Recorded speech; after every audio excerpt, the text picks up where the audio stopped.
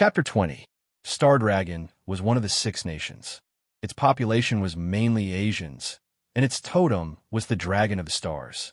Star Dragon and the Germinal organization had a deep hatred for each other, dating back to the Andrea War. The Germinal organization and Star Dragon's enemies had made a secret agreement to launch multiple large-scale terrorist attacks in Star Dragon's territory during the critical period of the war. The death toll was over 100,000, and the frontline troops were forced to retreat. Star Dragon almost lost its position as one of the Six Nations.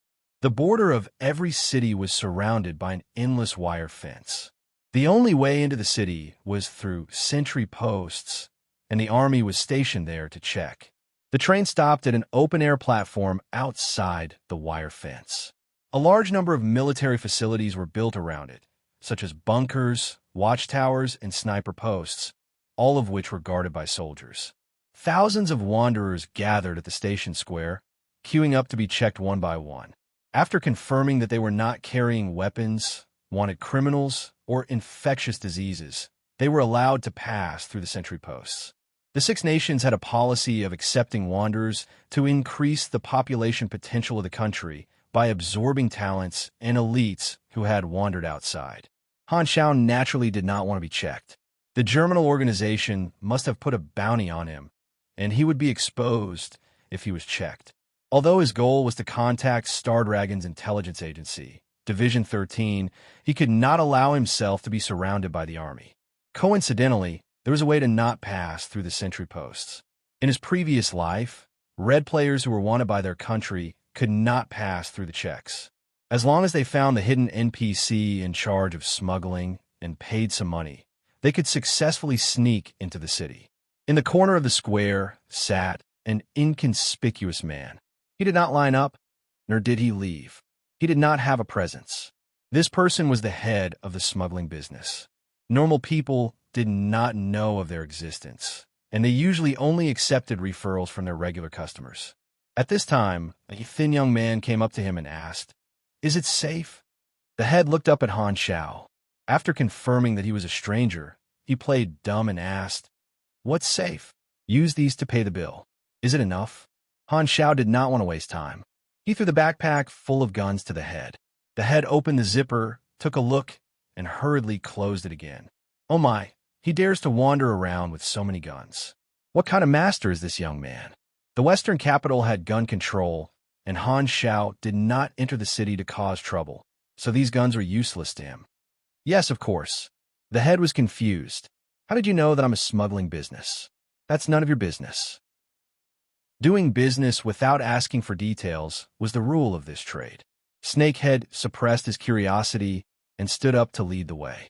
There was a van truck parked outside the station. There were already a few passengers inside, and they all looked over. Han Zhao's expression was normal as he found a place to sit down. The windows were sealed with black tape to absorb light, so the scenery outside could not be seen. The car would send the passengers to a secret entrance behind the barbed wire. The officer there was bribed by the smuggler. As long as there were not too many smugglers, he would turn a blind eye. In the car, a short man next to him was bored to death. He looked for Han Shao, who had a tender face, to chat. According to his experience, this kind of young man was the easiest to fool. "Little brother, is this your first time in the West Capital?" Han Shao glanced at him. "Yeah, I don't know how to address you. What about you, Ma Jie?" Han Shao. Ma Jie flaunted his seniority. "Little Han, since this is your first time in the West Capital, I'll give you a good introduction. The West Capital is divided into 8 districts. The first district is the political core. It's the territory of those big officials. No one can enter it. The other 7 districts have their own characteristics. They are secretly controlled by the big shots in the gray area. I have to remind you, don't mess with them. Otherwise, you won't even know how you died." Han Shao shook his head. The so-called gray area was a gray profit chain formed by drugs, the sex trade, smuggling, and firearms. Every city had people who were involved in illegal activities, but compared to the official forces, they were not even worth a fart. It was just that the civilians were subconsciously afraid of the fierce gray people and disdained the official forces because they knew that the official forces would not hurt them. This was human nature. It was like seeing armed guards on a cash truck on the road.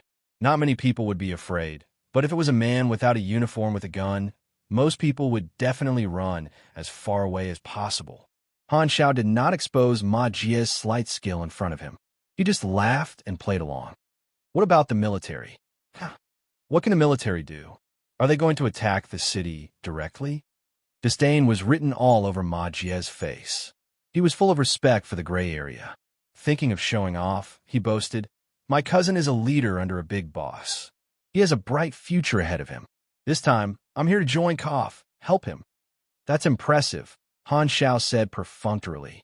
Ma Jie was even more excited when he heard that. He said, "Of course. My cousin is also a big shot in the West Capital. Have you heard of the famous yellow leopard?" "Oh, I forgot. Little Han, you haven't been to the West Capital before. Are you here to join your relatives?" Han Xiao said casually, "No, I want to find a job in the city and settle down." Ma Jie's mind immediately became active. If he could get a young man to join his cousin would definitely think highly of him. He said casually, "What do you think? Do you want to work for me? I promise you a bright future." Han Xiao politely declined, but in Ma Jie's eyes, it was the arrogance of a young man. He sneered, "Let me tell you, what kind of life do you live in the city? Living in the slums, eating moldy food. Don't be fooled by the 6 states' high and mighty attitude of accepting rogues. They don't take you seriously at all. What kind of future do you have? Why don't you work for me? I don't dare to promise you anything else, but at least you can eat your fill." "No need." Han Xiao shook his head. Ma Jie thought that Han Xiao did not know how to appreciate his kindness. He said sarcastically, "You don't know what's good for you. Let's see how you regret it later. It's too late to curry favor with me." Han Xiao closed his eyes, indicating that he did not want to talk nonsense. Ma Jie glared at Han Xiao and did not continue the conversation. The car was parked far away from the train station. There was a gate with a dangerous sign hanging on it. It seemed to be a special passage for the transport of firearms. An officer was waiting behind the gate.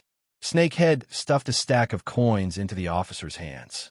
The officer had a satisfied smile on his face, and he actually opened the gate of the arms transport channel, allowing the stowaways to enter. "Follow the officer. He will take you to the outskirts of the city.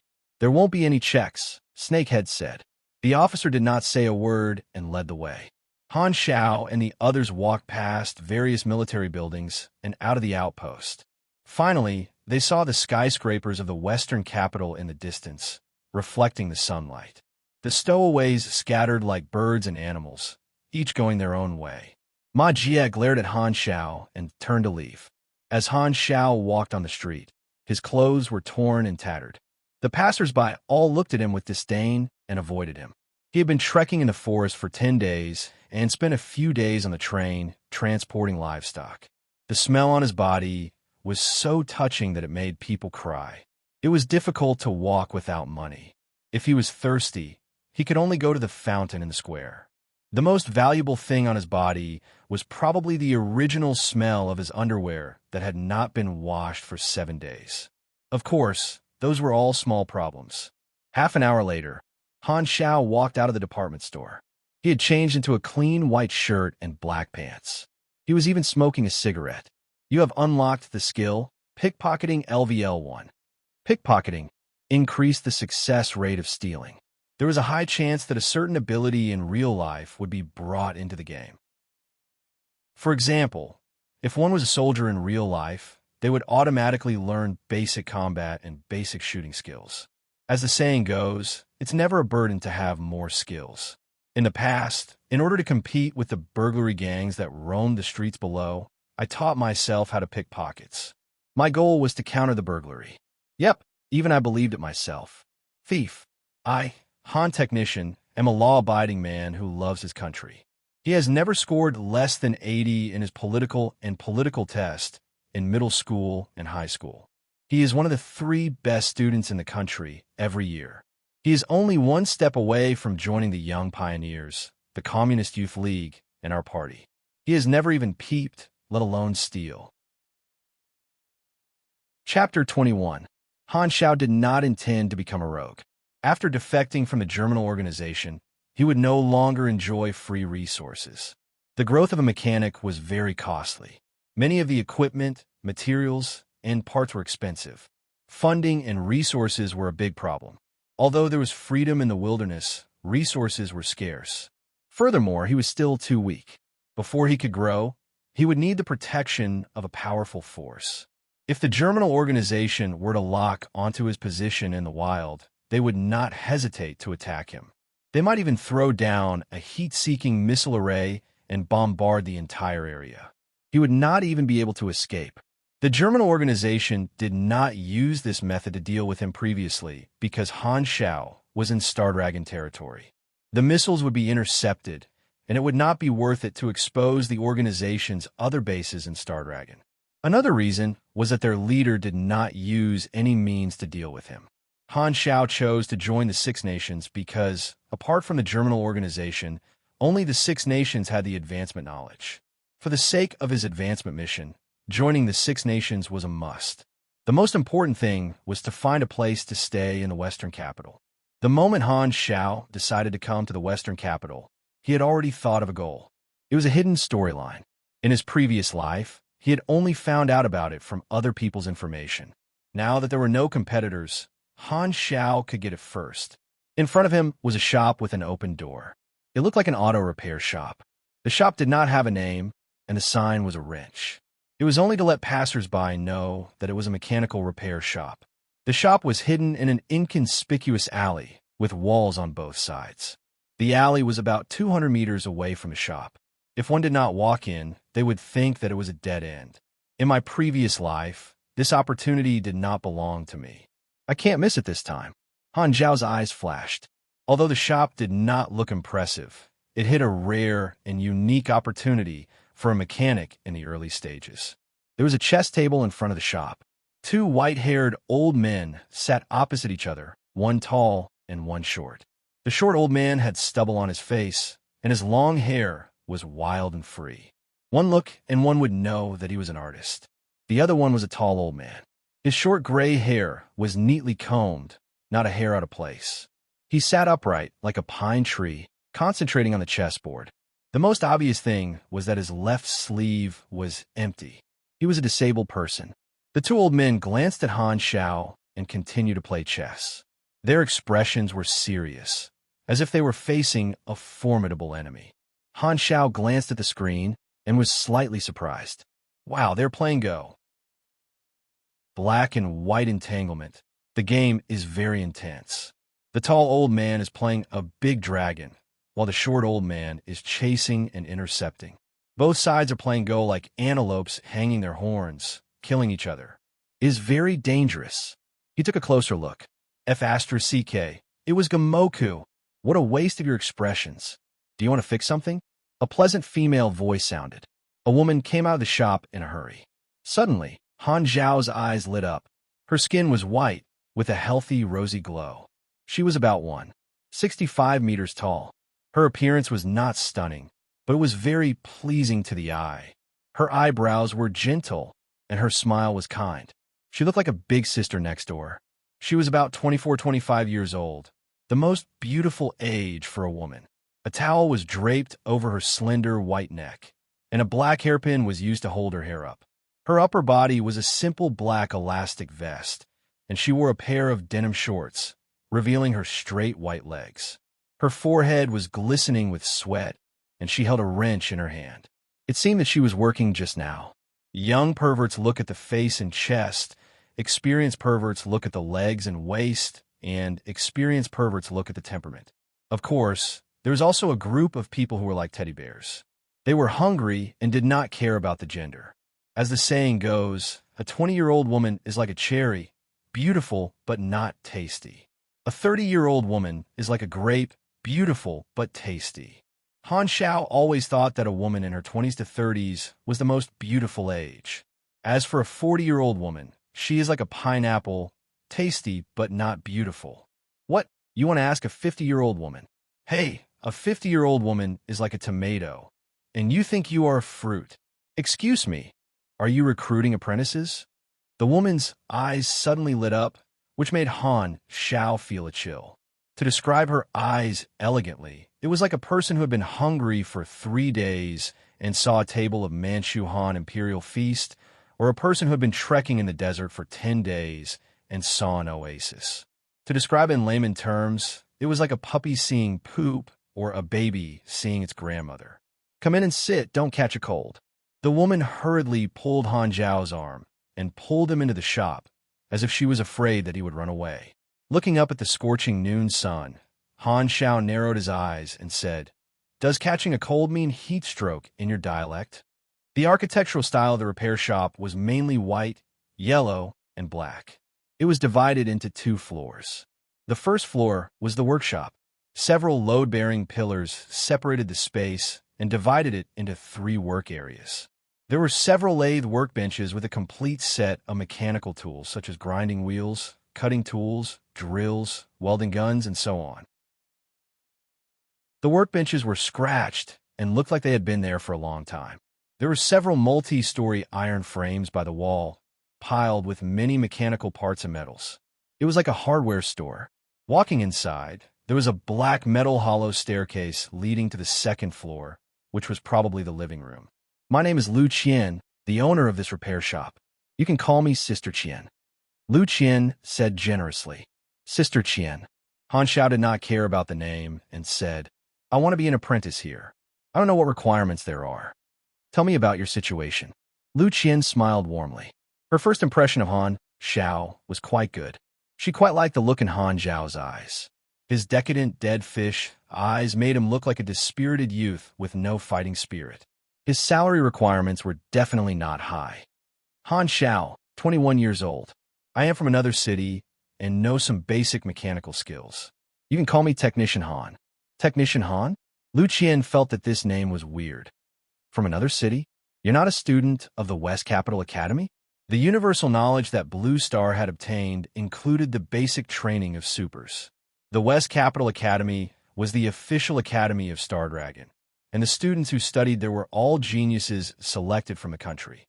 It systematically taught pugilist, mechanic, and esper knowledge. Outstanding graduates could even directly take on important positions in the government. It was the country's talent reserve. However, only 1 in 10,000 people could become a super. Even with a comprehensive training program, the percentage was still very low. I only learned some basic mechanical theory.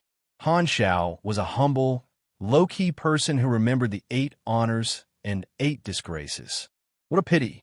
Lu Qian felt a little regretful. Then, she realized that this was a little disrespectful and hurriedly explained, "Sorry, that's not what I meant. It's fine. I have to check. Although I need an assistant, if your skills are not up to par, I won't hire you."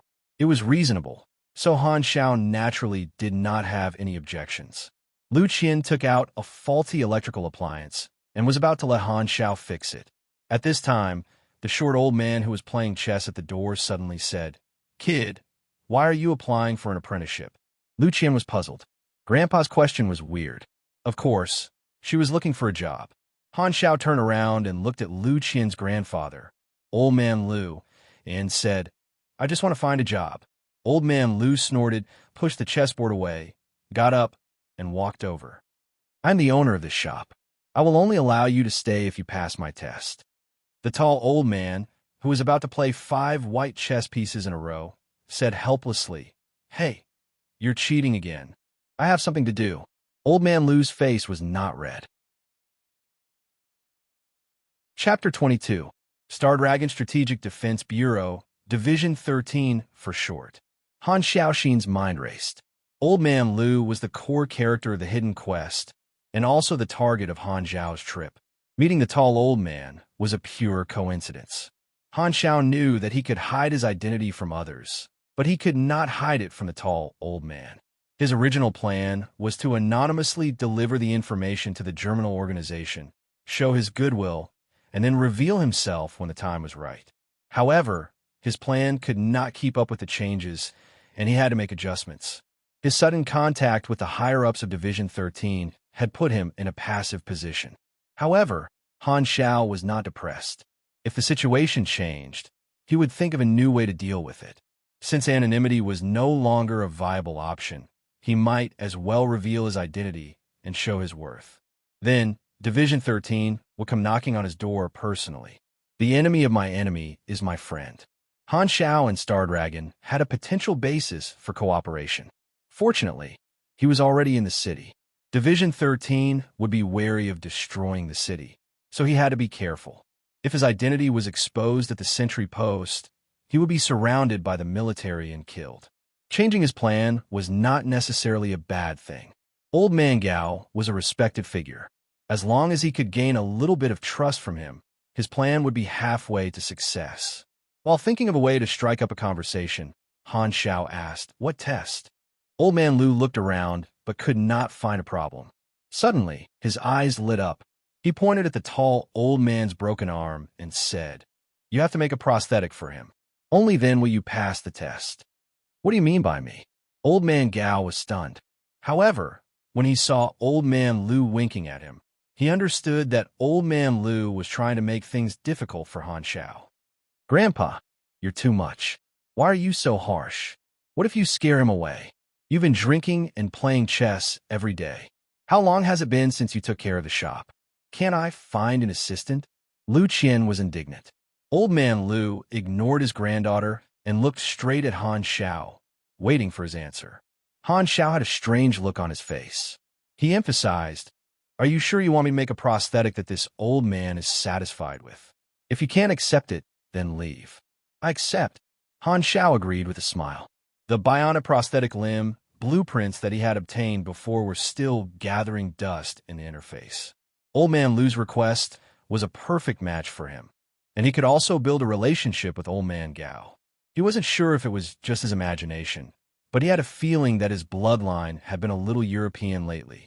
He had a feeling that something was watching him these days. "You only have 3 hours. I don't have the time to wait for you for a day or two." Old Man Lu snorted. "Grandfather." Lu Qian was furious.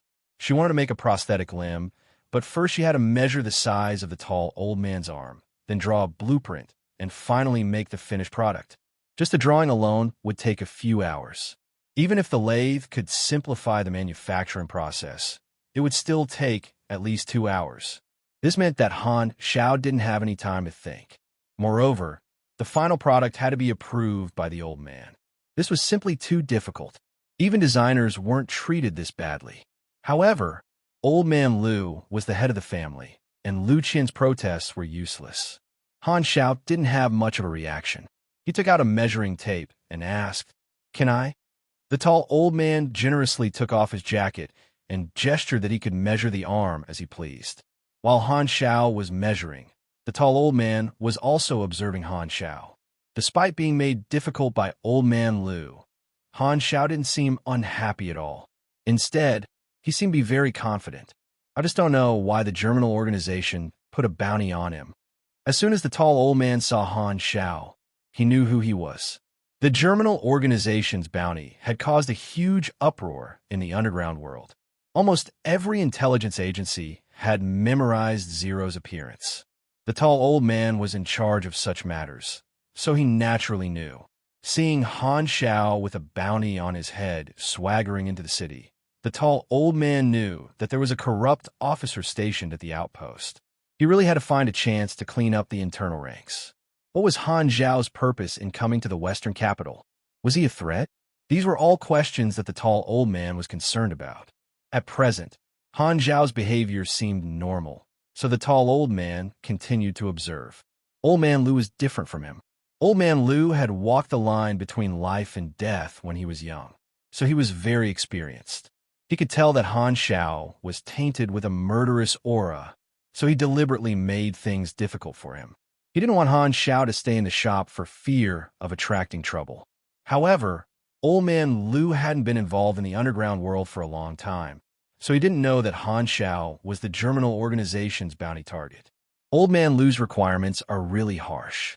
He put the choice in my hands, so he wants me to help him. The tall old man and Old Man Lu glanced at each other. Han Xiao finished measuring quickly. Lu Qian was not happy with her grandfather's behavior, so she enthusiastically helped him. "Come, tell us your idea. We can draw the blueprint together. It'll save us a lot of time." Unexpectedly, Han Xiao declined her help and smiled. "There's no need to draw. I already have a complete idea." Lu Qian's eyes widened in disbelief. It's only been 2 minutes, and you already have an idea? Altair must have been blown to the heavens by you. Old man Lou sneered. Even a mechanical expert like him couldn't come up with a complete blueprint in 2 minutes. So how could this kid do it? Bullsh asterisk T. Han Xiao didn't explain further. He quickly wrote down the list of materials and equipment that he needed. Lu Qian was the shop manager, so she could find the materials much faster than him. Lu Qian quickly prepared all the materials.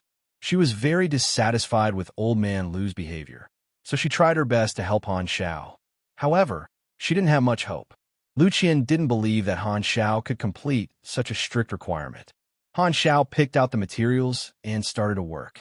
Raw materials of various shapes and sizes gradually became what Han Xiao wanted them to look like under the workmanship of the stamper, cutting wheels, and other equipment. The main material he used was a commonly used aluminum alloy. It was light, strong, and easy to shape. Some of the rivets, screws, and chains were ready, which saved him a lot of time. Basic machinery affinity gave Han Xiao an extraordinary perception of metal components. When he touched the metal, he could vaguely feel the impatience of the material that was about to be polished. This feeling was fleeting, as if it was just an illusion. Machinery affinity was the core ability of the mechanic class. It affected all aspects of mechanics' use of equipment and manufacturing.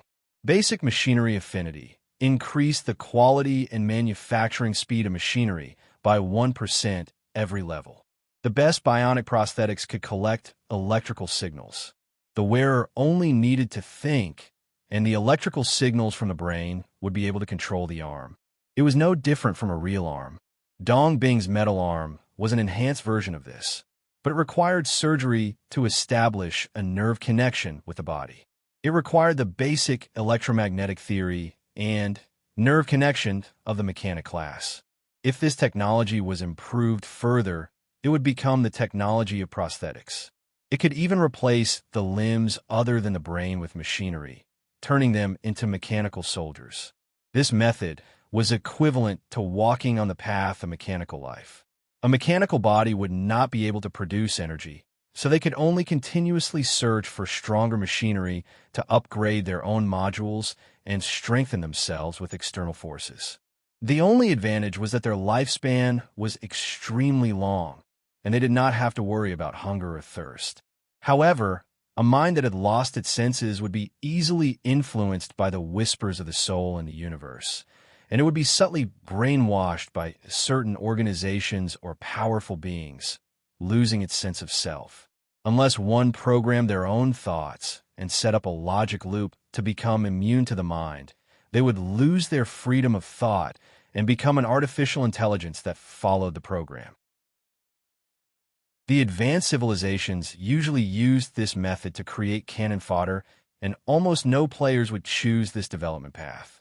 The weaker bionic prosthetics could use voice control, but there was also a prerequisite, which was the basic sound branch of the mechanic class. Mechanical technology was closely linked to one another. Using different knowledge to create the same object, there were endless possibilities. Mechanical knowledge was like a big tree, and the higher one went, the more branches there would be. Han Xiao took a step back and moved the principle of the lightweight mechanical arm to the bionic prosthetics. With mechanical power as the core, he weakened the power and used batteries as the energy source to prevent it from polluting the environment like the lightweight mechanical arm. The transmission of force was completed by the traction cables between the bones of the prosthetics. They acted like tendons, following the movements of the wearer's broken limb to complete the coordination. Chapter 23. As the parts were quickly polished by various equipment, assembled, and welded together, everyone could see that this was the prototype of a prosthetic limb. What was even more surprising was that Han Xiao did not create any extra parts from the beginning to the end. He did not waste any time, which proved that he really came up with a draft within 2 minutes. Oh my God, is he really going to make it? Old man Lu murmured. Lu Qian glared at him. Grandpa was up to no good. Noticing everyone's surprise, Han Xiao almost laughed out loud. The blueprints were ready-made. Even if he wanted to lose, it would be a piece of cake. You have created bionic prosthetic left arm, mechanical type, and gained 2000 EXP. It took Han Xiao 2 hours and 33 minutes to create a metallic prosthetic skeleton. Everyone in the room was an expert. The shape of the prosthetic skeleton was very suitable for human dynamics. It was powered by sophisticated parts, chains, and a large battery. It looked brand new. Everyone was shocked. It was really done. Lu Qian covered her mouth as her eyes flashed with disbelief. A thought surfaced in her mind. What a treasure! As long as you cover the skeleton with a layer of silicone skin, it will look real, Han Xiao explained. Stop talking nonsense. Just try it. Old man Lu swallowed his saliva. Although Han Xiao had indeed surprised him, the initiative was still in the hands of his old friend. He was confident that he could chase Han Xiao away. The tall old man had no choice but to pick up the artificial limb and take a look at it. He immediately fell in love with it. As soon as he connected the broken limb, he realized that it was very soft to the touch. It was not like other artificial limbs that were rubbing against his skin like a sponge, but it was very tight. The tall old man did not want to wear artificial limbs in the past because they hindered his movement. However, the artificial limb that Han Xiao made did not have this limitation at all. It even gave him the illusion that his arm was still there when he moved it. With the support of the cable, he could use the artificial limb to perform simple arm movements without any effort. Perfect. That was the only word that could express how Old Man Gao felt at the moment. What do you think? Will this work? Old Man Lu calmly drank his wine. Everything was under his control. It was time for him to show off his skills. Lu Qian looked at the tall old man nervously. She was afraid that he would say no. The tall old man was in a dilemma. On one hand, it was a friend's request, and on the other hand, it was his personal feelings. Which was more important? There was no need to consider this question at all. This thing is not bad. I'm very satisfied. Old man Lu spat out a mouthful of wine. He choked and coughed as he glared at Manager Gao. What happened to being teammates? You're not playing by the rules. If you like it, I'll give it to you. Han Xiao was not surprised at all. The tall old man nodded. I'll remember this favor. Old man Lu was stunned. Weren't these materials from my family? If you want to talk about favors, it should be my favor. Have you asked me for permission to present you with borrowed flowers? Does that mean I can stay? Han Xiao smiled faintly. Old man Lu's face alternated between green and red. He could only pinch his nose and admit defeat. He turned around and went upstairs. Out of sight, out of mind, and out of mind, he left behind an indignant sentence. If you want to stay, then stay. I'll see how long you can stay. Lu Qian was excited. She waved her little fist in the air. The tall old man smiled at Han Xiao, waved his hand, and left. He walked out of the alley and got into a black bulletproof car that had been waiting for him for a long time. The driver respectfully handed over an encrypted phone. The tall old man dialed a number. His aura changed completely. He was a completely different person from the calm old man from before. He said in a deep voice, "The Germinal organization has placed a bounty on Zero's head. His coordinates are, tell the intelligence department to keep a close eye on him. I've had brief contact with the target. I suggest you test him gently. Unless absolutely necessary, do not use force." Traitors of the Germinal organization had always been highly sought after by the Six Nations in order to obtain information about the organization. Unfortunately, the traitors in the past were all small fries, and Han Xiao was the only traitor that the Germinal organization had put a bounty on. Perhaps Han Xiao held some very important information. Therefore, the tall old man decided to test him carefully. Han Xiao retracted his gaze. His performance should have made the tall old man feel that he was not a threat. It was a good foundation for them to interact. There were 3 benefits to coming to the repair shop. First, Old Man Lu had a complete collection of mechanic class knowledge, which saved him the time of searching for class knowledge. Second, the repair shop could be used as a hiding place to avoid being hunted down by the Germinal organization. The Germinal organization had spies in all of the 6 nations, but this repair shop was one of the few locations that the Germinal organization did not know. Even if the enemy really chased after them, even if the sky fell, there would be someone tall to hold it up. Conservatively speaking, Old Man Lu's combat strength was enough to beat up the current Gila. Although Old Man Lu looked like a sloppy old thug, in reality, he was hiding a strong combat strength. He was one of the few Grade D supers on planet Aquamarine. In the novice planets of version 1.0, the strongest person was at most Grade C, which was enough to be considered a tyrant. Even in the galaxy, he could be considered a backbone. There was a famous theory behind the mechanic class that said, if the endurance of a normal person is the limit of a machine, then more than 90% of inventions will be limited. Only a strong individual can use stronger machines. As they grew, the restrictions on the use of machines became stricter. Some of the stronger machines could only be used by mechanics, and the other 4 classes could not use them. The mechanic class did not always fight with huge guns and huge cannons while wearing mechanical suits. High-level mechanics used different machines as the core of their battle tactics, and they could create many different battle modes, such as assault, control, assassination, defense, long range, and so on. There were many possibilities for robot armies, launchers with firepower coverage, mechanical suit warriors, mechanical pugilists with high-tech cold weapons in close combat, virtual illusions, fortress deployment, and even modifying themselves into mechanical bodies. There were many possibilities. In the official information given by Galaxy, the introduction of mechanics was as follows: proficient in using mechanical weapons in battle, with the ability to assemble a high-speed, excellent all-rounder. The most important term was high-speed assembly.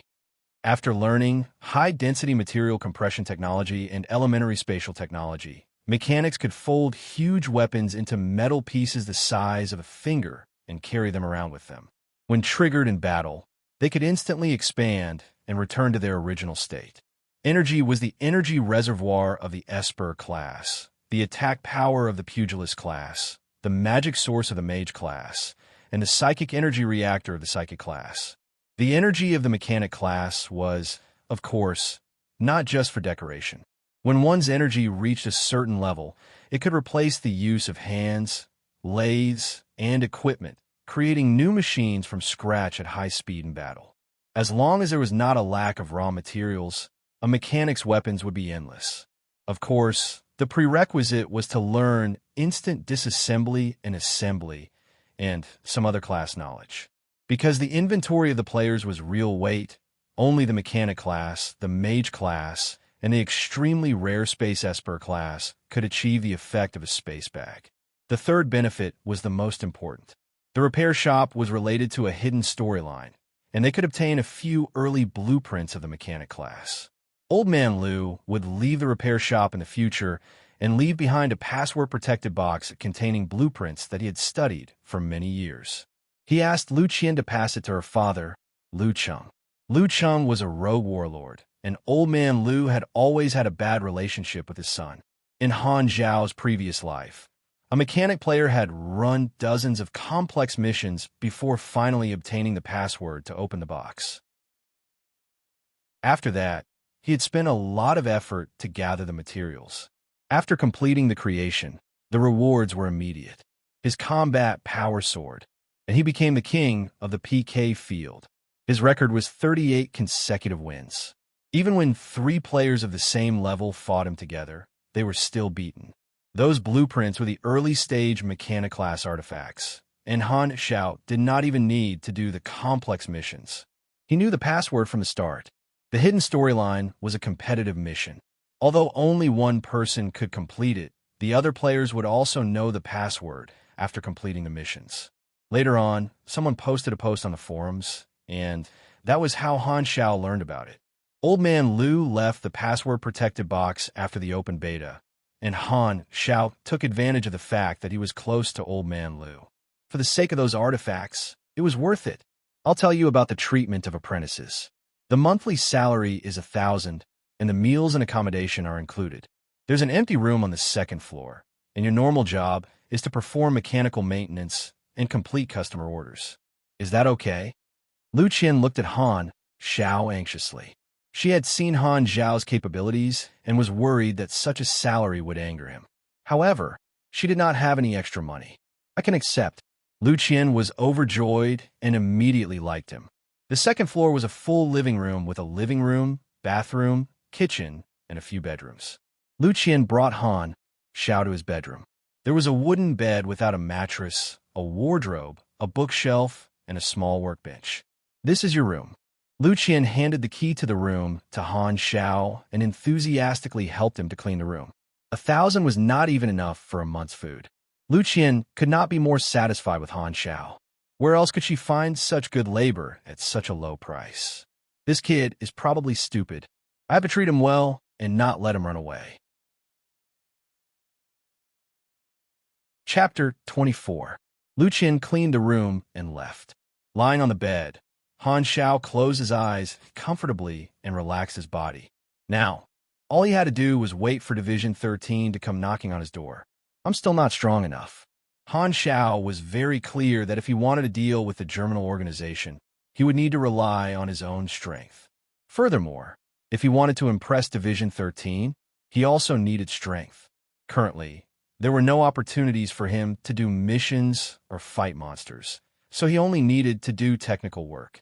Manufacturing machinery required money, so he had to go out and find some extra income. There were many opportunities in the Western capital, and he still had a long way to go before he could turn them into his own strength. There is a classic song that was sung well.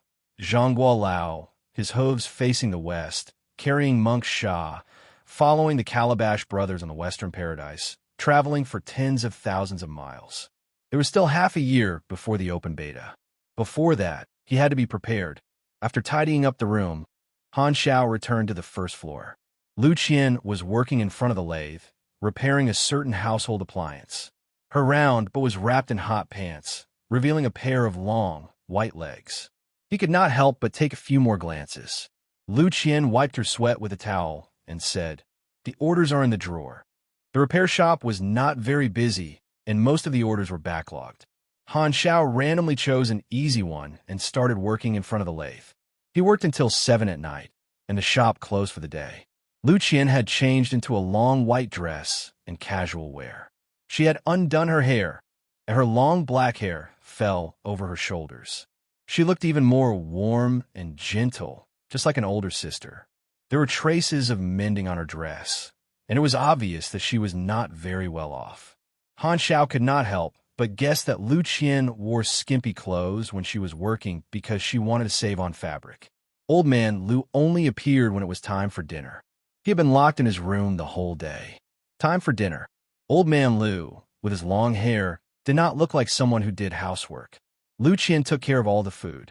Han Xiao picked up a piece of braised pork and stuffed it into his mouth. It was fatty but not greasy, and the aroma overflowed. Delicious, right? Lu Qian smiled. Han Xiao did not have time to answer. His mouth did not stop at all. This is what I call food. What have I been eating for the past 6 months? There's still a lot. Eat slowly. Lu Qian was very happy that her culinary skills were recognized and kept putting food on his plate. After eating for a while, old man Lu suddenly asked, "What's your background?" Han Xiao paused in his action of picking up the food. "I'm just an ordinary person. How can you fool me with such a clumsy lie? Brat, tell me the truth." Old man Lu sneered as he stroked his bald head and combed his long hair. He looked like a hairy egg. Han Xiao raised his eyebrows. "What if I don't tell you? You don't want to tell me?" Old man Lu raised his voice and flicked his hair. It was earth-shattering. He displayed the willfulness of a heavy metal band's guitarist, as well as the heroism of a non-stop toast. A large wave of loneliness and sadness drifted toward Han Xiao. What a dangerous motherland. Snow drifts for thousands of miles. Han Xiao's eyes narrowed, and with a quick turn of his body, he jumped 5 meters away and crossed his arms in a blocking stance, waiting for the attack. Old man Lu squinted his eyes. Good kung fu. Could it be the legendary 4 old black goose ballet footwork? You're knowledgeable. That's all there is to it. I still have a move called 3,000 feet of white dust. Those who touch it will die, and those who touch it will lose their soul. Do you dare to take this move? Old man Lu twirled his long hair with 2 fingers. It was as if he was holding a weapon. He had the bearing of a great master. There's such a powerful kung fu in this world. Han Zhao's expression changed. My realm is not something you can understand. Old man Lu snorted. Lu Qian smiled amiably. A black cloud of lightning and thunder condensed behind her. It was like the Dharma form of heaven and earth. She tapped the table with her chopsticks and said indifferently, "Sit down and eat." The two returned to their original seats in the blink of an eye. Their faces were calm, as if nothing had happened. The western capital was vast. It was divided into 8 districts and 3 satellite cities, which were all connected by military railways. District 1 was the central area of the city. All the government buildings were located there, and no citizens were allowed to enter. Although the Germinal Organization was their common enemy, the 6 nations were also in a competitive relationship. No one had absolute allies, and assassinations of the higher-ups of each nation had never stopped. Although on the surface, the Germinal Organization and other supercriminals were blamed for the assassinations, the intelligence agencies of each nation knew that at least 70% of the assassinations were caused by other nations. The intelligence agencies of each country, the Germinal Organization, rogue warlords, arms traffickers, intelligence traffickers, supervillains, assassins, hackers, and so on formed the underworld of this planet. The Dragonhorn Tower was the core of Star Dragon's government. It was where the highest officials worked. In theory, the outer walls of the Dragonhorn Tower could withstand intercontinental missiles. Therefore, the bigwigs of Star Dragon did not have to worry about a missile hitting them in the middle of a meeting. Below the Dragonhorn Tower was the headquarters of the secret department. Dragonhorn Tower, underground. The elevator went up to an unmarked floor. Star Dragon's Strategic Defense Department headquarters. Dozens of huge black screens hung on the wall, and a huge amount of data flashed across them. The sound of typing on keyboards was continuous. Countless intelligence personnel came and went, bustling about like gears in a machine, maintaining the operations of this intelligence agency known as Division 13. Countless pieces of information, big and small, were gathered here to be processed before being sent to the department they were supposed to be sent to. Division 13 was the eyes and ears of Star Dragon, the sharp knife hidden in the sleeves. Reporting, Zero's whereabouts have been determined. A quiet secretary wearing glasses knocked on the door of the Minister of Intelligence's office in a hurry. She saw the Minister of Intelligence sitting behind the desk with a serious face, with water stains on the corner of his mouth. He said in a deep voice, "Speak." "Chief, were you slacking off just now?" The secretary narrowed her eyes. "Shut up." The chief glared at her. "Get to the point." Zero is currently hiding in a mechanical repair shop in District 7. The chief put his chair back and pondered for a while before turning around. "The higher-ups want to have a gentle contact. You turned around just now to wipe your drool, right? I really regret giving you a promotion." The secretary pushed her glasses up, and a light flashed through her lenses. "How do we implement this?" Since Zero came to the Western capital alone, he is seeking protection. He has already shown his intention to cooperate. Prepare a backup plan. Implement informant protection procedures. Do not let the Germinal Organization's spies in the Western capital know of his existence. Let the hacker department intercept all information that mentions Zero's whereabouts. Do not let any information leak through the network. At the same time, send someone to secretly check if he is a spy sent by the Germinal Organization. Do not make any contact before you confirm. Chapter 25. Working in a repair shop was relaxing, so Han Xiao had a lot of extra time to do his own things. Klo Junkyard was the biggest junkyard in Division 7. The junkyard was piled up like a small hill, and all kinds of equipment were used to deal with it. This was the territory of Raccoon, the leader of the Gray Zone in Division 7. As long as there was law and civilization, there would be no way to avoid these kinds of gray people who would form cliques to take advantage of others. They were like shadows under the sun, not to mention in such a chaotic social environment. Although the West Capital was the capital of Star Dragon, there were many spies from other countries and forces lurking in this city. There were also many arms dealers, intelligence dealers, and darknet assassins operating in the dark. These kinds of shady forces were the local tyrants. Although they were quite well known in the West Capital, they weren't really important. Han Xiao wore a mask and walked into the junkyard. He was stopped by a few fierce-looking men. "Kid, this is not a place you should be." A bald, brawny man blocked Han Zhao's path and sized him up with evil intentions. With Han Zhao's thin physique, he was as easy to bully as a sheep in their eyes. "I want to see Raccoon," Han Xiao said calmly. The group of workers laughed as if they had just heard the funniest joke in the world. "We don't have time to play house with you. Go home and find your mother, or we will break your legs." The bald man waved a wrench in his hand and threatened. "So Raccoon let a small fry like you speak for him? What'd you say?" The bald man was furious and grabbed Han Zhao's collar. Han Xiao stared at him and didn't say a word. He put his hand on the bald man's wrist and squeezed it gently. The bald man felt a sharp pain in his wrist and subconsciously let go of his hand. He looked at his wrist and was shocked to find that there were a few purple finger marks on it. "Friend, where are you from?" The bald man's face changed and became alert. At this time, the bald man suddenly tilted his head and listened to the mini earpiece hidden in his ear. He put away the hostility on his face and stepped aside. "The boss wants to see you." He followed Wu Ku to a rest stop inside the junkyard. A thin man was sitting on the sofa with one leg crossed over the other. He was holding a glass of red wine with 2 fingers. Just by looking at his appearance, it was hard to imagine that he was Raccoon, the boss of Division 7. Raccoon said casually, "I heard that you want to see me. What's your name?" "Technician Han." Han Xiao said casually. Raccoon sneered. "If I think you are wasting my time, you should know what will happen to you." It had been a long time since a stranger had dared to approach him for a collaboration, and it was a young man who was still wet behind the ears. Out of curiosity, he wanted to meet Han Xiao. Han Xiao raised his eyebrows and suddenly reached out his hand. Like a phantom, he swept past the bald man's waist. Before Raccoon could see clearly, there was already a pistol in his hand. The bald man was aghast. He hurriedly touched the back of his waist and found that the hidden gun had been taken away. The lackeys behind Raccoon immediately pulled out their guns and aimed at Han Xiao nervously. What is the meaning of this? The Raccoon paused, and his heart was beating like a drum. He was very clear about the strength of the bald man.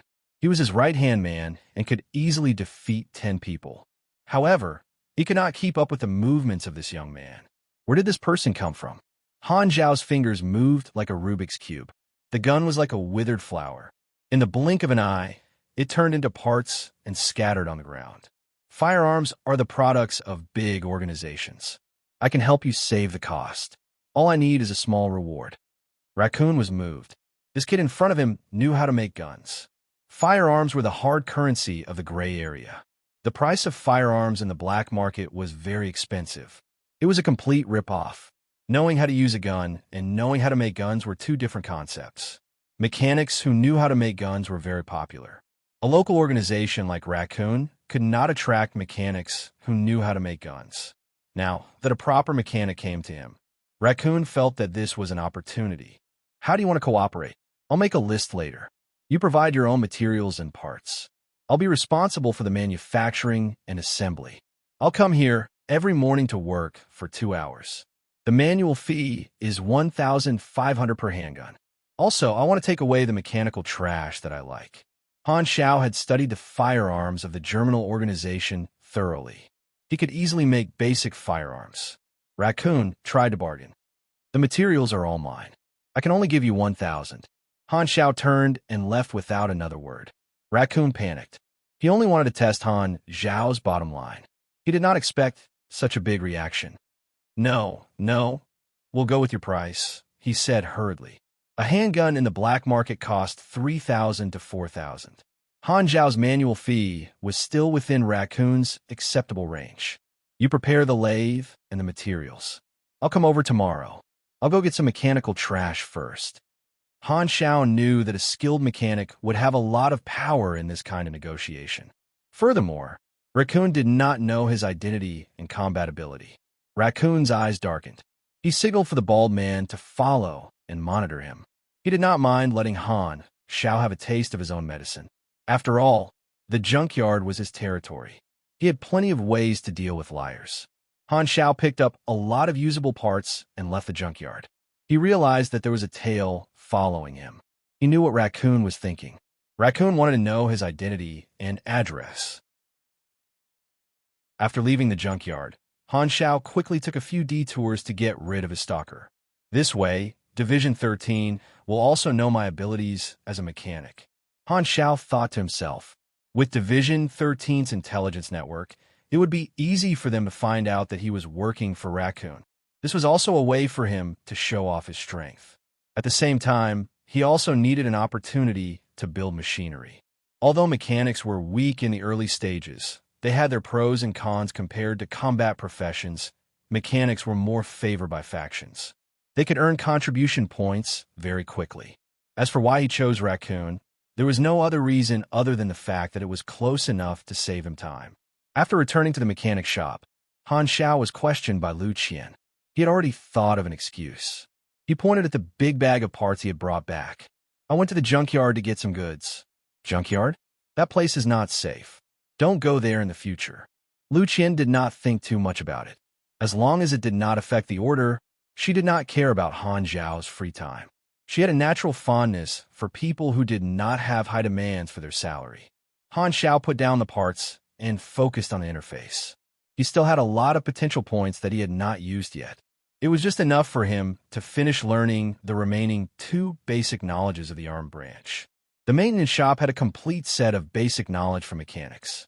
There were few places more suitable for the early stages of a mechanic than the maintenance shop. The knowledge books were all from Old Man Lu's private collection. Han Xiao went to ask Old Man Lu for the books, but he was unsurprisingly rejected. I want to read the mechanical knowledge books. Go away. There are no books for you to read. Don't be so stingy. Just treat it as funding an outstanding youth to nurture potential employees. Your skin is thicker than I thought, but it's useless. I just don't want to show it to you. What can you do? This was a good question. What could Han Xiao do? The next day, when Lu Qian handed the stolen books to Han Xiao, Old Man Lu was so angry that he beat his chest and stomped his feet. Why do I have such an ungrateful granddaughter? Lu Qian also had the key to his room, so it was obviously impossible for him to take it back. Old Man Lu was so angry that his teeth were itching. Just you wait. This old man will get his revenge sooner or later and kick you out. Basic Weaponry and Basic Material Encyclopedia were the last 2 basic class knowledges of the arm branch. Han Zhao's level 20 promotion mission was to learn 1 class advancement knowledge. The prerequisite was that he had to learn 5 basic knowledges of the same branch. The player's promotion missions were not fixed. His level 20 promotion mission was the most difficult. On the novice planets, promotion knowledges were very rare. Han Zhao's promotion mission was difficult even for a player's level 40 promotion mission. A normal level 20 player might not even be able to learn all the basic knowledges of a single branch. The unluckiest ones might not even be able to unlock their main class. The repair shop did not have any advanced knowledge, so Han Xiao could only learn the basic knowledge first. However, Han Xiao was already very satisfied. Searching for knowledge books was a headache for all players. Some level 40 and 50 players had not even learned all the basic knowledge, but the repair shop had the complete set of basic knowledge for the mechanic class. This was even worse than being ahead at the starting line. Han Xiao was already standing at the finish line. According to the Treaty of Contact between Universal Civilizations, 7th Revision, between the 3 universal forces in the Sea of Stars, if an intelligent species is discovered, no one is allowed to interfere with the development of a low-level civilization by means of war, genetic means, pheromones, and other 127 means. Therefore, Blue Star did not obtain advanced technological knowledge from the galactic forces. Promotion knowledges were already the peak, and they were strictly controlled by the large forces and treated as secrets. Consume 1 potential point to learn basic weaponry. Consume 1 potential point to learn basic material encyclopedia. Chapter 26. Basic weaponry included basic firearms and cold weapons manufacturer knowledge. It reduced the number of times required to master basic firearms blueprints and increased the efficiency of weapon manufacturing. Basic Materials Encyclopedia was the core knowledge of the weaponry branch. The basic attributes of mechanical equipment were determined by the raw materials used. The new generation of raw materials could even revolutionize the technology and improve the overall quality of mechanical equipment. Many synthetic materials were prerequisites for high-level machinery. You have learned 5 basic knowledge of the weaponry branch. You have learned the skills Basic Refining and Overload. You have learned the blueprint Robot. Ranger. Basic Refining allowed him to refine materials and increase the grade of materials. Skills with the word basic or simple were usually the basic core skills of a class. After reaching the advanced level, molecular refining could directly change the properties of materials. Materials were also graded like equipment. The higher the quality, the higher the value. Even materials of the same quality had different grades.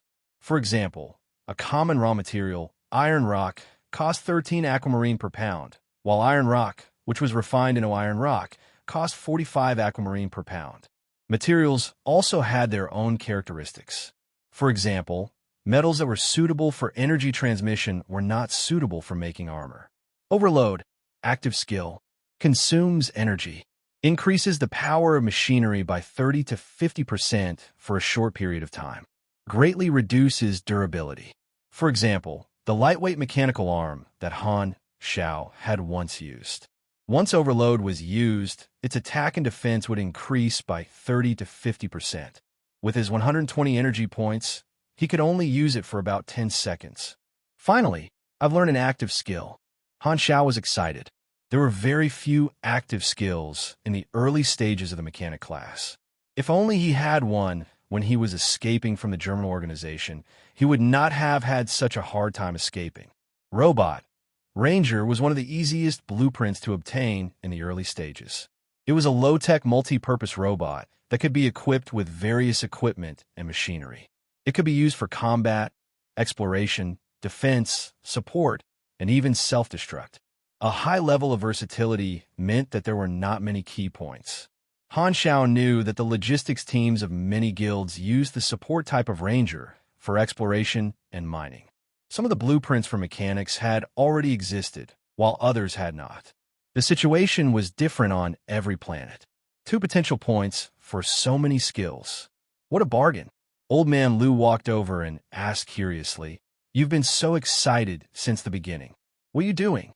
Han Xiao glanced at Old Man Lu and said, "Don't you think it's weird for you to be strolling around here? Disharmony? Why?" Old Man Lu lowered his head and looked at his beach shorts. He shook the bottle of wine in his hand and burped. He didn't think there was anything wrong with it at all. Lu Qian put down the welding torch in her hand. Her face was flushed with sweat from the heat wave.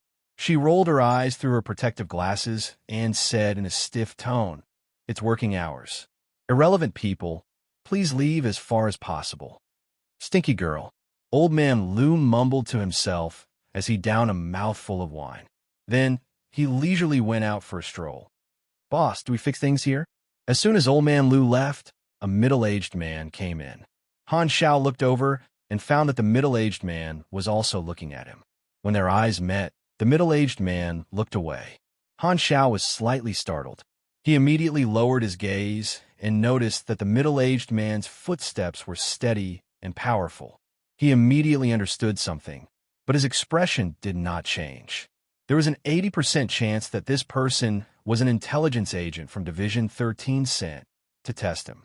Lu Qian walked up to him with a polite smile on her face. "Hello, may I ask what you want to fix?" "My car broke down. It's at the intersection." The middle-aged man looked past Lu Qian and observed Han Xiao. "Okay, no problem." Lu Qian was about to leave with her toolbox when the middle-aged man suddenly pointed at Han Xiao and said, "I want that little brother to help me fix my car." Lu Qian was stunned and a little depressed. "Do I look bad? You're discriminating against women." "I'll do it." Han Xiao took the toolbox from Lu Qian, who was full of resentment. The two walked out of the alley and saw an old car parked at the side of the road. "This is the car." Han Xiao opened the hood of the car, took a look, and took out the repair tools from the toolbox to start the repair. The middle-aged man leaned against the car and pretended to be looking for a topic. Young man, you're not that old, right? I'm 30. 30? Do you think I'm blind? The middle-aged man almost choked. The corner of his mouth twitched. Little brother, how should I address you? Han Xiao didn't even raise his head. Before you ask for someone's name, you have to show your sincerity. The middle-aged man had to say, my name is Feng Jun, good name. Han Xiao's tone was calm. There was no hint of praise. Feng Jun was annoyed. Why did he sound like he was praising Laifu or Wang Kai? Besides, what was so good about his name? But you misunderstood me. Han Xiao rolled his eyes. I just want a cigarette. Feng Jun's face was very stiff. He lit a cigarette for Han Xiao. Han Xiao narrowed his eyes and buried his head in repairing the car. You can call me Han Xiao. Feng Jun secretly remembered it and continued to probe. Han Xiao, you're not from West City, right? Where are you from? It's fixed. Feng Jun's prepared words were swallowed in his stomach. His expression was constipated. What the hell? My probing has only just begun. Do you have to be so good with your skills? Han Xiao stretched out his hand with a blank face. The hydraulic pipe is broken. I'll give you 60. Pay up. Of course I know it's the hydraulic pipe. I did it myself.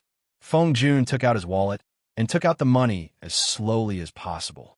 It was as if his wallet was a bottomless pit. He wanted to delay and ask a few more questions. Your skills are really good. Where did you learn it? Self-taught. Oh, that's amazing. Where are you from? Country bumpkin. Han Xiao saw Feng Jun taking out the money for a long time and raised his eyebrows. Are you reminding me to give you a discount? Feng Jun coughed and finally took out the money and handed it to Han Xiao. What else could he do? He couldn't just not pay. He didn't know if the organization would reimburse him. Han Xiao laughed. This is the first time I've seen such an unfathomable wallet. I thought you would take half an hour. Feng Jun dared to swear to God that if he didn't have to complete the mission, he would lose if he stayed one more second. Han Xiao whistled, picked up the toolbox, and walked back the way he came. Feng Jun made a phone call with a depressed face. Preliminary observation result. The target is a mechanic, unable to estimate the danger level for the time being. The conversation took 4 minutes and 38 seconds. We only know that the target calls himself Han Xiao. It is recommended to further probe and investigate. Do not have any conflicts with him.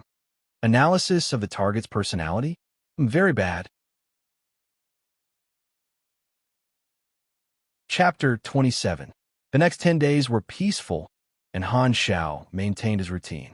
He went to Crow's junkyard in the morning to make guns for the raccoon. Every day, he would be paid, and every day, he would be credited to his account. He would also find a lot of usable mechanical parts at the junkyard and use them to make ranger robots. Han Xiao would hide the completed parts in his room and weld them together when he was done. The rest of the time, he would stay in a repair shop to deal with orders. The intelligence agency had not given up on probing him, and every day, different intelligence agents would come in 2 or 3 batches. Lu Qian thought that her business was finally improving, and she was so happy that she would cook 5 dishes and a soup to reward Han Xiao every day. Sometimes, when Han Xiao walked past her, you would hear Lu Qian mumbling words like expansion and chain, which scared him so much that he would break out in cold sweat. He felt like he had given her an illusion. Sometimes, old man Lu would walk around Han Xiao, trying to figure out his origin from his assembling skills, but it was all in vain. Han Xiao was completely self-taught, and his skills were untraceable. Old man Gao often came to compete with old man Lu in chess. To be honest, Han Xiao did not see the point of competing with Gamoku at all. He would often chat with Han Xiao, and Han Xiao was happy to do so. Slowly, old man Gao's impression of him improved. In the technical work of the mechanic class, manufacturing was the most rewarding, followed by strengthening, then repairing, and finally assembling. Since he did not have the opportunity to obtain any advanced knowledge, Han Xiao used the experience to level up the 3 skills that were closest to the max level. Basic Machinery Affinity LV 3, Basic Combat LV 8, and Basic Shooting LV 6 to gain more potential points.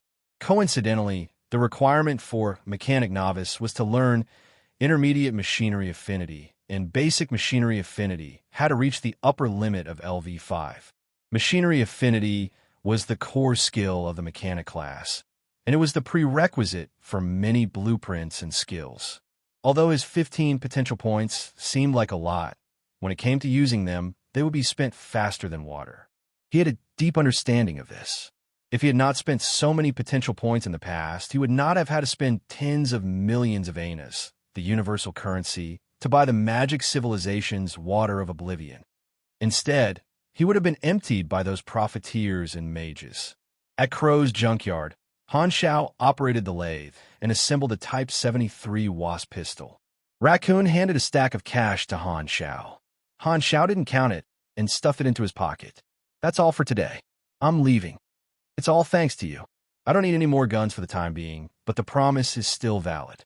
You can pick any of the mechanical garbage here. Raccoon put on a fake smile, implying that he wanted to temporarily stop working with Han Shao. The number of weapons under his hands was saturated, but it was not the time to get rid of the donkey after it had left the millstone. He coveted Han Zhao's gun-making technology and imagined more than once how much profit he would make if he mastered this technology. Raccoon was very cautious. The first time they met, Han Shao had easily snatched the gun away, so he did not dare to act rashly. In addition, Han Shao was always able to shake off the stalkers, so Raccoon did not dare to use force. He was very curious about the real face of Han Shao under the mask. Up to you. Han Shao knew that the extra money had come to an end. After a round of feigning civility, Han Shao left the junkyard. After passing through a few streets and shaking off the stalkers as usual, he arrived at a large mechanical market. All kinds of metals and parts were sold here. Many mechanical students from the West Capital Academy also came here to buy. Han Shao earned a total of 70,000 aquamarine dollars. He bought all the materials for the Ranger robot and also the materials for the lightweight mechanical arm money came and went quickly. After moving the materials back to the repair shop, Han Shao closed the door and started to build the robot. A few days later, all the parts were completed. Han Shao assembled the Ranger robot in his room.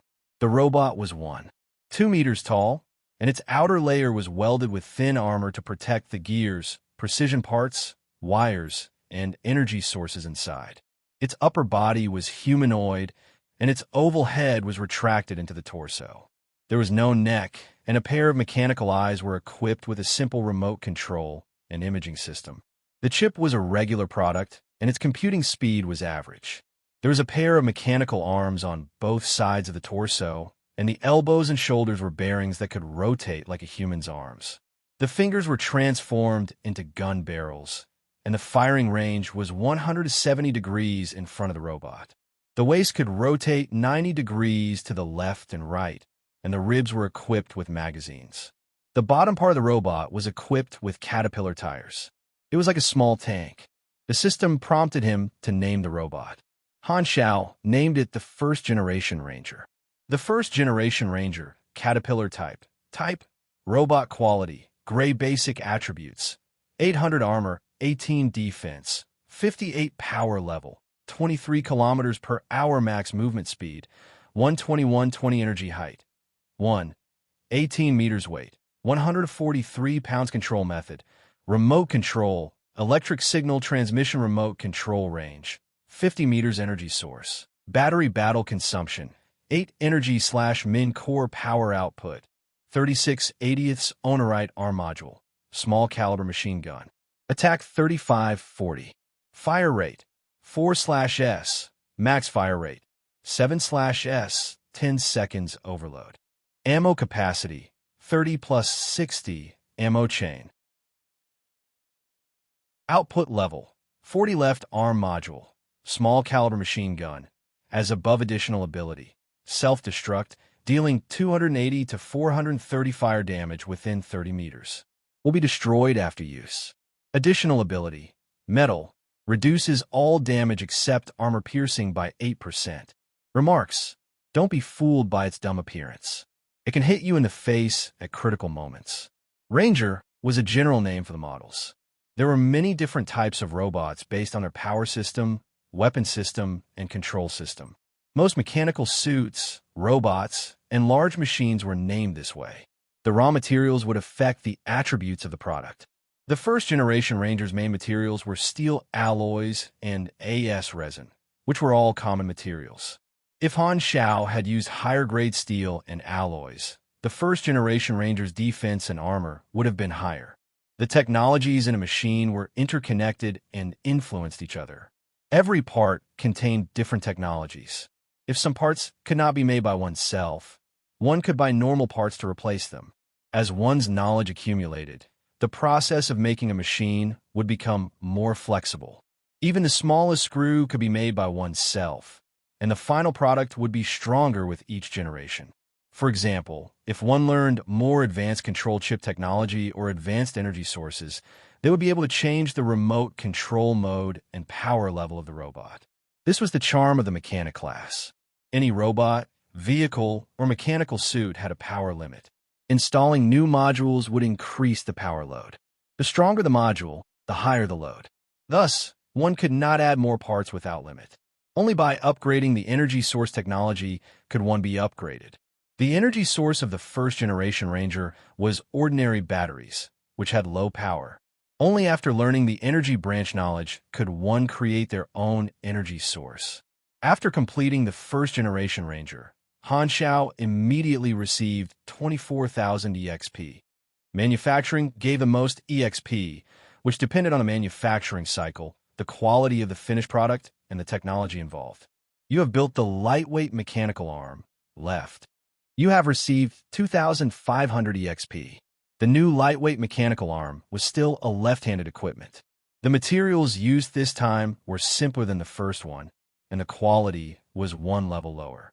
Lightweight mechanical arm, left grade, gray basic attributes, 28 to 45 attack, 8 to 12 defense, 26 to 26 power level, 205/205 equipment requirement, 23 STR bonus attribute, -4 attack SPD length, 0, 51 elbow plus forearm plus palm, weight, 13, 5 LB bonus effect, +6 STR judgment. His strongest ability now was close combat, and the lightweight mechanical arm was the most suitable weapon for him.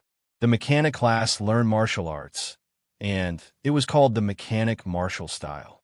Han Shao did not plan to maintain this style forever. After all, the advantage of the mechanic style was long-range attacks.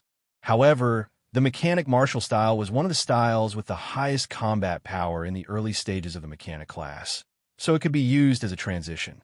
Han Shao hid the mechanical arm in his room and returned to the first floor. A client was talking to Lu Qian, and he glanced at Han Shao from time to time. This person was also an intelligence agent. In the past few days, all the intelligence agents pretending to be clients had been rejected by Han Shao, so they changed their strategy and asked Lu Qian for information on Han Shao. After sending the client away, Lu Qian had a strange expression on her face. "Why are there so many people asking me about you?" "Because I'm popular. But they're all men." Han Zhao's expression froze. "You've misunderstood. Don't worry, I won't discriminate against you." Lu Qian chuckled. No matter how he looked at it, Han Shao felt that this smile was very strange. "You've definitely misunderstood." Suddenly, Han Zhao's heart skipped a beat. The system had a new notification. "You have triggered the grading mission pursuit. Accept/decline?" Han Shao was slightly stunned. "How did I trigger this mission?" "Accept. Mission tip. Some people have already set their eyes on your high bounty. In a place where you can't see, they are ready to make a move with hostility. On the other hand, some organizations are also waiting for your performance. What do you choose to do?" Mission requirements. Successfully escape the pursuit. Reward, 10,000 EXP. Special reward, 1 skill upgrade card. Basic. It was obvious that some people had their eyes on his bounty. Han Shao rolled his eyes at the some organizations in the mission hint. He did not need to guess to know that it was Division 13. Putting the two together, Han Shao had a new guess. Perhaps Division 13 had deliberately leaked information about him to one of the pursuers to test his combat ability. If that was really the case, this group of people definitely had limited destructive power and were easy to control. Division 13 would not tolerate large-scale destruction in the nation's capital, so they would not easily leak information about him. The reward for a Grady mission was nothing special, but the special reward made Han Xiao slightly more interested. The skill upgrade card could immediately increase the level of a skill by 1 level, which was very useful to him. The special reward corresponded to the hidden requirement of the mission. The clues were all hidden in the mission hint. Han Xiao believed that the hidden requirement of this mission was to kill all the pursuers. The enemy could appear at any time. It's best not to stay in the shop, Han Xiao thought. Since the pursuers were not strong, he did not want to rely on old man Lu's strength. After thinking for a while, a suitable battlefield popped up in his mind. Chapter 28. The junkyard was the raccoon's territory. If he could face the pursuers there, he might be able to solve the problem of the raccoon. Han Xiao put down his work and called out to Lu Qian. When she turned around, he said, "I want to take a day off." "Sure." Lu Qian blinked and suddenly asked, "Are you okay?" Han Xiao was stunned. "Why do you ask?" Lu Qian's mind was sharp. Han Xiao was usually lazy and unmotivated, and his pair of dead fish eyes looked as if he was always in a daze. However, the sudden change in his temperament just now was caught by Lu Qian. Lu Qian could not describe what she felt at that moment. It was as if the feeling that Han Xiao gave her suddenly became somewhat dangerous. "If there are any difficulties, I'll help you," Lu Qian said seriously. Han Xiao stared at Lu Qian's bright eyes for a long time. Lu Qian felt a little uncomfortable under his stare. She turned her face away and ran her fingers through her hair. "It's not polite to keep staring at me like that," she said jokingly. Han Xiao retracted his gaze and said, "I'm not coming back for dinner tonight." Lu Qian was a little disappointed. "I want to let you try my new dish, stewed pork ribs with pepper and pineapple with seaweed and coriander." Han Xiao shuddered. F***, what kind of dark cuisine is that? Han Xiao returned to his room and found a backpack to store the mechanical arm. He wrapped the Ranger in a dust-proof cloth and placed it on a trolley. He then headed to the junkyard. "Boss, is that kid the target?" A man wearing sunglasses quietly followed Han Xiao from behind. Every time Han Xiao turned or turned around, he was able to use the surroundings, crowds, public phone booths, and newsstand to hide himself. He was obviously professionally trained. He wore a mini earpiece and communicated with his accomplice in an old car 2 streets away. There were 5 masked men in the car. They were the pursuers who had targeted Han Xiao. They were mercenaries and bounty hunters. Their codename was Hornet Sting Squad. They had completed several missions and had a good reputation on the dark web. They had accidentally discovered Han Xiao's whereabouts. The Stinger Bee squad realized that this was a great opportunity for them to take all the benefits for themselves. Money was secondary. If they could earn the recognition of the German organization, they would have found themselves a powerful backer.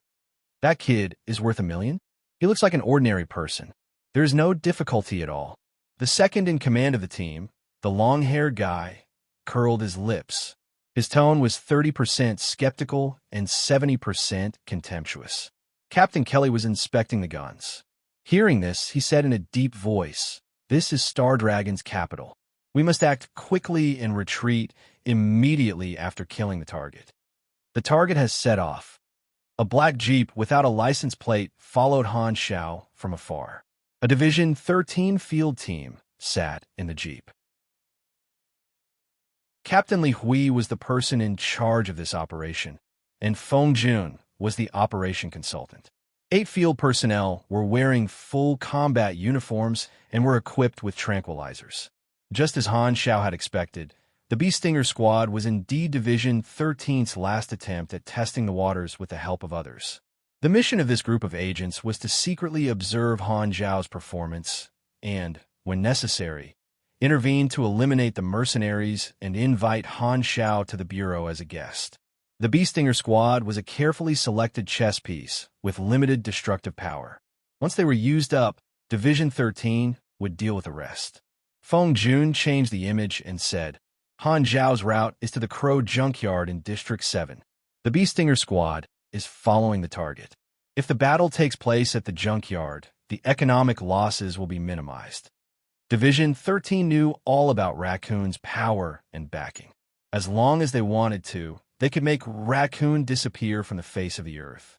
The National Intelligence Agency had the ability to do so.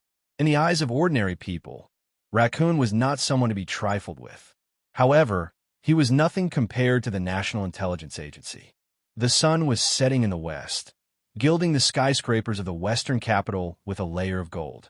At the junkyard in Crow, Raccoon was surprised by Han Zhao's arrival.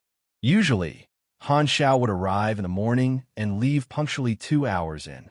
What was up with him today? I'm here to look for some materials, Han Zhao said casually. Raccoon did not suspect anything and asked if he wanted to have a meal together. He thought that the taciturn technician Han would not agree, but he did not expect Han Zhao to agree immediately. It was as if he had been waiting for him to ask. Raccoon was stunned for a moment before he reacted. Han Zhao took off his mask, and Raccoon saw his face for the first time. He felt that he looked familiar, but he did not think too much about it. Although the Darknet had a bounty on Han Zhao, it was on another level. Normal people did not know much about his background. Raccoon's influence was limited to the small area in District 7 of the Western Capital. He rarely logged on the Darknet, so he did not have a deep impression of the Germinal Organization's bounty. It was like a police warrant. Most people would forget about it as soon as they saw it. Han Zhao wore a mask to keep his identity a secret, but it was no longer necessary. Division 13 would not let his identity be exposed. They would help him get rid of Raccoon. A banquet was set up at the junkyard's rest stop. The two sat down and chatted casually. How was the gun you made last time? Type 73 Wasp. It's a very good gun. Even the military uses it. Other arms dealers charge $6,000 to $7,000 for one gun. You save me a lot of money. Raccoon's tone was very satisfied. He took out a cigar, cut open the end, lit it, and took a big puff. The quality of the weapons you made is far better than their second-hand goods. Han Zhao did not comment. Although the quality of the products on the production line was guaranteed, they could not take into account the subtle differences of each gun. These differences came from the subtle differences of the materials themselves. If a skilled machinist made a gun by hand, they could adjust and strengthen it to suit the details of each gun. It was more lively than the products on the production line. Experts who use guns often could understand this difference. If one had to describe it, it was like customizing a suit was more exquisite. Raccoon noticed the bulging backpack and trolley that Han Zhao always carried with him. He asked curiously, "What's in there?" "Some parts." Seeing that Han Zhao did not want to say more, Raccoon did not ask. After chatting for a while, the sky outside gradually darkened. The golden afterglow of the sky was gradually occupied by the gradually falling curtain of night. The border between dusk and night was gradually turning orange and blue. The sky was dyed a dim gray by the last ray of sunlight. Suddenly, a subordinate ran in and said, "Boss, someone wants to see you." "No. Can't you see that I'm entertaining a distinguished guest?" Raccoon frowned. The subordinate hurriedly whispered a few words in his ear. Raccoon's eyes flashed. He looked at Han Zhao meaningfully and put on a smiling face. "Excuse me." After that, Raccoon got up and left the table. Han Zhao narrowed his eyes thoughtfully. "Half an hour ago. Cousin, I came to the West Capital with great difficulty. I'm looking forward to you taking me to eat and drink well. You can't abandon me." Ma Jie followed behind a yellow-haired young man and kept talking. He came to the West Capital to seek shelter from his cousin, hoping to live a good life. However, his cousin did not seem to like him and sent him to work as a janitor. How could Ma Jie be satisfied? He pestered the yellow-haired young man and tried to play the family card. However, he did not dare to go too far. He was worried that his cousin would drive him away, so his attitude was very flattering. The yellow-haired young man was annoyed and scolded. "How many times do I have to tell you? Don't call me cousin outside." Ma Jie smiled apologetically and said, "It's my fault. I'll slap myself." Then he slapped himself twice. "Look at your cheap face." The yellow-haired young man looked at him with disdain. "I only let you guard the door in my territory because you're my relative. Do you know how many wanderers eat moldy food? How can you be so picky? I'm going to deliver the supplies to a big shot. Don't follow me." "A big shot?" Ma Jie's eyes lit up. He asked shyly, "Who is it?" "The boss of District 7, My immediate superior, Mr. Raccoon. The yellow-haired young man saw the confused look on Ma Jie's face and said proudly, "Apart from District 1, there's a boss in each of the other 7 districts. He's in charge of the drug and sex trade. Think about it. How high is his position?" While talking, the two arrived at the entrance of Klo Junk Station. Ma Jie followed them shamelessly. The yellow-haired young man was about to explode again. Ma Jie did not dare to follow them anymore. He was about to leave when he suddenly saw Han Xiao being escorted by Raccoon. He was stunned. "Isn't that the kid I met when I was smuggling?" One of Raccoon's direct subordinates walked over and frowned. "Don't stay here." The yellow-haired young man put on a submissive smile in the blink of an eye. It was as if he had suddenly become a head shorter. "I'm also Raccoon's subordinate. I'm here to deliver the supplies." Ma Jie pointed at Han Xiao's back and asked, "Who's that guy?" The yellow-haired young man wanted to slap Ma Jie a few times. "Who are you to speak here?" Raccoon's subordinate stopped the yellow-haired young man and answered, "He's an important guest of the boss." An important guest of Raccoon? Ma Jie was startled. He immediately felt a surge of jealousy and embarrassment. He had worked so hard to seek refuge with his relatives, but he couldn't even compare to 1% of that Han brat's treatment. How could that unappreciative brat be better off than him? The scene of him bragging came back to him. Ma Jie was embarrassed. "You know Master Han?" Ma Jie said awkwardly, "Not really. I only exchanged a few words with him when we were stowaways." Raccoon's subordinate's eyes lit up. "Come with me. The boss wants to see you." Chapter 29. The two were brought to a room by Raccoon's men. Ma Jie looked nervous and asked, "What do you need me to do?" "It's not a bad thing. That guy's a machinist and knows how to make guns. Our boss has been wanting to kill him for a while now, but he didn't know anything about him, so he didn't do anything rashly." Ma Jie's mind was suddenly filled with excitement. It was a once-in-a-lifetime opportunity to meet Raccoon Boss. Perhaps he would be able to make a meteoric rise in his career and escape his fate of being alone. He glanced at his yellow-haired cousin with an envious expression on his face. There was no need to hesitate to betray Han Xiao. He was not related to him, so why should he care? After waiting for half an hour, Raccoon finally walked in.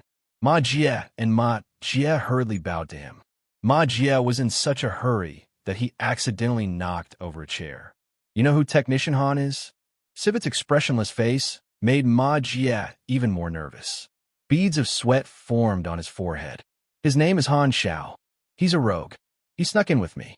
This is his first time in the Western capital. He's not related to anyone." "That's all?" asked Raccoon. Ma Jie thought that Raccoon was not satisfied, so he quickly added, "By the way, he didn't bring anything with him when he entered the Western capital. He was dressed in rags and looked penniless." "Very good." Raccoon turned around and was about to leave. "As long as you're satisfied, boss," said Ma Jie respectfully. Raccoon paused and smiled. "You're not bad. Follow me from now on." Ma Jie's eyes widened. He was overjoyed. "I'm rich." After Raccoon left, Ma Jie hurriedly stepped forward and said, "Ma Jie, I'll need your help in the future." This time, it was Ma Jie's turn to be confident. He glanced at Ma Jie and said, "What did you call me just now?" "Ku cousin." Ma Jie and Ma Jie's roles were reversed. Their expressions were natural and unashamed. Ma Jie's vanity was satisfied. He patted Ma Jie's shoulder and smiled. After thinking for a while, he asked one of Raccoon's men, "Bro, may I ask you something? How will our boss deal with Han Xiao?" "That goes without saying. Of course, we'll capture him and torture him to force him to write down the blueprint of the gun. With the blueprint, we'll be able to train our own gunsmiths and then kill him." "That's good." Ma Jie was relieved. Less than 3 minutes later, Raccoon returned to the table. He glanced at the untouched dishes and said with a fake smile, "Han Xiao, you're right? Looks like you know my name now." Han Xiao smelled the impending storm, but his expression did not change. He quietly put his hand into his backpack and felt for the socket of the lightweight mechanical arm. With a click, the arm tightened, and it could be activated at any time. Only then did he feel slightly relieved. Although he came to Crow's junk shop to scam the Raccoon, he was used to being careful. There was a lesson to be learned. When he first came into Galaxy, Han Xiao was still a hothead.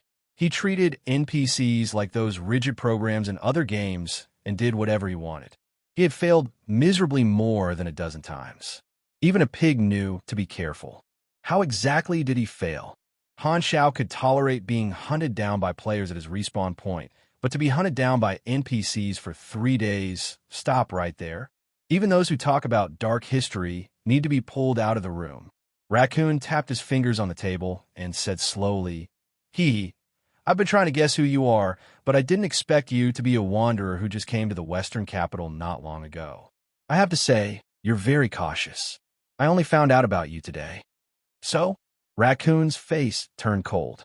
He changed his attitude faster than flipping a book.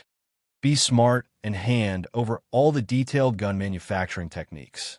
Knowing that Han Xiao was alone and had no one to rely on, Raccoon finally decided to make his move. He tore off his mask of fake friendliness and revealed the fangs hidden under his smiling face. You don't want to be my friend at all? What kind of friendship do I have with you? We're just making a deal. You're not afraid that I'll kill you? Han Xiao grinned. Raccoon snapped his fingers, and the 4 men beside him took out their pistols and pointed them at Han Xiao. Do you think I didn't make any preparations? How ironic. These guns that are pointed at you now are all made by you. There were a total of 6 armed men. Across the table was Raccoon and 4 of his men. Behind him were 2 people guarding the door. In this narrow room, Han Xiao had limited space to dodge. Han Xiao did not move and said slowly, Even if I hand over the technology, you'll still kill me. Raccoon sneered. That was what he thought. Only a few people had things that were valuable, and he knew the principle of cutting the weeds and eliminating the roots. I hope you can cooperate. At least you can avoid some physical pain. What if I don't cooperate? Some of my men are very good at interrogation. You'll talk sooner or later. Han Xiao suddenly put away the laziness on his face. His sharp eyes made Raccoon tremble. You think I have no way to escape? Raccoon noticed that Han Xiao's left hand kept reaching into the backpack. He shook his head and said, Maybe you have something in the backpack that you can rely on. But if you do anything, my men will shoot. What if I tell you that the backpack is filled with high explosives? The backpack was only open a crack, so no one could see what was inside. Raccoon sneered. He did not believe this *T. Ma Jie's appearance was purely an accident. Han Xiao could not have prepared in advance. Who was he kidding? Han Xiao said slowly, I don't know who told you about me, but obviously, that person doesn't know much about me. You could try turning on your computer and entering the dark web to look for the latest bounty. Raccoon frowned. Han Xiao's fearless look made his heart beat faster. Although he had some power in the Western capital, he was just a small local in the entire underground world. He was not qualified to be involved in the dark web, so he did not pay much attention to the dark web and did not know about the Germinal organization's bounty. Raccoon felt that this was Han Xiao's trick to buy time. Furthermore, he was the boss. If he did what someone told him to do, wouldn't it be embarrassing? Han Xiao said calmly, If you don't believe me, do you want to take a gamble? Life is always full of surprises. Explosives can do the most damage in a limited space like this. First, there will be an explosion. The shrapnel will shoot out along with the shockwave and cover every corner. Then, there will be a high-temperature flame that will set the house on fire. Everyone here will be burned. But don't worry, you won't be burned to death because you have been dismembered by the first round of explosion. Raccoon's men could not help but take a step back. Han Xiao's words scared them. Raccoon shouted, Enough. I'm not interested in joking with you. Stand up, or I'll get someone to shoot. Han Xiao shrugged and sighed. Can we talk about this? I'll give you the map. At this moment, the last rays of the sun sank into the horizon, and night dominated the sky. Before he could finish a sentence, Han Xiao suddenly exploded. His left hand clenched into a fist, and his mechanical arm was like a beast waking up from a deep sleep. His backpack was torn into pieces, and he lifted the table in front of him. The pots and pans in front of him were thrown at Raccoon and the 4 men. Talk. No way. You don't believe me, do you? With 4 people in front and 2 behind, Han Xiao made a decision. He flipped the table to block the firepower in front of him, forming a temporary barrier in front of him. Then, He turned around and rushed to the door with his mechanical arm in front of him. He looked ferocious, like a charging cavalry. Clang, clang, clang. The table knocked over the four men. Raccoon's forehead was bleeding from the plate. He covered his wound and roared, "Open fire!" At this time, only the two men at the door could shoot. Chapter 30. The bullets that came from the front hit the mechanical arm, and its durability dropped rapidly. A stray bullet hit Han Zhao's shoulder and took away 16 HP. Han Zhao felt a slight pain, but he did not care. His endurance was very high, and his muscles were very tough. The bullet was stuck in his flesh and could not penetrate. A stream of blood stained his clothes. The mechanical arm hammered a minion's chest, and with a dong sound, his chest caved in, and he could not be more dead. Han Zhao grabbed another minion and used him as a meat shield. At this time, the four minions behind Raccoon finally stood up and opened fire. All the bullets hit the meat shield, and the minion was instantly turned into a sieve. Han Zhao's back muscles moved, and a huge force burst out, breaking the bolt lock. With a crack, the door flew out, and the screws fell to the ground like jumping metal fairies. Han Zhao turned around and ran out. "Chase!" Raccoon roared. Footsteps could be heard everywhere in the junkyard. The dozens of minions patrolling nearby heard the gunshots and rushed over. The Crow junkyard was the Raccoon's base camp. There were enemies everywhere, and it was difficult for Han Zhao to move forward. Han Zhao met a group of minions who came to support him, and, at the price of losing another 20 points of durability of his mechanical arm, he swiftly killed the enemy and snatched the pistol. With a long-range attack, Han Zhao immediately got rid of the disadvantage of close combat. With his right hand holding the pistol ready to fire, and his left hand holding the pistol to help him aim, he moved forward in a crouch. It was a standard tactical movement that allowed him to react quickly. Basic shooting and precision shooting improved the accuracy of the gun, and it would not trigger more than 2 shots to kill the enemy. Han Zhao's reaction was very fast, and he always made the first move before the minions. A shot to the body to interrupt the enemy's attack, and then he immediately raised the gun slightly and shot the enemy's head. The interval was not more than 0.5 seconds. If there were many people surrounding him, Han Zhao would roll and dodge smoothly, and he would frequently counterattack and kill the enemy. The only thing that limited Han Zhao was bullets. Every time he killed a wave of enemies, he would search the corpses to replenish his ammo. Every time he killed a wave of enemies, he would leave behind a trail of corpses and blood. Raccoon was shocked. A single person had easily killed more than 20 of his minions. However, there were simply too many minions. They swarmed in from all directions and gradually surrounded him. The suppressive fire made it difficult for him to emerge. Han Zhao hid behind the shell of an abandoned car. Dozens of muzzles flashed in the dark, and the dense sound of bullets hitting the bunker made him unable to hear his own breathing. He could only occasionally counterattack. Fortunately, this is my territory. No matter how good he is at fighting, he is only one person. Sooner or later, he will be caught. Raccoon hardened his heart. Once he caught Han Zhao, he would make Han Zhao regret being born into this world. Just as he was thinking this, something unexpected happened. Rapid gunshots from submachine guns rang out like a violent storm. With a sweeping, murderous aura, they cut in from the side of the battlefield and killed a large number of minions as if they were harvesting wheat. Screams of agony rang out one after another. The bee sting squad charged into the battlefield under the cover of the night, each of them armed with a submachine gun.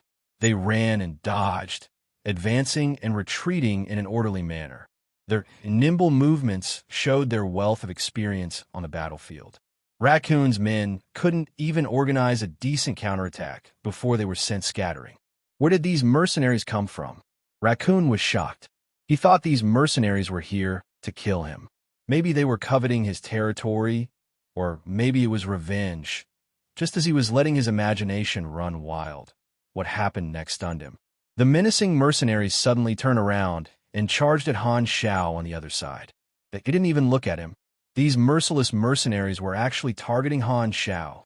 Raccoon's eyes widened. As someone who lived in the gray area, he understood one principle. One could tell a person's level from the enemies they made. These mercenaries didn't hesitate to take the risk in the West capital. The reward from their backer must be equivalent to the risk they took. From this, he could tell that Han Xiao was definitely not a simple person. Raccoon recalled what Han Xiao had said. You could try turning on your computer and entering the dark web to look for the latest bounty. Could it be that Han Xiao was telling the truth? What was his background? It's the sound of submachine guns. Han Xiao's ears twitched. The mission target had finally appeared. Using the light from the muzzle, he determined the location of the bee sting squad. 300 meters to the west. 6 people, 6 submachine guns. Han Xiao quickly calculated. The enemy's firepower was ferocious. He would definitely be at a disadvantage if he fought them head-on. Luckily, I prepared ahead of time and brought along the ranger. Han Xiao secretly rejoiced. He took out a remote control with a screen from his pocket. This was the ranger's remote control device that he had made himself. The chip of the ranger was a common product that he had bought from a market. It was easy to operate. He only needed to enter a simple program to create the remote control device. After turning on the power source, a series of buzzing noises rang out for 2 seconds. The robot's eyes were connected to the remote control device. Everything it saw would be displayed on the screen. At this time, the screen was marked with a out-of-control range. The battle just now had caused Han Xiao to exceed the control range of 50 meters. Han Xiao stood up decisively and ran back the way he had come in the night. The bee sting squad submachine guns swept toward him immediately. He moved swiftly, using the obstacles and large pieces of trash in the junkyard as cover. He weaved through the rain of bullets. Damn it, there's too much cover here. The long-haired guy from the bee sting squad cursed. He skillfully reloaded his gun. He runs faster than a rabbit. Originally, the bee sting squad had planned to assassinate Han Xiao. However, Han Xiao had already started fighting with Raccoon. On second thought, they might be able to use the scene of a gang fight as cover for their purpose. Thus, they moved out without hesitation. He's already running away. Hurry up and finish him off, Kelly shouted. After the earlier massacre, Raccoon's men had lost their morale. They covered their heads and fled like rats. No one dared to interfere with their mission. Seeing Han Xiao running away, the bee sting squad became even more fearless and became more aggressive. Han Xiao, who was in the midst of running, suddenly pulled back his head. A strand of hair was cut off by a stray bullet. It fluttered in the wind as he ran. He slid past 2 car shells and hid behind cover. The rest stop was not far away. The remote control in his hand finally showed that he had entered the control range. The screen was connected. Activate. In a messy rest stop, the dust-proof cloth on the trolley suddenly shook. 2 flashes of red light appeared. It was Ranger's eyes. The engine hummed to life, and the track started moving. Han Xiao controlled Ranger 1 and drove out of the rest stop. At this time, the bee sting squad was not far away from him. Ranger 1's armor might not be able to withstand the concentrated fire of 6 submachine guns. It was too risky to face them head-on. His advantage was the element of surprise. No one would guess that he had robot backup. A surprise attack was the best choice. Han Xiao looked around. His eyes lit up. He had found a suitable place to set up an ambush. Not far away, there was an intersection between 2 car shells. It was a blind spot, and it was right in the path of the bee sting squad. Han Xiao controlled Ranger 1 to hide in the intersection. He held his breath and waited for the best opportunity. The environment of the junkyard was very noisy, and the sound of gunfire was endless. The sound of the first-generation Ranger's engine was covered by the noise and almost did not attract any attention. Only Kelly felt that something was wrong. This was the intuition that he had developed after walking between life and death many times. He stopped and said, "I have a bad feeling." "What did you find?" the long-haired man asked. "That's the problem. I didn't find anything. There won't be any accidents. The target has been forced into a dead end. He's dead for sure." The long-haired man raised the flag angrily. The moment he finished speaking, The bee sting squad stepped into Ranger 1's shooting range. At the same time, Han Zhao's eyes lit up. He lightly pressed the button to fire. Tut tut tut tut tut. Ranger 1's fingers spewed out thick flames and smoke. A rain of steel poured out. The approaching shadow of death froze the expressions of all the bee sting squad members. Chapter 31. Behind the bunker, Kelly gasped for breath in fear. There was a bullet wound on his cheek, and his flesh was torn open. Blood mixed with sweat dripped down his face. He was so close to following in the footsteps of his teammates and dying under the sudden rain of bullets. What kind of monster is that? The long-haired guy shouted in horror. His face was pale, and there was a bullet wound on his abdomen that was bleeding profusely. In the darkness, two red dots were faintly discernible, like two ferocious beasts. Under the horrified gazes of Kelly and the long-haired guy, the first-generation Ranger revealed its full appearance. Its 10 fingers were smoking, and its necklace appearance was adorable. It was hard to associate it with the killing machine just now. A robot. Kelly's eyes widened. He regretted not trusting his instincts. The result of his carelessness was that the team was almost wiped out. What should he do now? Kelly had the intention to retreat. Money could be earned again, but there was nothing left if he lost his life.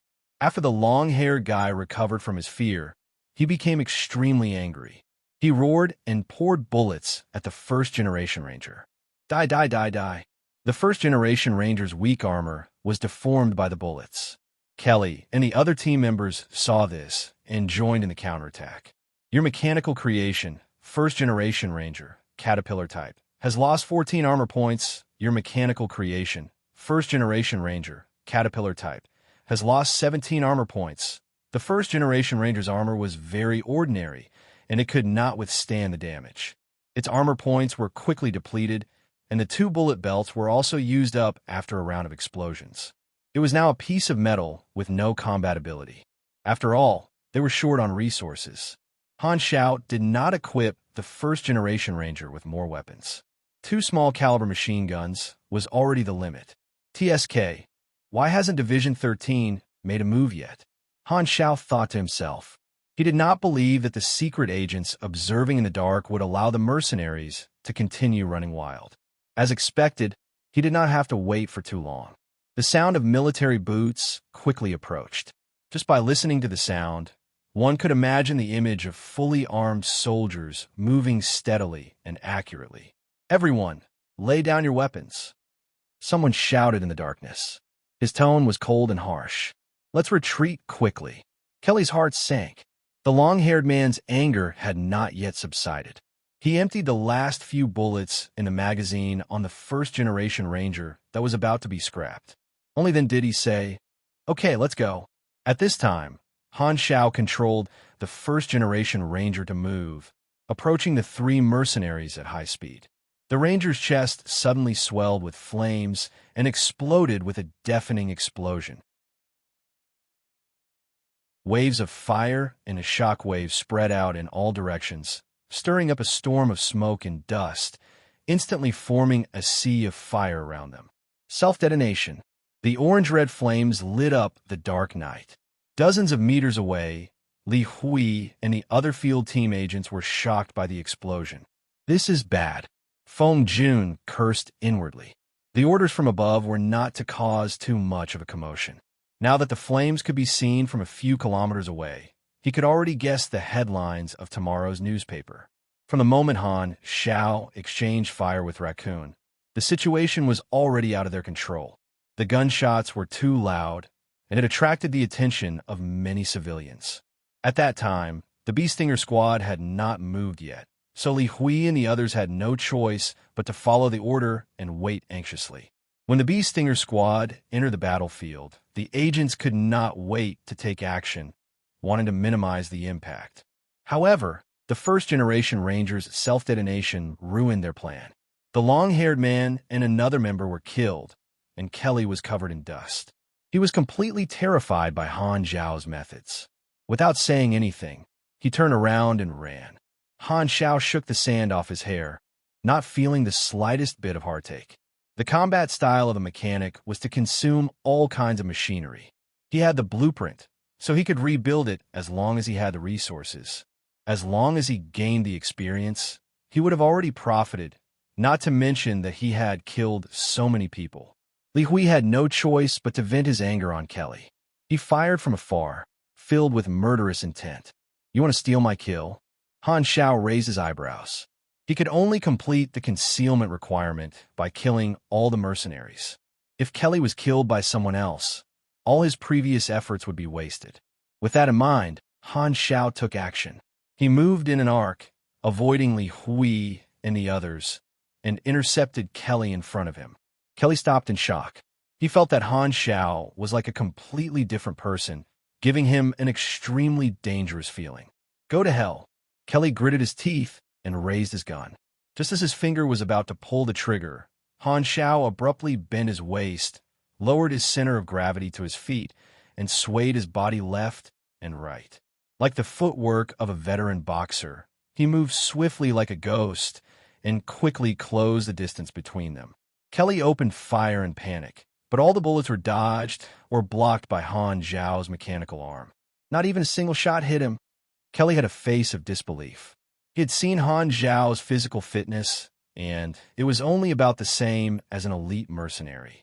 It was far from the standard of a super, so it was impossible for him to be faster than bullets. This proved that Han Shao had completely predicted the angle of his every shot. Only an ace warrior who had experienced hundreds of battles would have such terrifying experience.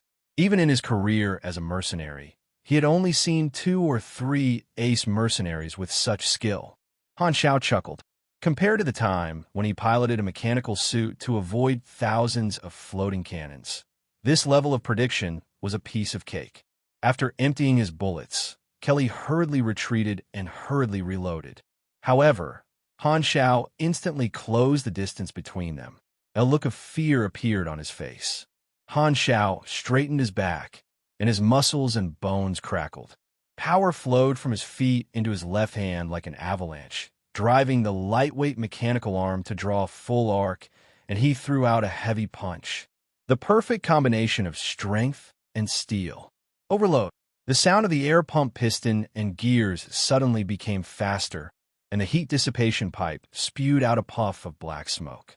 The power instantly increased by 30%, and the steel fist smashed right into Kelly's face. Critical hit. Overwhelming strength. Kelly's face was instantly smashed open, and bright red juice splattered everywhere. One hit, one kill. Li Hui and the others finally arrived, and this was the scene that unfolded in front of them. Kelly's body softly fell to the ground like a puppet whose strings had been cut. Han Zhao's face was stained with sputtering blood, and the flames cast a mottled shadow on his expressionless face.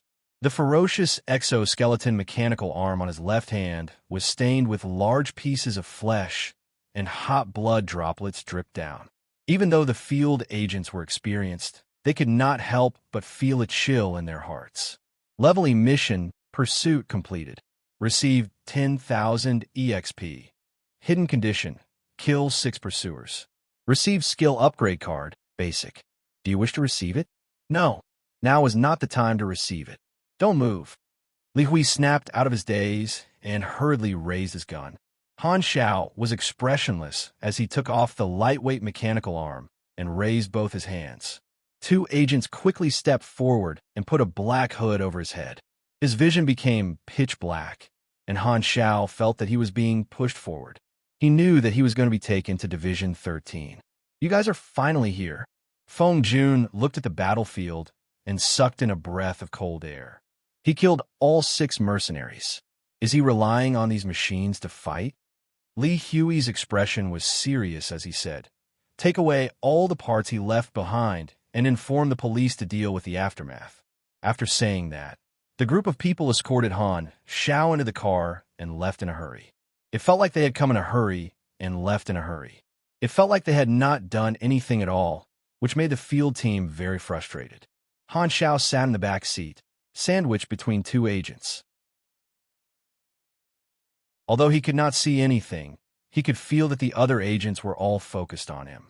Behind the black hood, a strange smile appeared. Although there was a slight deviation, so far, the situation had been within his expectations. No one spoke in the car, and the atmosphere was tense and silent. Only the sound of the car moving could be heard. Li Hui and the others were not allowed to talk to the target before they arrived at their destination. However, Han Zhao's calmness had attracted their attention. It was as if he had known that they would appear. Civet looked at the casualties of his subordinates with a gloomy face. "Give me the laptop." He logged onto the dark net, entered the bounty section, and immediately saw the bounty with Han Zhao's picture. 0, a bounty of 1 million, posted by the German organization. Civet's expression changed drastically. His hands trembled, and the laptop fell to the ground. It really is a F*King bounty hunter, and a bounty hunter from the German organization, the leader of the underground world. If he had known that Han Zhao was such a dangerous person, he would not have dared to make a move. Ma Jie and Blondie rushed over, gasping for breath. They looked at the traces of the battle in shock and trembled in fear. Civet was furious when he saw them. He kicked Ma Jie to the ground and roared, F*CK, this is all your fault. I'll never forgive you. Ma Jie clutched his stomach in pain and trembled on the ground like a quail. He did not know what he had done wrong. Suddenly, the sirens rang. 7 or 8 police cars blocked the entrance of the junkyard, and heavy-duty police officers in bulletproof vests swarmed in. The police are always late. Civet tidied his clothes and walked up to them. In his opinion, he was the victim. Furthermore, he had connections in the police department in District 7, so he was not worried at all. However, before he could say anything, the heavy-duty police officers pressed him down and handcuffed him. Civet was stunned. He struggled and yelled, "What are you doing? I'm the victim here. I know the secretary of your department." "Don't waste your energy," the heavy-duty police officer said calmly. "This is an order for Division 13. Civet's eyes widened. Division 13 was in charge of matters related to national security. Why would they target him? I must have been involved in something. Han Zhao's figure flashed across Civet's mind. He could not think of any other possibility. Is Division 13 backing him up? Suddenly, a clear line of thought appeared in his mind. Germinal Organization Traitor. Division 13. Star Dragon. Intelligence, Civet suddenly understood. They were silencing him. From the moment Han Zhao purposely took off his mask in front of him, the outcome was already decided. What a scam. Civet could no longer keep his cool. His whole body trembled, and his heart was filled with fear and anger. Han Zhao, F*CKU.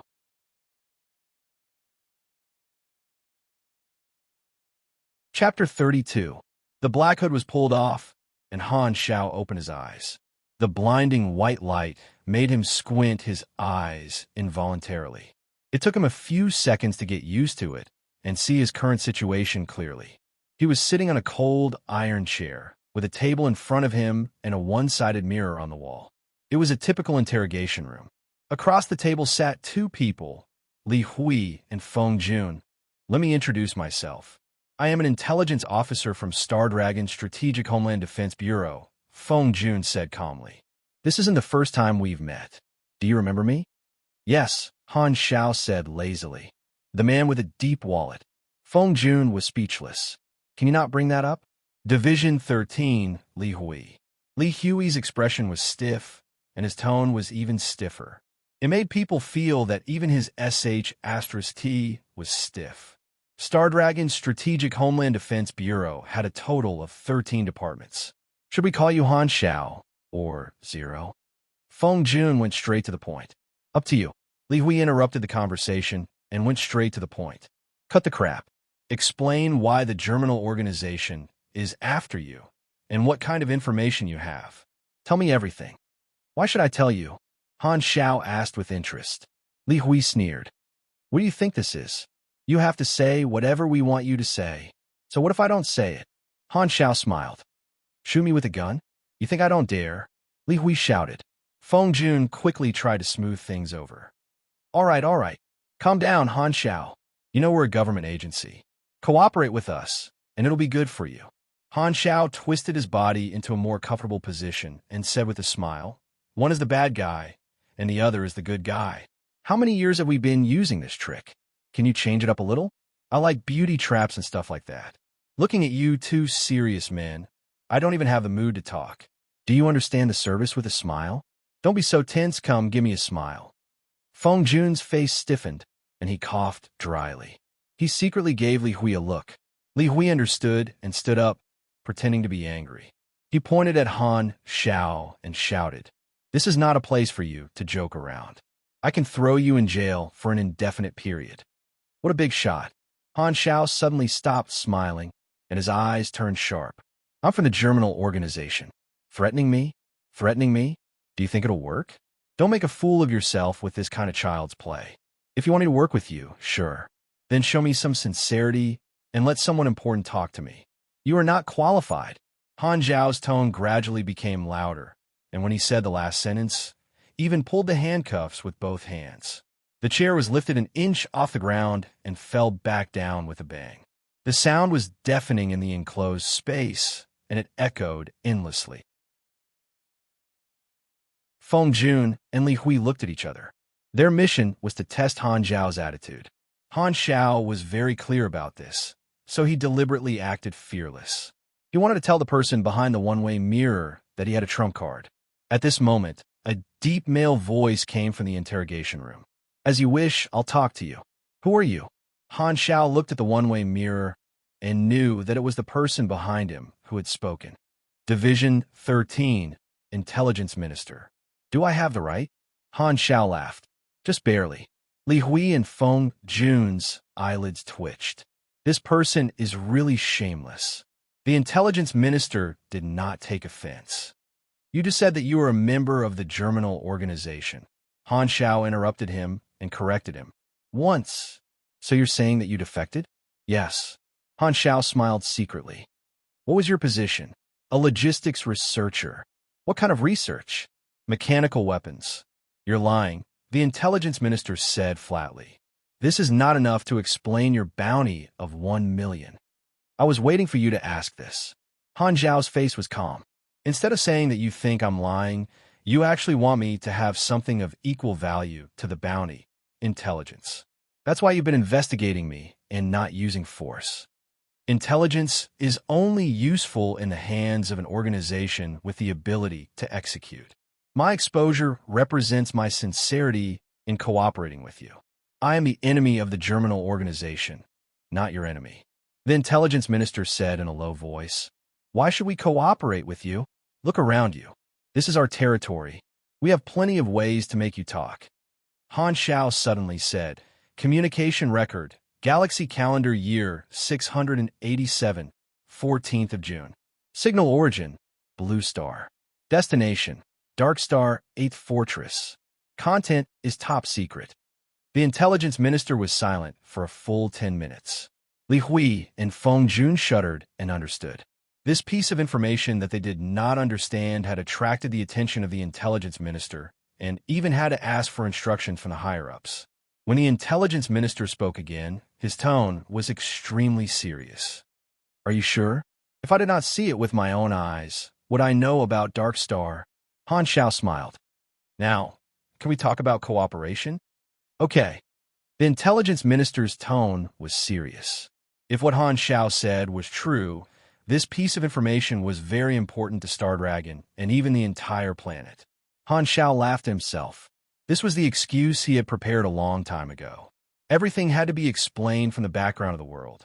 Since the exploration era, the 3 universe-level organizations had fought for tens of thousands of years, and no one had been able to destroy the other. The law of the Dark Forest was the primitive form of the universe. Just like the development of every period of history, when chaos and barbarism ended, order was born. The 3 universe-level organizations had reached a consensus to coexist peacefully, explore the universe together, and build a system of order. The universe was never lonely. Stars were shining brightly, and countless races were active in every corner of the universe. Starships, as many as the stars in the universe, passed through this waterless ocean. Countless pieces of information wandered in the universe through electromagnetic waves or optical communication, waiting to be captured. Countless thoughts and thoughts intertwined and turned into whispers of the soul, like an invisible current sneaking into nothingness. Silence was just a facade. The universe was bustling. Every civilization would go through such a stage. They would look up at the stars and guess if there were any life forms similar to them. They would think that they were the only intelligent life forms in the universe. They would enter the universe with the pride of being the chosen one and the ambition to conquer the universe, only to realize that the universe was not for them to conquer. They were not lonely, and they were not special. The explored universe was divided into many star fields, such as the shattered star ring, the ancient star desert, the bright silver spiral arm, the sea of star spirits, and so on. Each star field had dozens of star clusters, and the star clusters were further divided into different star systems. Then there were numbered star zones, and finally, there were countless planets in the universe. The coordinates of the blue star were Shattered Star Ring, Colton Star Cluster, Garten Galaxy, Star Zone 9, Blue Star. As for the precise coordinates, it was a multidimensional coordinate system made up of multiple axes, using a complex combination of letters and numbers.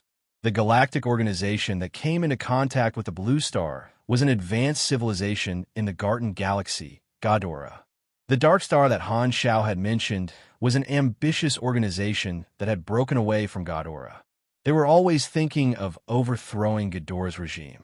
The two were mortal enemies. The universe was vast, and countless organizations and civilizations were intertwined. The level of a civilization was largely determined by its mobility in the universe. For example, the Ghidorah civilization could travel across star zones without relying on the stargates and wormholes built by more advanced civilizations. Therefore, Ghidorah was considered a galactic civilization, which was a few levels higher than the Blue Star. The same was true for Dark Star. If the Germinal organization came into contact with Dark Star and obtained the resources and support of Dark Star, the Six Nations would be in deep trouble. An evil and ambitious organization like Dark Star might not abide by the Treaty of Contact between Universal Civilizations, 7th Revision, that the three Universal Civilizations had made during the exploration era. The details of coming into contact with galactic organizations were the secrets of the Six Nations, and he did not doubt the authenticity of Han Zhao's words. In fact, the Germinal organization had never come into contact with Dark Star. Since they could not verify it, Han Shao could do whatever he wanted. Throwing out such explosive information could make Division 13 value him more and increase the threat of the Germinal organization in the eyes of Star Dragon. It was very helpful for his main mission, so why not? Relying on Star Dragon was a temporary measure. Han Shao would not always rely on others, and Division 13 would not completely trust him. To Han Shao, the cooperation between the two parties was just a pretense. There was no way he would wholeheartedly work for others. Using Star Dragon's power to deal with the Germinal organization was a way to gain experience. When he was fully developed, Han Shao would kick Star Dragon aside and do it on his own. I'll remember all the special treatment you guys gave me in my little notebook. I'll settle it with you guys in the future, Han Shao thought as he shook his handcuffs. Every novice planet was like an independent server, and the main storyline was different. Han Zhao's interest was piqued, and he had specially researched the various events of the various organizations in Galaxy. Now, it was all valuable information. The novice planets were very far away from each other, and there were specialized galactic travel agencies that provided travel services. As long as one used an interstellar communicator to contact these agencies, they would automatically locate the source of the information. With the help of the interstellar portals built by the various star clusters and star systems, as long as one could afford it, they could even cross the entire visible universe. After all, the Pro League was open to players from all planets. If they could not gather together, how could they compete? Generally, the stage for large-scale activities and competitions would be set on neutral or uninhabited planets. Give me a map of Star Dragon and a pen, Han Shao suddenly said. Feng Jun spread a map of Star Dragon on the table. Han Shao picked up the pen and circled 3 positions with a brief introduction. These are the 3 secret bases of the germinal organization in Star Dragon. Take it as a sign of my sincerity. You only know 3? Of course not. I'll tell you the rest after you verify my information. Han Xiao did not want to reveal everything so easily. It would not do him any good if he told them everything. What are your conditions? The intelligence minister asked. Feng Jun and Li Hui both pricked up their ears. Han Xiao smiled mysteriously. I just want to work together to deal with the germinal organization. That's simple. I'll report your situation to the superiors. In the meantime, I'll have to trouble you to stay here. The intelligence minister cut off the communication.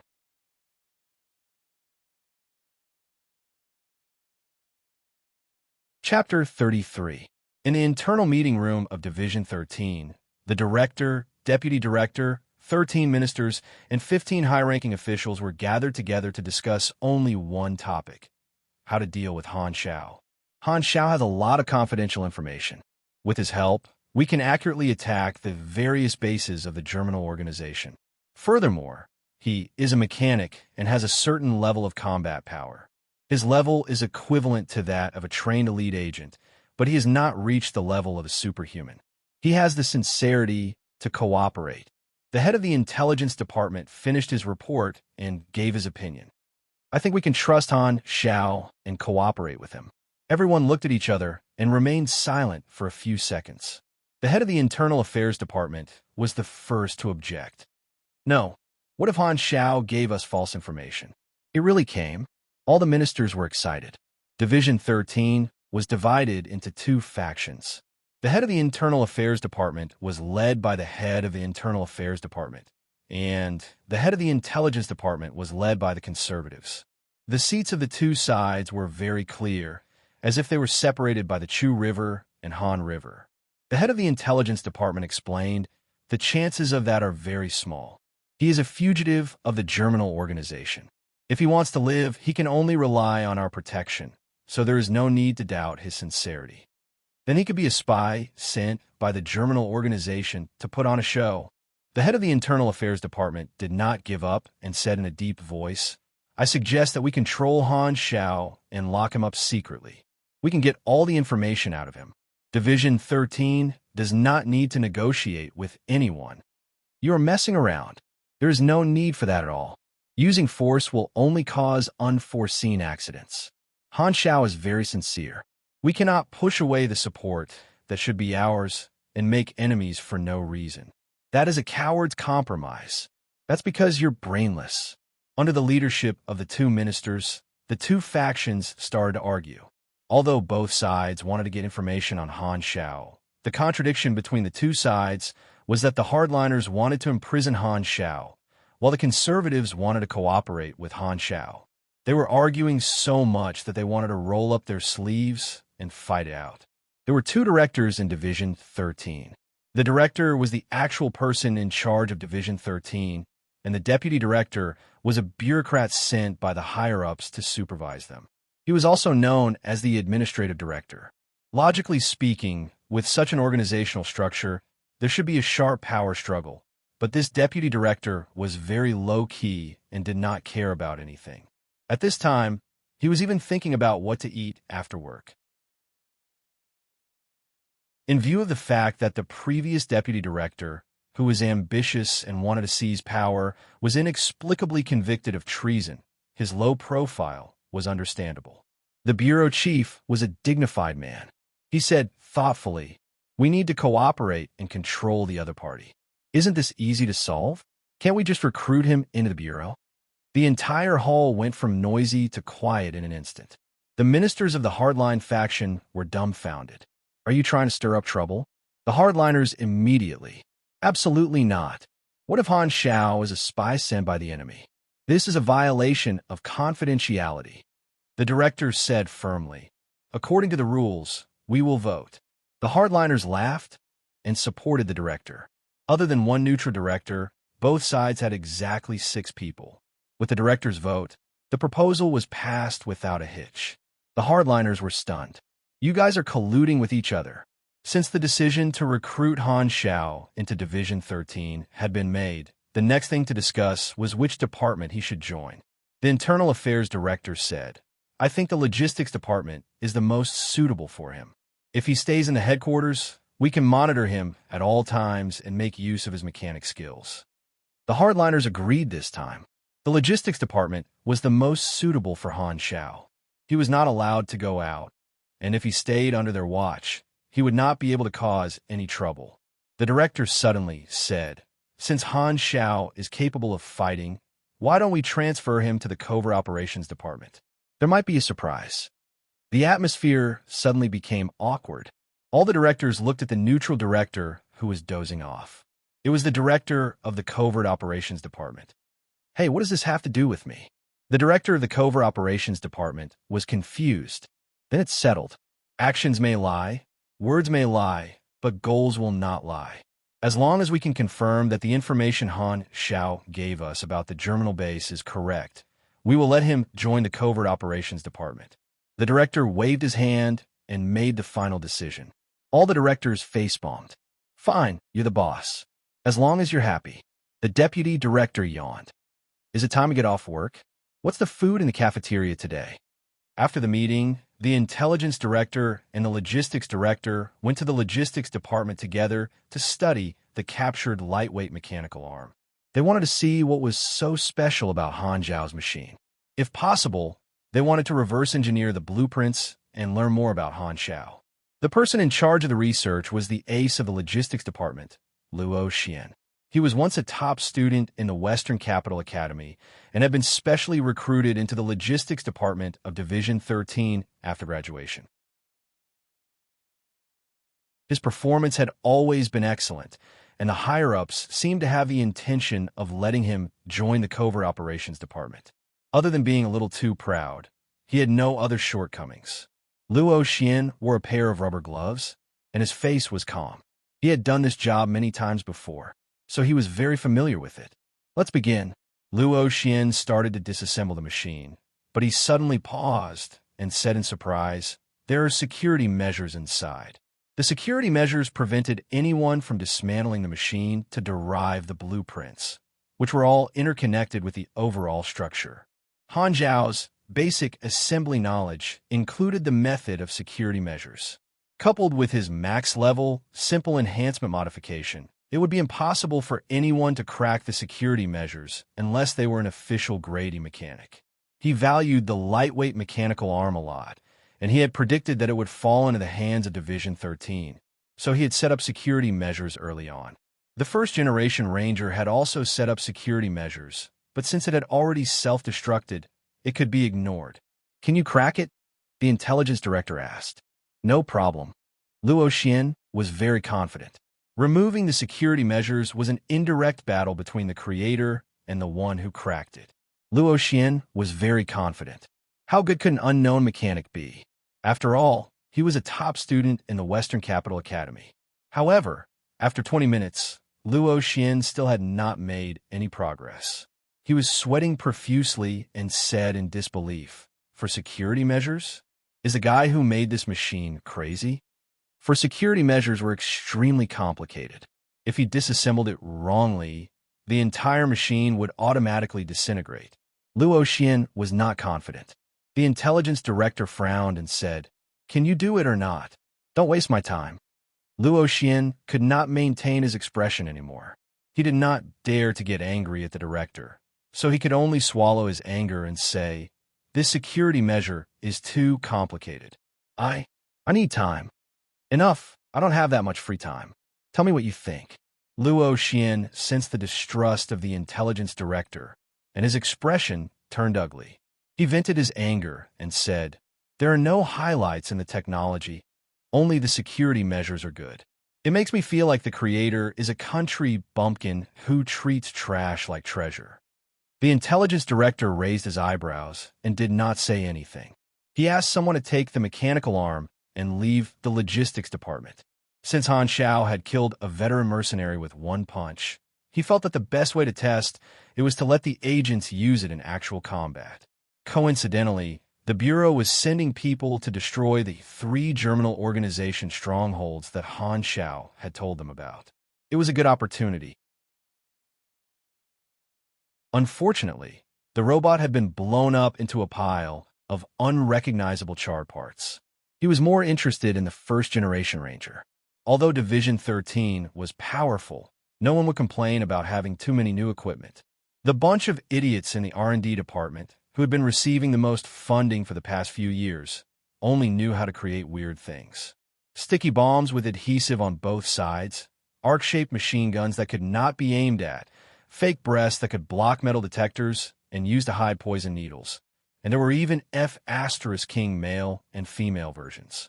After 2 agents were sent to the hospital because of their own poison needles, the R&D department was blacklisted by the other agents. The director held his phone and called the tall old man.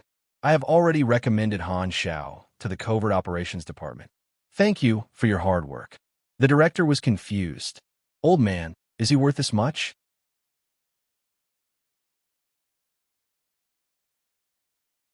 Chapter 34.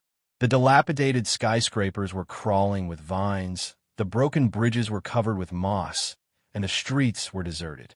The windows of the shops along the streets were shattered, and the shelves were overturned. It was obvious that this place had been robbed. A yellowed newspaper from who knows how long ago was swaying on the ground with the wind. The atmosphere was bleak everywhere. The moonlight passed through the dust and dimmed the city. It was the only source of light in this city. This was a deserted city that once belonged to a large country.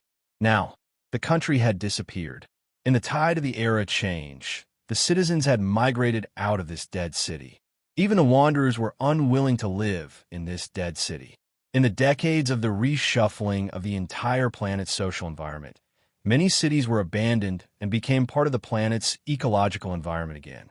From a cold steel forest, it gradually became a green field full of life. It made people wonder what the meaning of human beings was to the planet. According to Han Zhao's intelligence, there were 3 Germinal Organization subbases in Star Dragon, and this dead city was one of them. It was like a nail that was stuck in the body, causing the upper echelons of Star Dragon to be shocked and angry. Within 24 hours, the nearest military base was deployed to attack this subbase. The operation was very efficient. At this time, the dead city was awakened by artillery fire. More than 10 Star Dragon military bulletproof assault vehicles charged at the subbase. The sound of gunfire and explosions was continuous, mixed with screams and roars. However, the main battlefield was not the core of the operation. 3 members of the Secret Operations Department were quietly approaching the Germinal Organization subbase from the side. Their mission was to sneak in and steal information while the army was engaged in battle. The Secret Operations Department was responsible for infiltration, destruction, theft, assassination, and similar matters. It was also known as the Secret Service Department, and its members were the best of the best. The 3 members of the Secret Service Department avoided the battlefield and approached the subbase from the other side. When they arrived at the side door of the subbase, the team's hackers cracked the door control. Leah Lin, a member of the Secret Operation Team, a Level 4 special agent. She was a beautiful young woman. She wore a black one-piece sports bodysuit that outlined her hot figure that could make people's blood boil. She wore a loose yellow hoodie and looked very sporty. Her skin was white and beautiful, and her temperament was lively like an elf. She wore silver round earrings and light eyeshadow. She had a high nose bridge, and her facial features were defined. Leah Lin stretched her back. Her beautiful waist showed amazing elasticity, which was out of tune with the tense atmosphere around her.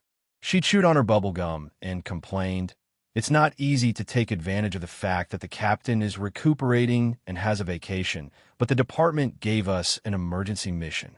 They don't treat special agents as human beings." Lambert silently wiped his gleaming dagger. He was as silent as a rock. He used to be an ace soldier in a secret unit. After he was retired, he joined Division 13's Covert Operations Department. He wore a field military uniform, a belt with more than 10 daggers around his waist, and a folded black heavy sniper rifle slung across his back. This operation seems to be very important to the Bureau. Lin Yao stuttered. He was a little over 1.7 tall, and he looked a little shy. He was the team's hacker. He carried a small backpack with a lot of electronic equipment, and he was currently hacking into the side door of the base. He took out a bunch of electronic equipment and connected it to the security system. His fingers flew across the keyboard, and code flowed out like a waterfall. Not long after, the code was cracked, and the metal door opened automatically. The three of them looked at each other and snuck into the base. Leah Lin walked in front, Lin Yao in the middle, and Lambert at the back. Lin Yao, who had hacked into the system, opened all the security systems along the way. Their target was the main computer room. The Germinal organization placed great importance on secrecy. If a base was attacked and threatened to fall, the guards would immediately reformat the base's system and destroy all information. They would also activate an EMP to cut off the network and power to burn the main computer's electronic components. This was why the Germinal organization had always been so mysterious, like a cloud of fog. Division 13 valued Han Xiao so much because he was such a rare source of information. They arrived at the second floor of the basement without much trouble. The main computer room was right in front of them. Suddenly, Lin Yao saw the hack surveillance screen and shouted, "There's an enemy team in the corner ahead." Before he could finish, a group of guards appeared in their line of sight. A battle was about to break out. Leah Lin was the first to react. She suddenly burst into a blur of speed and rushed to the front of the guards before they could open fire. She leaped into the air, her body as light as a swallow, and her long legs did a 180-degree split. She viciously kicked the two guards in the head, and the two guards were sent spiraling into the air, their necks broken. Leah Lin's body was extremely strong. Not only was her flexibility amazing, but her strength was also equally shocking. She supported herself with both hands on the ground and stood upside down. She rotated her legs, releasing a bright yellow aura that swept through the crowd like a yellow propeller. Even if someone tried to block it with a gun, the gun would explode into pieces. The strength of her legs could even bend metal. A martial artist. The last guard turned pale with fright. Just as he was about to call for reinforcements, Lambert swiped his hands across the knife pouch at his waist, and a silver flying dagger instantly pierced the guard's throat. A fully armed team was quickly wiped out by Leah Lin and Lambert. At that moment, the lights in the corridor turned blood red, and ear-piercing alarms rang out everywhere. Lin Yao screamed, "We've been discovered! A large number of guards are rushing toward us, and the base's system has started reformatting." Leah Lin was also anxious. "Hurry up and unlock the access to the main computer room. I'm working on it, but it'll take at least 3 minutes. The enemy will arrive in at most 1 minute. I really can't bypass the firewall and unlock the access in such a short time. I'm sorry." Lin Yao was sweating profusely as he typed furiously on his tablet. His fingers moved at the speed of a bachelor for several lifetimes, but there was no movement from the main computer room's steel door. Soon, chaotic footsteps could be heard coming from both ends of the corridor. This was a straight corridor, and there was no place to hide. They were confident that they could kill their way out, but their mission was doomed to fail. "All right, didn't the higher-ups give us new equipment before he set off?" Leah Lin suddenly remembered something. She hurriedly took out a long black package from Lin Yao's backpack. Opening the zipper, a mechanical arm with a metallic texture lay quietly inside. Lightweight mechanical arm. How do we use this thing? Have any of you read the manual? Lin Yao hurriedly said, "Put your left hand in it, and your thumb will activate it." Speaking of which, will this thing really not explode? It's not like you don't know those idiots in the R&D department. There was a saying in Division 13, any product from the R&D department is bound to be risky. There's no other choice. Let's just give it a try. Leah Lin steeled her heart and put on the mechanical arm. She looked as if she was prepared to lose her arm. It was obvious how unpopular the R&D department was. The mechanical arm was successfully activated, and it buzzed. It actually did malfunction. What a shock. Leah Lin gritted her teeth and slammed her fist on the metal door of the main engine room. Surprisingly, the impact created a very obvious dent. Leah Lin was overjoyed. Her fists rained down on the metal door at high speed. With the help of the machine and her own strength, many deformed dents appeared on the metal door. The door frame let out a tearing sound. 20 seconds passed in the blink of an eye, and a large group of guards finally arrived at the corner of the corridor. At that moment, the metal door of the main engine room finally gave in and flew out with a bang. Leah Lin and the other two hurriedly hid behind the door. That was close. Lin Yao immediately connected the device to the mainframe. The formatting of the system was at 57%. He had to make a backup copy of the remaining contents as soon as possible. He also had to hack into the Germinal organization's database to steal as much information as possible before the internet and power were cut off. With the room as cover, Leah Lin and Lambert unleashed their full power. Leah Lin pulled out a metal baton from her pocket and swiftly took down the guards who rushed into the main engine room. She swung the baton in her right hand and used the mechanical arm in her left hand. With a bright yellow flame burning in her left hand, she was able to break the bones of the guards through their bulletproof vests. On the other hand, Lambert's flying daggers were deflected through the wall and hit the enemies outside the door. The guards screamed in pain. With just the two of them, they were able to cause so much damage that hundreds of guards were unable to do anything. Not long after, the base's system completed its self-formatting.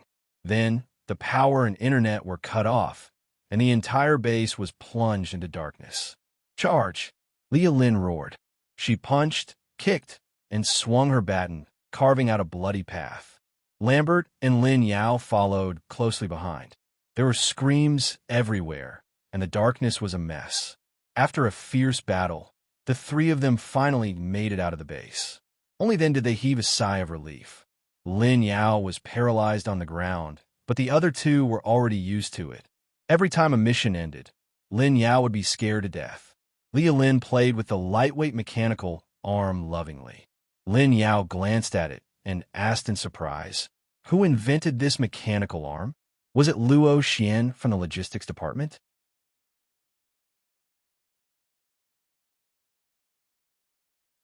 Chapter 35. 2 hours later, the battle was over. This was Star Dragon's most successful operation against the Germinal organization. They had destroyed the base and collected a large amount of information. Thanks to Han Zhao's information, the higher-ups of Division 13 were very satisfied. However, Lin Yao did not manage to find the two pieces of information that concerned him the most: the communication records of Dark Star and the significance of Han Zhao's codename Zero in the Germinal organization. The former did not exist, but the latter was related to the Germinal organization's experiment subject program. It was highly confidential and could not be leaked. The three secret operatives rushed back to the headquarters, and Leah Lin reluctantly returned the mechanical arm. Her superior asked, "Is the lightweight mechanical arm useful?" So this thing was called the lightweight mechanical arm. Such a violent thing was very much to Leah Lin's taste. She nodded and said, "The success of this mission was all thanks to this equipment." "Who made it?" "I can't tell you that." "Will the department still provide the lightweight mechanical arm in the future?" Leah Lin asked expectantly. "That depends on the decision of the higher-ups." Leah Lin did not give up. She stopped pestering her superiors and went to the logistics department to find Luo Xian, who was most likely the creator. The emblem on her chest was the symbol of the Secret Operations Department. She had been unobstructed all the way, and she attracted the attention of the idle people in the logistics department. Her exquisite and beautiful face made these logistics personnel, who were always accompanied by engine oil and smelly sweat, drool. Although the 13 departments were of the same level and name, they had different authorities and positions in the hearts of the people. The Secret Operations Department was filled with experts, beautiful women, and elites, excellent treatment. It had always been desired by the people. Leah Lin looked around and said loudly, "I'm here to find Luo Xian." Everyone looked at Luo Xian with envy. Not bad, as expected of the ace of the logistics department. He managed to hook up with a beauty from the Secret Operations Department. She even came to find him. Who knows? She might be able to join the Secret Operations Department in the future. Many people wondered if they should congratulate Luo Xian in advance and curry favor with him. Luo Xian did not know Li Lin and was confused. Is the Secret Operations Department trying to recruit me? His heart skipped a beat. The more he thought about it, the more he felt that it was possible. He suppressed his excitement and said calmly, I'm Luo Xian. How should I address you? Li Lin, is there anything I can help you with? Luo Xian felt that his manners were very gentlemanly. You're the one who invented that mechanical arm? Mechanical arm. Luo Xian immediately thought of the lightweight mechanical arm that made him lose face in front of the minister. He thought that there was some kind of malfunction and wanted to denounce him. Secretly gloating, he pretended to be serious and asked, Is there a problem? No, I think it's very useful. I want to order it privately. This was very awkward. The logistics personnel had strange expressions on their faces. They remembered Luo Xian's disdain for the mechanical arm, so they all stared at Luo Xian. Those gazes made Luo Xian want to find a hole to hide in. Luo Xian's expression turned ugly. The machine that he had described as trash was actually sought after by the Secret Service agents, and the user had even specially come over to order it. This misunderstanding made him feel as if he had eaten a fly, but he could not do anything about it. He could only force a smile and say, I didn't invent that thing. Li Lin was confused and said unhappily, Then you should have said so earlier. You're wasting my time. Luo Xian's face darkened. Seeing his colleagues holding back their evil smiles as they walked away, he felt depressed. Feng Jun walked over and said in a businesslike manner, The identity of the creator is confidential. Please do not discuss or guess. Li Lin was shocked. Confidential? Luo Xian felt a sense of crisis. He felt that the Bureau was placing too much importance on this mysterious mechanic. He was worried that this would threaten his position and create competition between colleagues. If he joins the logistics department, I must suppress him. Luo Xian secretly made up his mind. A certain base of the Germinal organization. Leader, the 45th base has been destroyed. Who did it? The Star Dragons. Where did they get the information? I'm not sure. The leader was puzzled. The Germinal organization had bases all over the world, and some of them were hidden within the borders of the Six Nations as trump cards for future large-scale battles. They had always been in a frozen state and did not carry out any activities. There was no way for them to be exposed. So how could they have been discovered? Could it be that an insider leaked the information? Was there a spy in the organization? Only the higher-ups knew the location of the secret bases. If there was a traitor, it would be a huge blow to the organization. He secretly made up his mind to clean up the organization. The leader did not suspect Han Xiao at all. How could a lowly test subject who had never come into contact with the organization's secrets be him? The first suspect would be eliminated. Thinking of Zero, the leader was annoyed. The Darknet had put up a bounty for him for so long, but there was no movement at all. Little bug, you sure run fast. You dare to declare war? I'll crush you sooner or later. With your strength alone, don't even dream of moving a single brick or tile of the organization. The leader laughed coldly. Han Xiao has been missing for 3 days. Where did he go? Lu Qian anxiously paced back and forth, blaming herself. Did he lose his way? It's all my fault. I didn't buy him a phone. I can't contact him now. He's an outsider, unfamiliar with the Western capital. What should he do? Old man Lu comforted her. Be optimistic. Maybe he's just dead? Lu Qian was speechless. Grandpa, why are you so biased against him? Old man Lu picked his nose and did not answer. Lu Qian's eyes suddenly lit up. She moved closer to old man Lu and said, Grandpa, can you ask someone to help find him? You wish. Old man Lu snorted. Just think of it as doing your granddaughter a favor. When you stole my books, why didn't you consider that I'm your grandpa? That's just a small matter. Forgive me. You can give up. You really don't want to help? No. Lu Qian smiled and gave off a dark aura. I'll help you sell the wine you hid under the floor of your room. Old man Lu shuddered. What are you talking about? Your grandpa is not a stingy person. You just need to find a person. Leave it to me. Thank you, Grandpa. Lu Qian smiled sweetly. Old man Lu sighed. He walked to the side and dialed Old man Gao's number. Old man, did you take Han Xiao away? You guessed it. What did he do? He didn't do anything. We just need to cooperate with him. As long as he didn't do anything, it's fine. Hurry up and release him. Otherwise, my granddaughter will ruin my collection. This is against the rules. I'm in a difficult position. Don't talk nonsense. You're the one who set the rules. You didn't pay me back last time. I don't care. Hurry up and get Han Xiao back. Old Man Gao helplessly said, "Okay, I got it." After hanging up the phone, Old Man Lu's face was full of resentment. He clearly wanted Han Xiao to leave, but he had no choice but to get him back. All women's elbows are always on the outside, especially the woman who gave birth to his son. She's clearly someone else's wife, but I hooked her up so easily. Sigh, the charm of youth is gone forever. Old Man Lu stroked his bald head and sighed.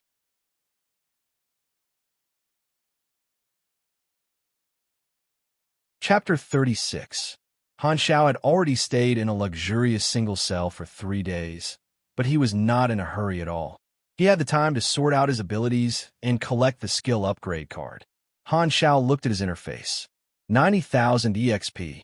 Some of it was from missions and killing enemies, while some of it was from crafting guns for the raccoon.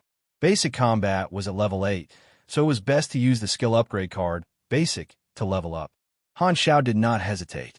He first raised his basic combat to level 9 before collecting the skill upgrade card. A brass card appeared in his hand out of thin air. Han Xiaoxin thought about it, and the card turned into a stream of light and disappeared into his forehead.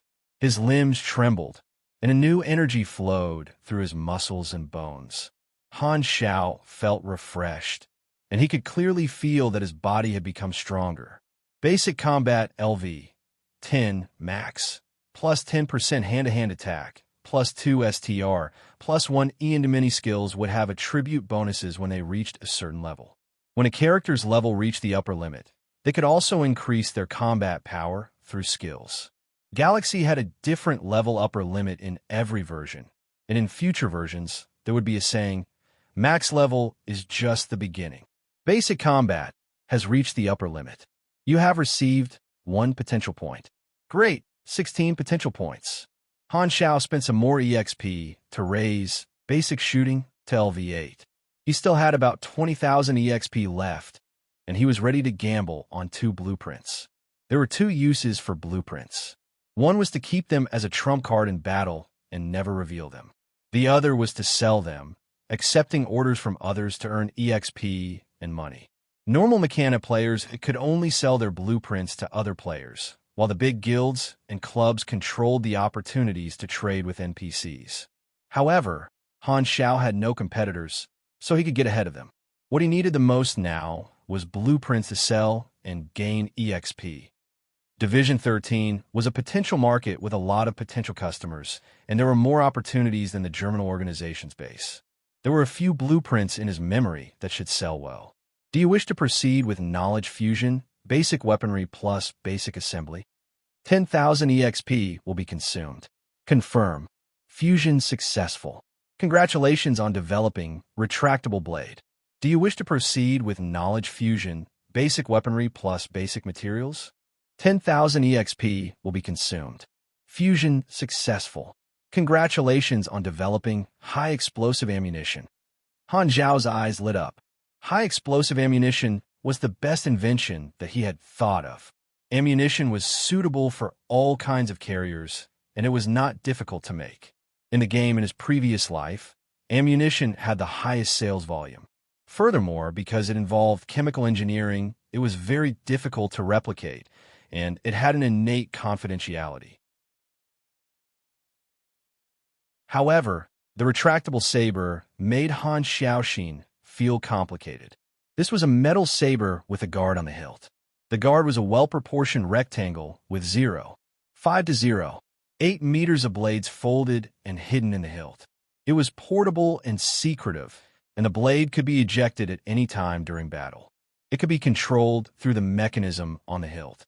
The advantage was that it was sudden, and it was a must-have for home and traveling. It was not that this saber was not good, but the problem was that this saber was a standard equipment for newbies. The retractable knife was cheap to make, had low technical requirements, and could be easily replicated. Even the security measures were not good. An official mechanic would be able to understand the structure of the retractable knife just by looking at it. To Han Xiao, this was somewhat awkward. It would be great if it was a ranged weapon. This kind of melee weapon with no special effects was not very popular. One is good, one is bad. Could it be that I'm a hybrid, a combination of African and European bloodlines? Fortunately, these two blueprints did not exist on Blue Star, so Han Xiao had many opportunities to work on them. The theories that mechanics learned were the same, but there were many different kinds of applications. Learning the basic theories did not mean that one would be able to create all the inventions that applied those theories. In the real world, before Han Xiao transmigrated, there were still civilian scientists creating new inventions every year. Regardless of how practical they were, there were still many possibilities. These two blueprints were the focus of Han Xiao's next work. He had obtained 600,000 EXP by assembling firearms in the Germinal Organization's base, so he would definitely have more opportunities in Star Dragon. When he officially joined Division 13, it would be time for him to reap the rewards. At this time, a new notification popped up on the interface. Grade A mission, slumbering in the dust. Current progress. 1. 6%, Division 13 is making a move. Han Zhao's eyes flashed. He had revealed the information of the 3 bases to Division 13, so it could be considered as an indirect contribution to his mission progress.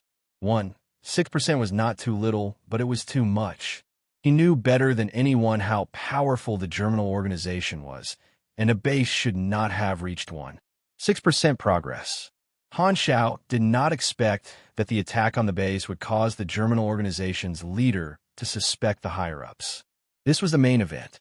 In his previous life, the battle between the Germinal Organization and the Six Nations lasted until the end of version 1.0.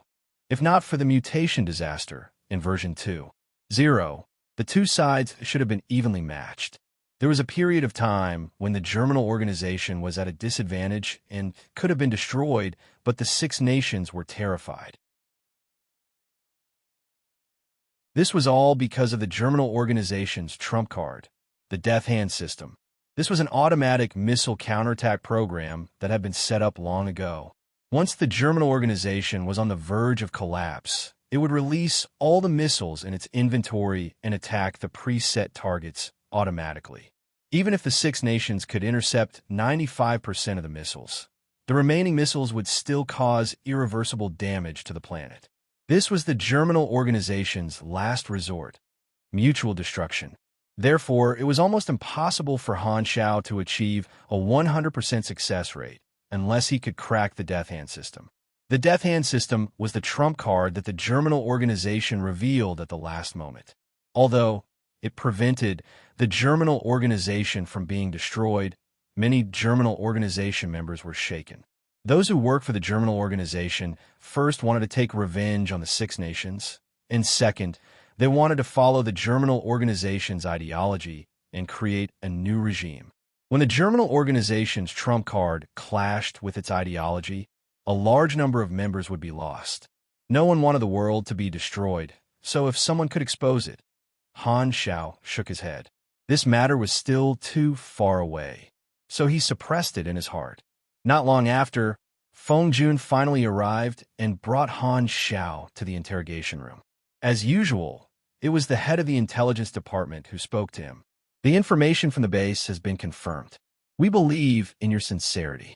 The higher-ups have decided to accept you as a member of Division 13. It's done. Han Xiao secretly sighed in relief. His relationship with the tall old man had worked. He was not naive enough to think that the higher-ups would agree to let him join Division 13. There had to be a secret deal behind it. The Germinal Organization has decided to let you join the Covert Operations Department. You will be assigned to an action team. Han Zhao's expression became strange. In the new era, countless elites and talents who had lost their countries were wandering outside. The Six Nations intelligence agencies had relaxed their recruitment requirements and started to recruit non-national members. However, the Covert Operations Department was an ace department, and they still had a certain level of loyalty to their members. This was undoubtedly the work of the tall old man. That old man thinks so highly of me. Joining the covert operations department was a good thing for him.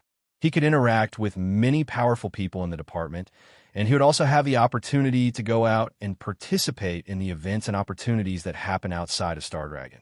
This was very important. According to Han Zhao's original plan, if Division 13 restricted his freedom, he would have defected immediately after the open beta. However, it seemed that there was no need to rush to leave now. A new notification appeared on the interface. You have unlocked a new faction reputation. Star Dragon Strategic Defense Department's favorability towards you has increased by 300 points. Star Dragon Strategic Defense Department, Division 13 Neutral, 300/1000. Level 1 member, a new faction relationship represented new opportunities, missions, events, and benefits. The faction relationship was divided into 8 levels: mortal enemy, hatred, hostile, indifferent, neutral, friendly, respect, and reverence. Basically, the initial favorability towards a new faction was indifferent, and 300 points of favorability would allow one to become neutral. Only when one reached friendly would one be able to exchange favorability and contribution points for resources. Feng Jun took out a black phone and handed it to Han Xiao. There was only his number on it. He coughed and said, "From today onwards, I'm your contact person. Don't turn off your phone." Oh, so it's just an unimportant mouthpiece, right? Why does your choice of words always annoy me? Feng Jun said helplessly. The black phone did not have any decorations, and the interface was very simple. It only had the functions of making calls and sending and receiving messages. Han Xiao played with the phone and asked, "Won't it be bugged?" "Don't worry, the line is specially encrypted. There's one more thing. We hope that you can hand in all the mechanical blueprints you know, including the lightweight mechanical arm and the robot you used to kill the Bee Sting squad." Handing in the blueprints could increase the faction's contribution points, but Han Xiao needed to build machines to grow and level up. If he handed in the blueprints, Division 13 would be able to mass-produce them in the future. What Han Xiao wanted was a cooperation where others would provide the materials and he would build the machines. Han Xiao shook his head and rejected. "What if an agent orders from me privately?" "We don't care." Han Xiao smiled when he got the answer. All the agents of Division 13 were his potential customers. There was still a long way to go, and the higher-ups of Division 13 would not ruin their cooperation with Han Xiao just for 1 or 2 basic blueprints. They were more concerned about the intelligence of the Germinal organization. At least the conservatives were rational, while the hardliners were not happy with Han Xiao. The other benefit of joining Division 13 was that Division 13 had a lot of resources, which saved him the trouble of finding materials. He could buy a lot of parts and raw materials with money, as well as many good things that could not be found on the market. After the negotiation, Han Xiao put on the black mask again and was led through the winding corridors to the elevator and left the headquarters.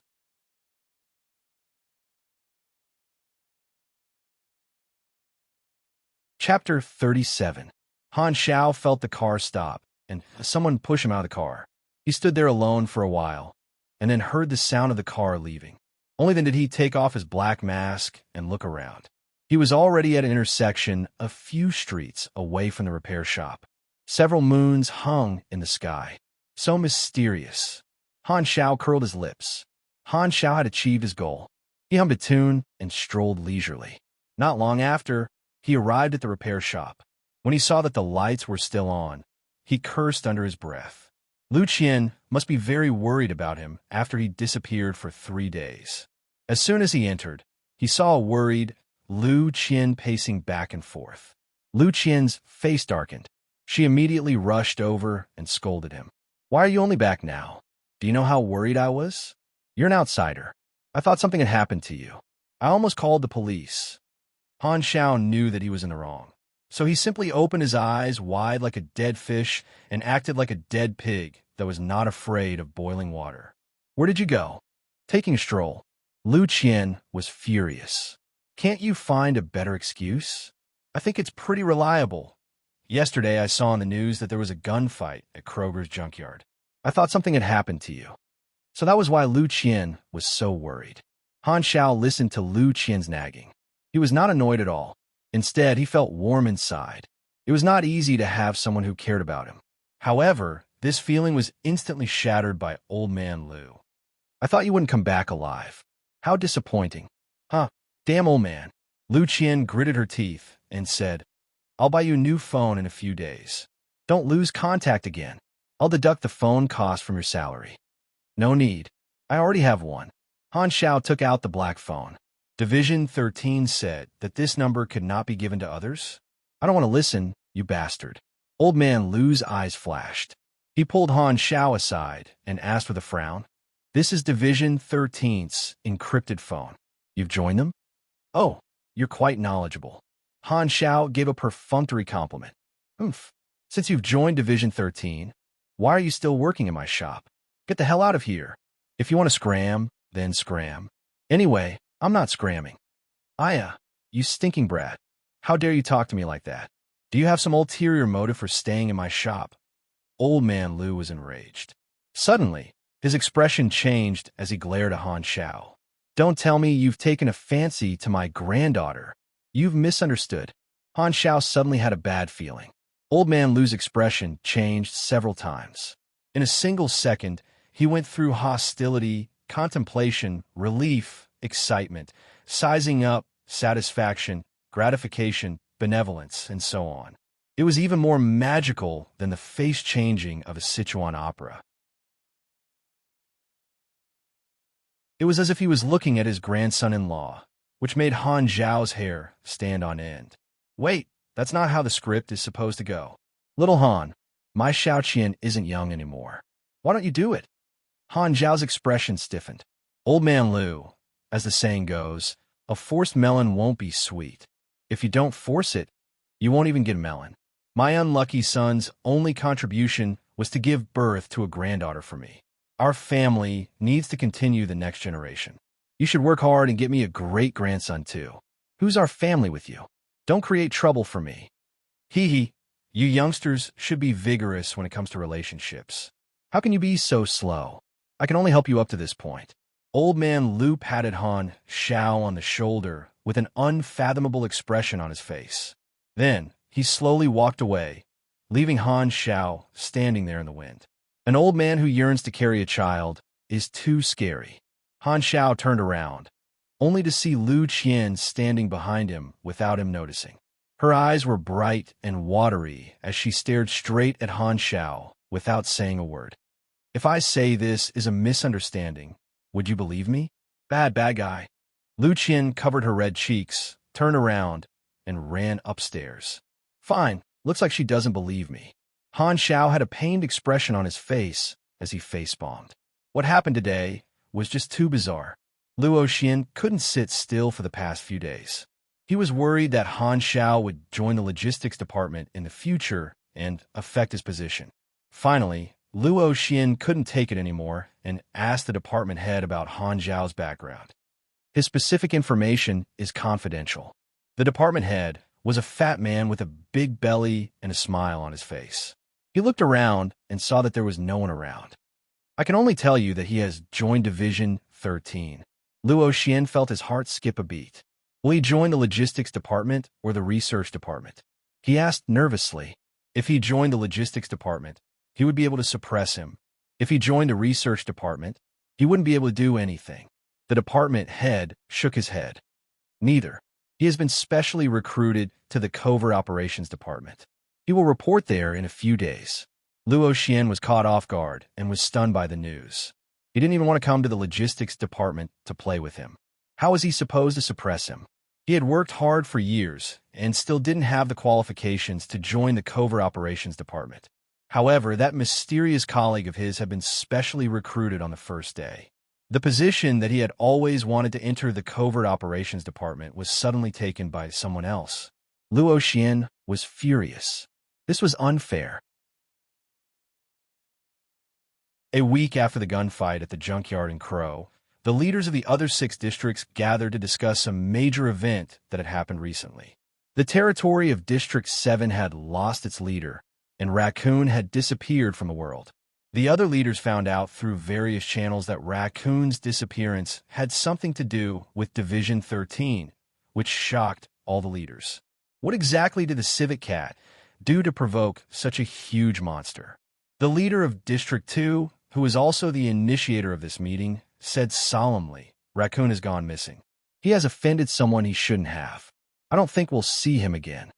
All of the bosses present were grieving for the loss of their own kind.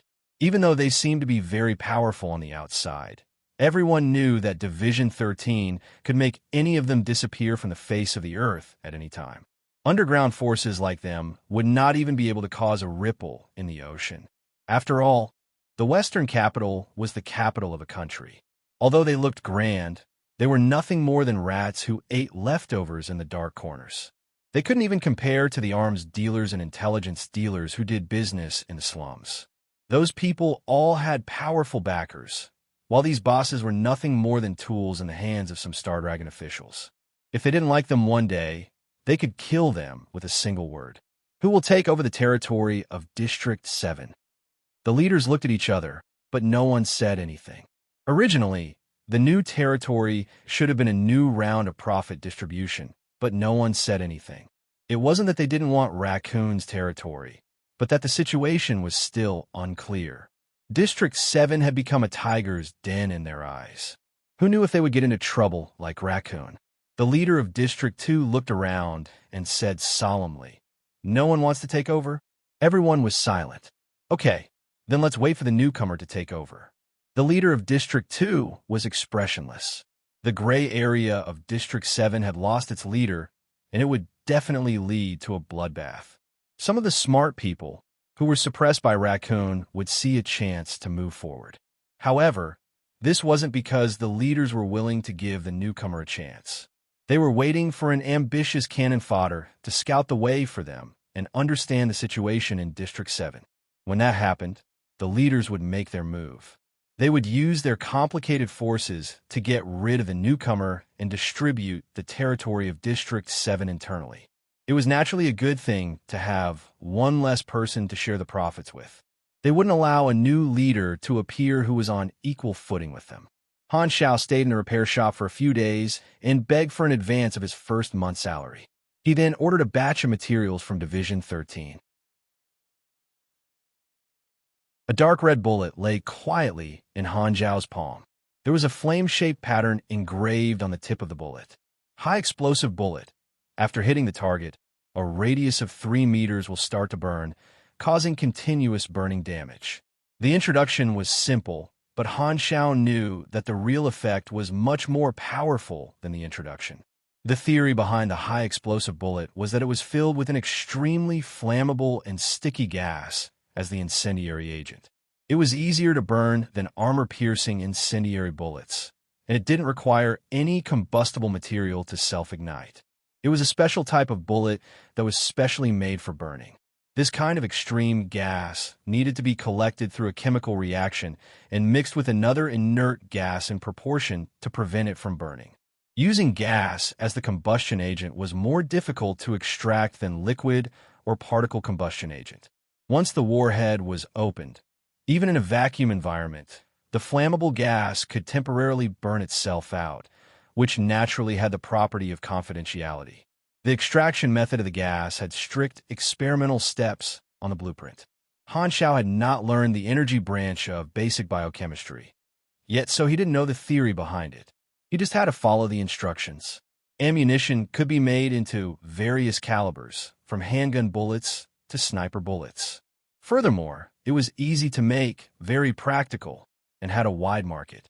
In the past few days, he had made dozens of high explosive bullets. Han Xiao also used better steel to make a retractable knife. It weighed 3 pounds and weighed 0.65 meters. After folding, the handle was 0.12 meters. It had a melee attack power of 1319, and its entire body was shiny black. There were many folding patterns on the knife, and the tip of the knife was at a right angle. This kind of newbie melee weapon was not very useful to him, but it was better than nothing. Han Xiao used the experience he gained from making the high explosive bullets and the retractable knife to level up basic machinery affinity, to level 4. The max level of basic machinery affinity was level 5, and he still needed 15,000 EXP. Basic shooting was currently level 8, and he needed 45,000 EXP to level it up to level 4. He only needed to spend another 60,000 EXP to gain 2 more potential points. Every country had different class advancement knowledges, and they treated them as secrets. One of the uses was to attract powerful supers who traveled alone. Planet Aquamarine only had the knowledge of 3 main classes: Esper, Pugilist, and Mechanic. There was not a single novice planet that had the complete knowledge of all 5 main professions. The profession preference questionnaire that the players had at the beginning determined the type of novice planet that the system would assign them to. For example, if one wanted to create machinery on a novice planet with an ancient setting, would it be possible? Sigh, it was actually possible. However, one would have to manually forge, and smelt. Without a lathe and equipment, one would have to do everything by hand. Furthermore, many things could not be made, and the raw materials were not perfect. The efficiency was extremely low. Coincidentally, the class advancement knowledge that Division 13 had was related to mechanics armed forces. However, it was only available to high authority personnel, and only those who were at least respected could browse it. Han Xiao thought to himself, if he wanted to obtain class advancement knowledge in a short period of time, he would have to take the opportunity to do something unexpected. Thus, his class advancement mission would fall on Division 13's shoulders. Currently, there was no opportunity, so he could only wait. Han Xiao did not forget about the order from the repair shop. To him, it was not considered work at all.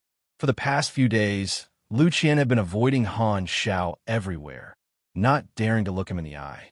After a few words, she would run away with a red face. This made Han Xiao feel very helpless. It's all old man Lu's fault. This old baldy is still laughing at the side. Come here if you have the guts. I'll show you a treasure. Lu Qian's feelings toward Han Xiao were very complicated. More than once, she asked herself, do I hate Han Xiao? The answer was no. But do I like Han Xiao? The answer was also no. It was definitely not a love between a man and a woman. To be more precise, it should be appreciation. However, if she rejected Han Xiao directly, would Han Xiao quit in anger? Lu Qian could not bear to part with such a good, cheap assistant. Thus, Lu Qian was very conflicted. She avoided Han Xiao, worried that Han Xiao would ask her to give a direct answer. She tossed a coin in her heart. If he confesses, what should I do? Ignoring Lu Qian's conflicted thoughts, Han Zhao's phone rang. Feng Jun sent a message. Your credentials have been approved. You'll be reporting in today. You're finally here. Han Zhao's eyes flashed.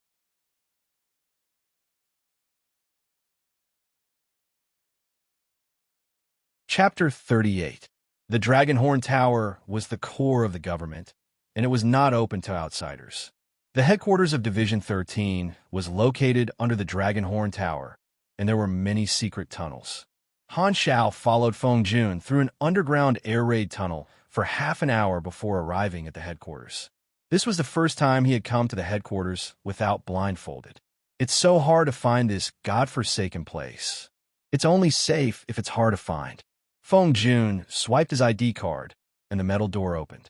The moment he entered, he saw a spacious hall filled with people coming and going. Han Xiao originally thought that the atmosphere of the secret organization would be gloomy, but he did not expect Division 13 to be so well lit. Even though it was underground, the air was not turbid at all. If Han Xiao could see the blueprint, he would know that Division 13's height was exactly the same as the height of the Dragonhorn Tower. It was a heavily guarded underground base. Feng Jun handed Han Xiao a mask and a Level 1 clearance card from Stardragon's Strategic Defense Bureau. It's best not to let too many people know what you look like. Put on. The mask was black with a naked, but embroidered on it. Han Xiao narrowed his eyes and turned to look at Feng Jun, who was trying to hold back his laughter.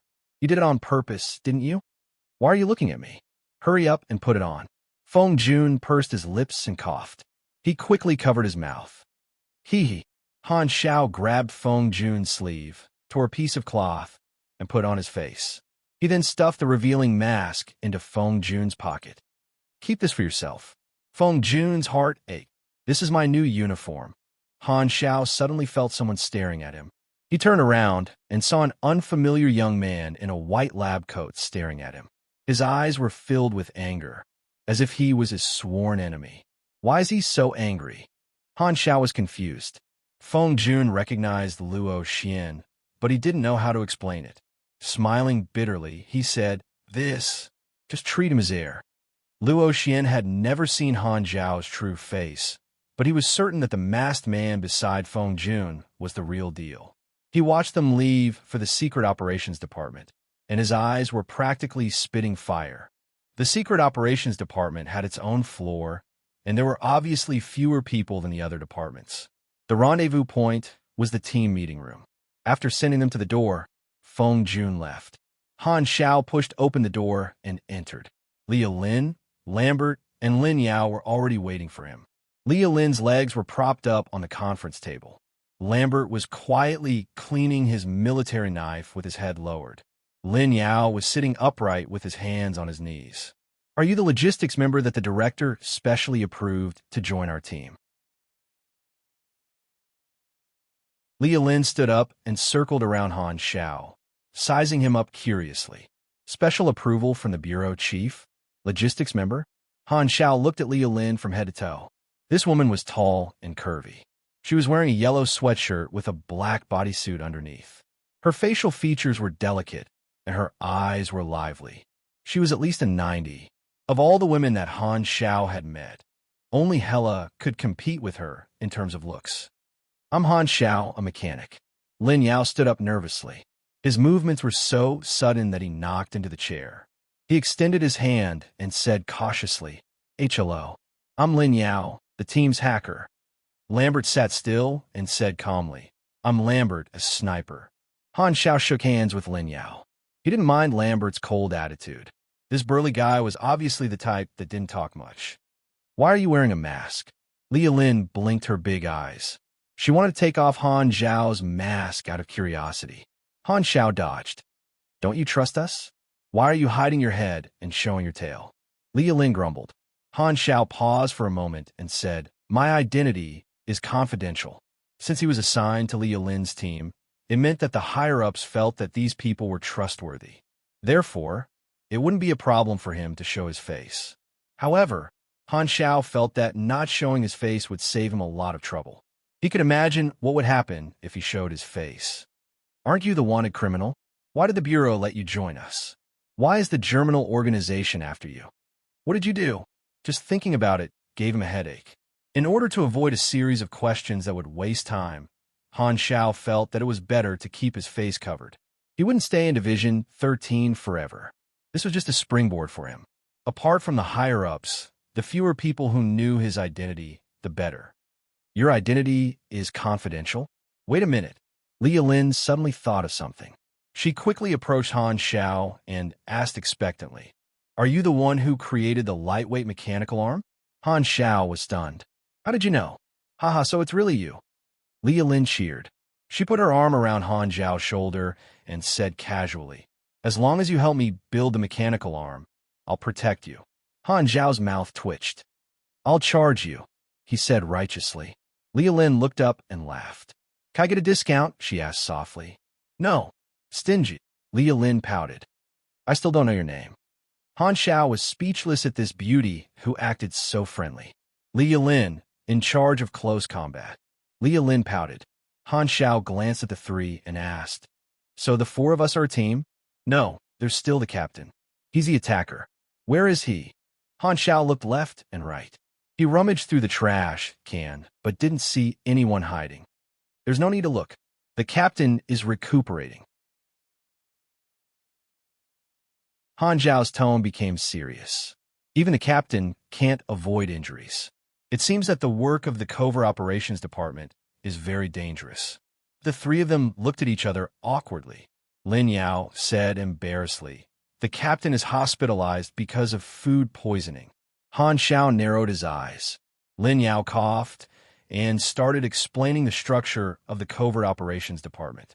The Covert Operations Department is in charge of special, high-difficulty missions. The department structure is based on a team system. 4 to 7 people form a team. Every month, you only have to complete the mandatory missions assigned by the department.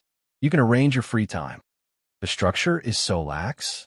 Han Xiao was surprised. He thought that such an ace department would be very busy.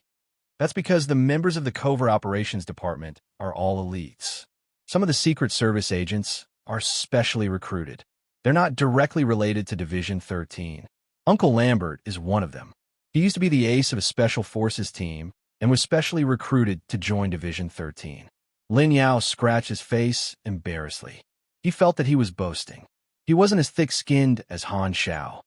Your position is logistics. You're in charge of providing logistics equipment and dispatching supplies. During specific operations, you're in charge of gathering, coordinating, and organizing intelligence. You're also our eyes and ears. That's your job. That's easy. But I want to fight monsters. Han Xiao could understand this arrangement. He had a lot of intelligence, and the higher-ups of Division 13 wouldn't let him take the risk. As the saying went, there was a price to pay. He had the protection of Division 13, a safe environment for development, monopolized a faction's potential market, and accepted orders to build machines to farm experience. All in all, he had profited. The mechanic class was weak in the early stages, and their combat power was relatively weak. They were more focused on logistics, and technical work was the main source of experience. The guns and bullets used to kill monsters all cost money, unlike the Pugilist class and the Esper class, which had powerful killing power. Does our team have a name? Han Xiao suddenly asked. A team name? Leah Lin curled her lips. We don't have anything fancy. Oh, pragmatism. Han Xiao admired her. The 4 of them chatted for a while. They finally met their future teammates. Lin Yao looked at the computer and suddenly said, "The department gave us a mission to capture the Black Spider hiding in the Western capital." Han Xiao raised his eyebrows. They just joined, and they already have a mission? It should be the department's intention to let them familiarize themselves with a new team. Leah Lin said lazily, "Black Spider? I know this guy. He's a notorious bounty hunter and solo mercenary." The last time the field department failed to capture him, he blew up 2 streets with explosives. I didn't expect him to still dare to stay in the Western capital. When do we set off? Lambert asked curtly. There's no rush. The intelligence department has already confirmed his location. It's better to move at night. Lin Yao said to Han Xiao, "This is your first mission. You should get used to the logistics work first." The 3 of them didn't care about Han Xiao's identity. Being able to join the Secret Service meant that the higher-ups trusted him. You have triggered the level E mission, Black Spider. Accept/decline? Accept. Mission tip, Black Spider, a notorious assassin and bounty hunter. This is your first mission after joining the Secret Operations Department. As backup, your duty is to assist the team in completing this mission. Mission requirement, defeat Black Spider. Reward, 5,000 EXP.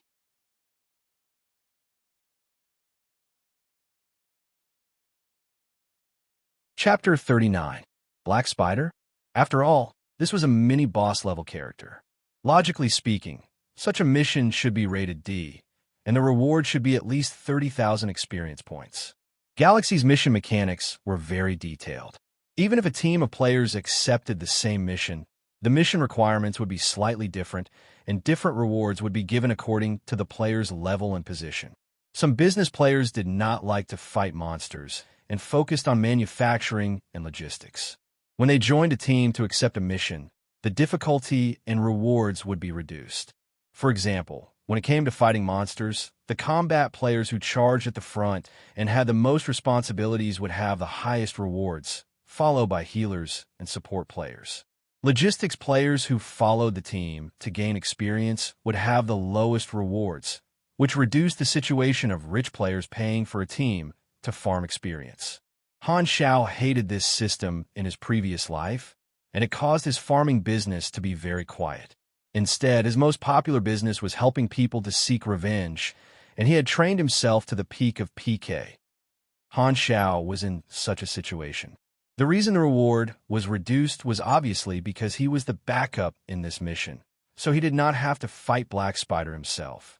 The reward was directly linked to the difficulty of the mission. Sigh. Although it's a little less, at least it's better than no experience. Han Xiao could only comfort himself with this. At least he had another source of experience points. According to his understanding of Black Spider, this mission was a free 5,000 experience points. Leah Lin's Secret Service team could defeat Black Spider with their eyes closed. What he cared about was the special reward. There was no need to think too much about it. He knew exactly what the hidden request was. Just as Lin Yao had said, he had to capture Black Spider. Black Spider's ability was very difficult to deal with. Capturing him was 10 times more difficult than defeating him. Until now, no one knew that Black Spider was an Esper. His ability was only revealed after the open beta. However, Han Xiao knew the weakness of Black Spider's ability very well. The system was inanimate, and it would only judge the difference in strength based on the interface. The probability of him completing the hidden requirement was very low. If the team listened to his command, he was 80% sure that he could capture Black Spider. I think it's worth a try, Han Xiao thought. Leah Lin was still thinking about the lightweight mechanical arm. She asked, "How much does it cost to order? How long will it take to get the goods?" A lightweight mechanical arm costs 20,000 renminbi, 10,000 renminbi in advance. You provide the materials, and I'll build it for you. You'll get the goods in 2 days. Leah Lin's face turned bitter. It was almost as much as her monthly salary, but she still decided to buy it. She was going to act at night, and there wasn't enough time. She didn't give up and asked, "Do you have any other machines?" Han Xiao thought for a moment. He didn't want to expose the high explosive bullets for the time being, so he took out the retractable machete. The black metal handle of the machete attracted the three's attention. "What's the use of this?" Leah Lin was confused. Han Xiao smiled and pressed the micromechanism on the hilt with his finger. With a sudden swing, sections of the blade were thrown out of the hilt. Immediately, it turned into a nearly 70 centimeters long black alloy blade, which was very sharp.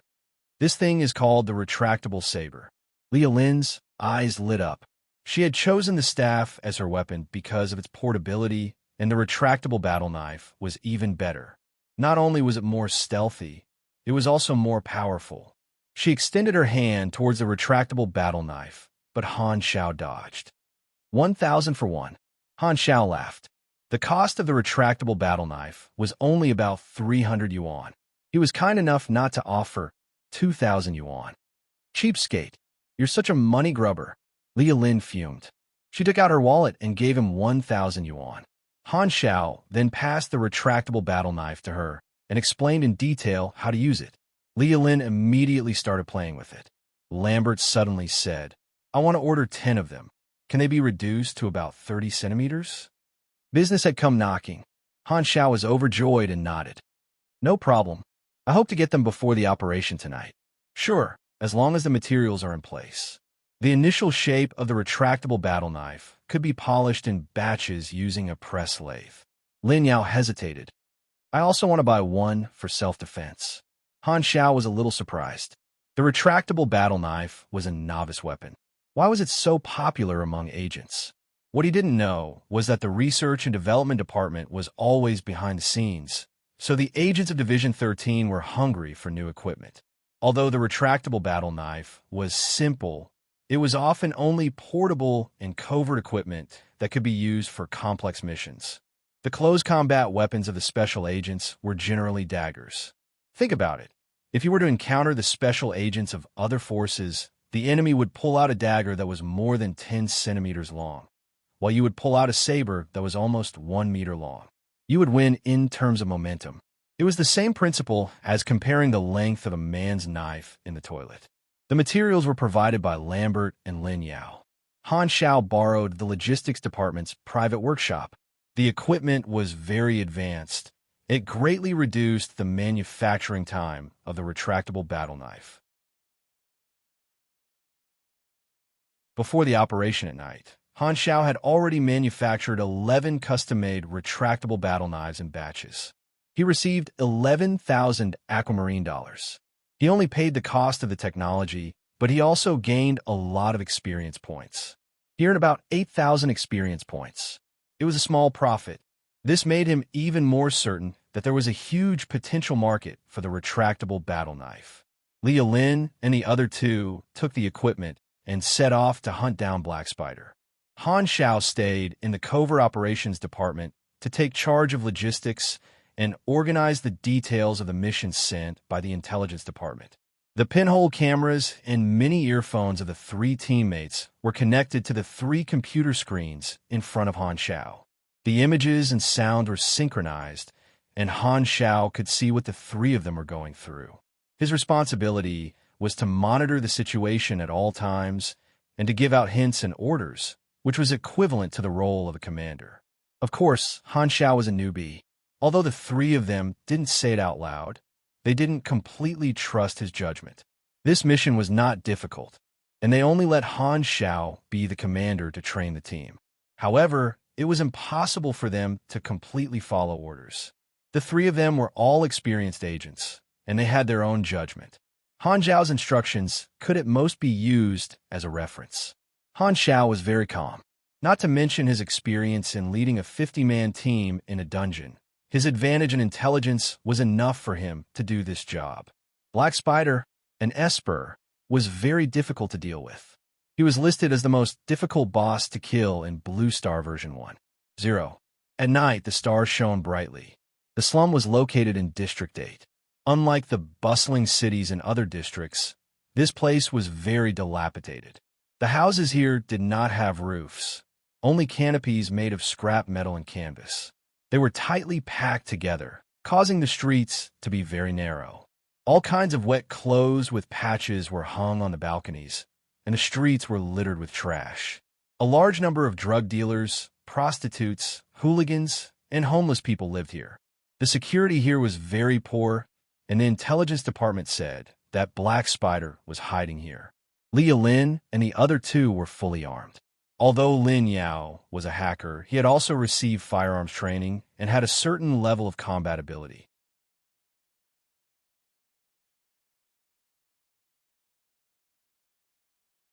Chapter 40.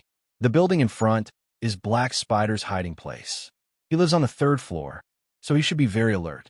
Let's not make any noise, Leah Lin said softly. Han Zhao's voice came from the earpiece. Don't be so careful. Black Spider has already discovered you. How do you know? Leah Lin curled her lips in disbelief. As soon as he finished speaking, continuous gunshots tore through the silence of the night. A series of bullets were shot from above. Leah Lin and the other two immediately rolled and dodged. They hid in the corner of an alley with a dignified expression. Were they discovered? Although the three of them would not have been injured by such a simple sneak attack, they would not have reacted so quickly without Han Zhao's reminder. Thinking of this, Leah Lin's eyes turned serious as she solemnly fixed her earpiece. A man stood at the top of the hill where the bullets came from. He had a sinister smile on his face, and he did not hide his arrogance at all. He had a Black Spider tattoo on the left side of his face, and he was wearing a black combat suit and holding an assault rifle. He waved his hand, and 10 masked men in black appeared from all over the alley with guns in their hands. They surrounded Leah Lin and the other two. The information was wrong. How could he have help? Lin Yao's eyes widened. Leah Lin's heart sank. Black Spider sneered. I dared to stay in the West Capital. Did you think I would be unprepared?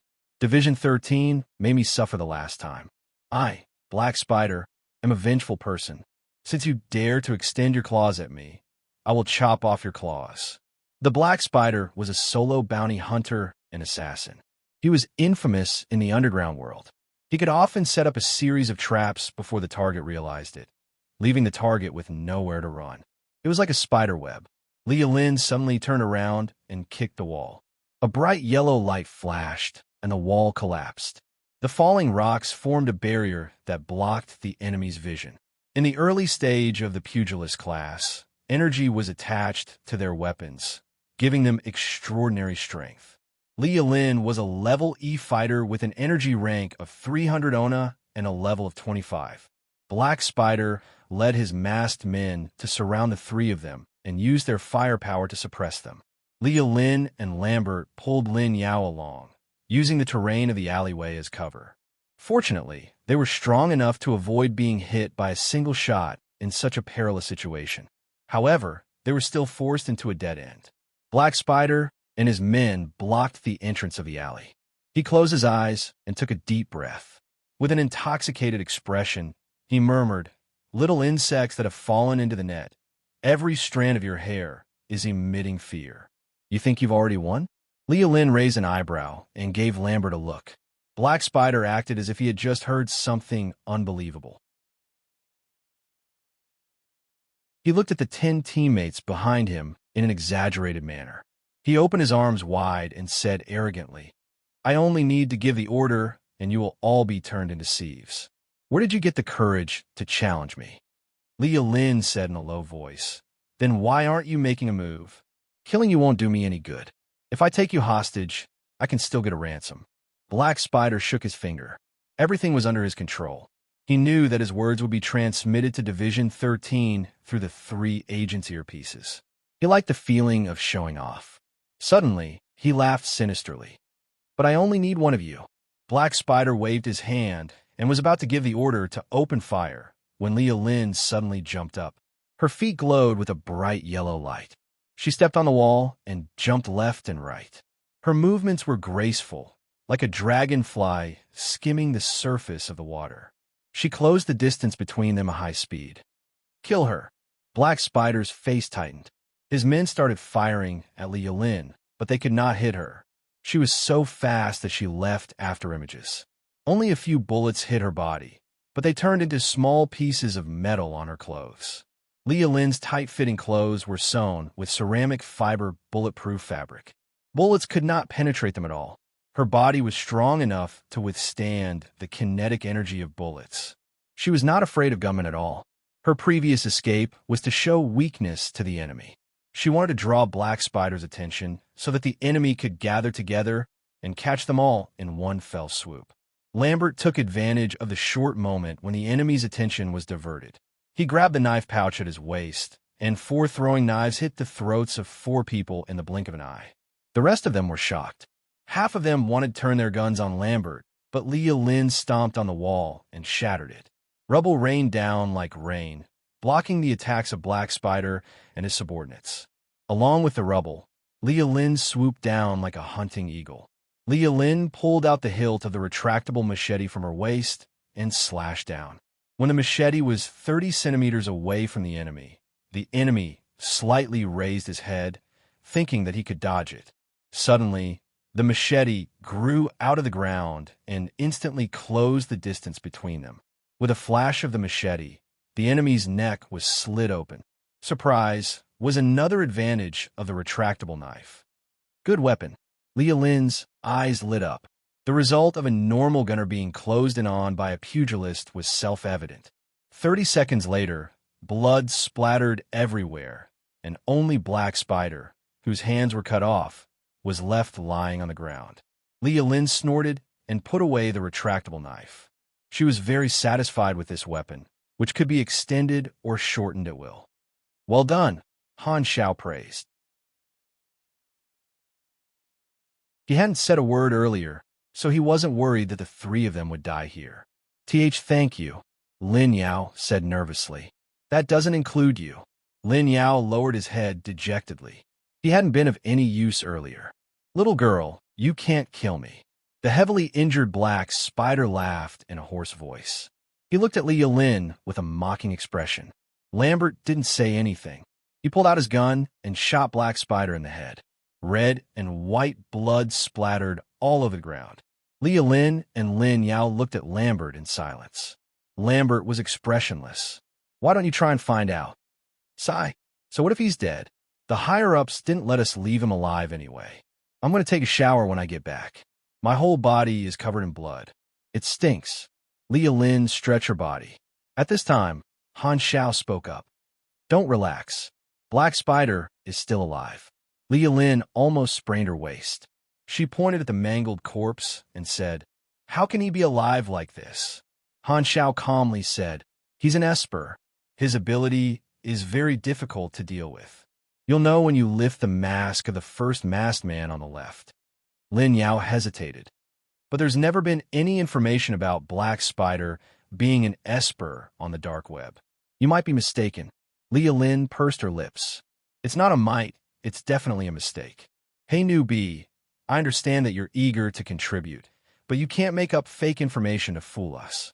Han Xiao was speechless. Silly girl, it's time for you to fill in the blanks.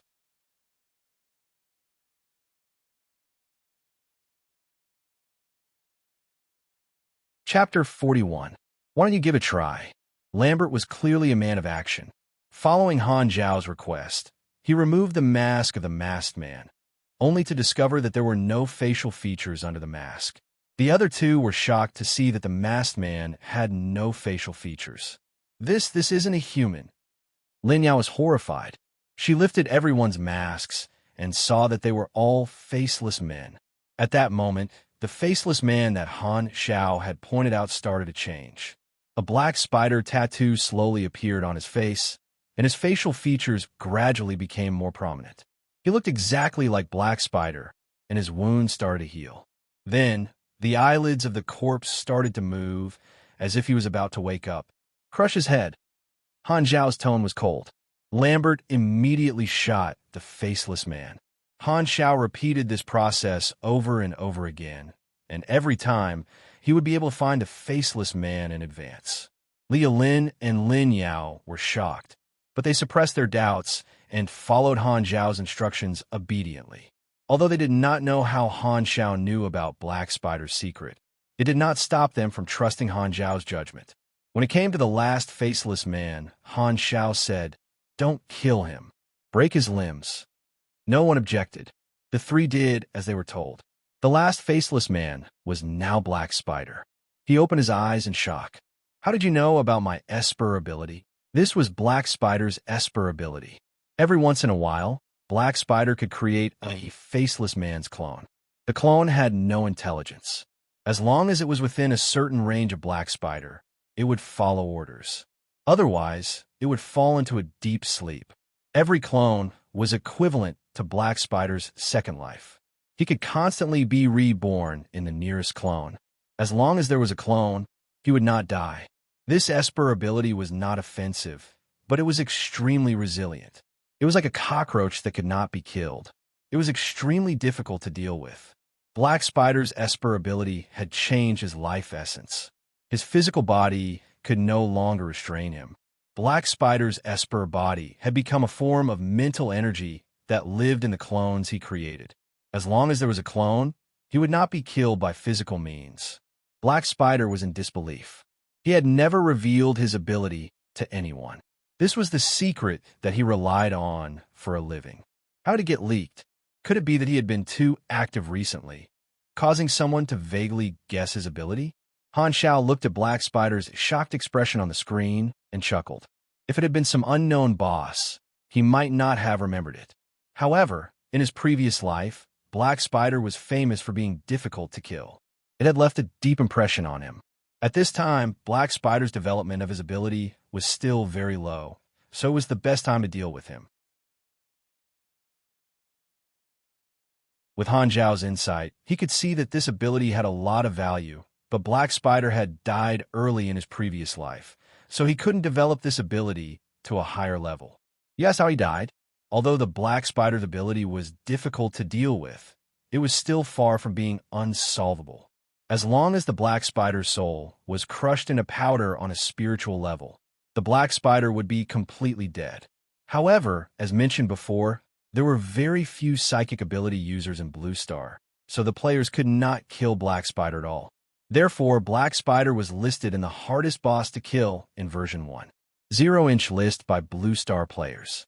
Well, Black Spider himself thought so too. Then, he met Hela, and there was no more after that. There were all kinds of strange abilities in the Esper class, and it was different from the other 4 superclasses. It required the awakening of the gene potion to change class, and only after that would one need to learn the Esper class knowledge. Every player only had one chance to use the gene potion.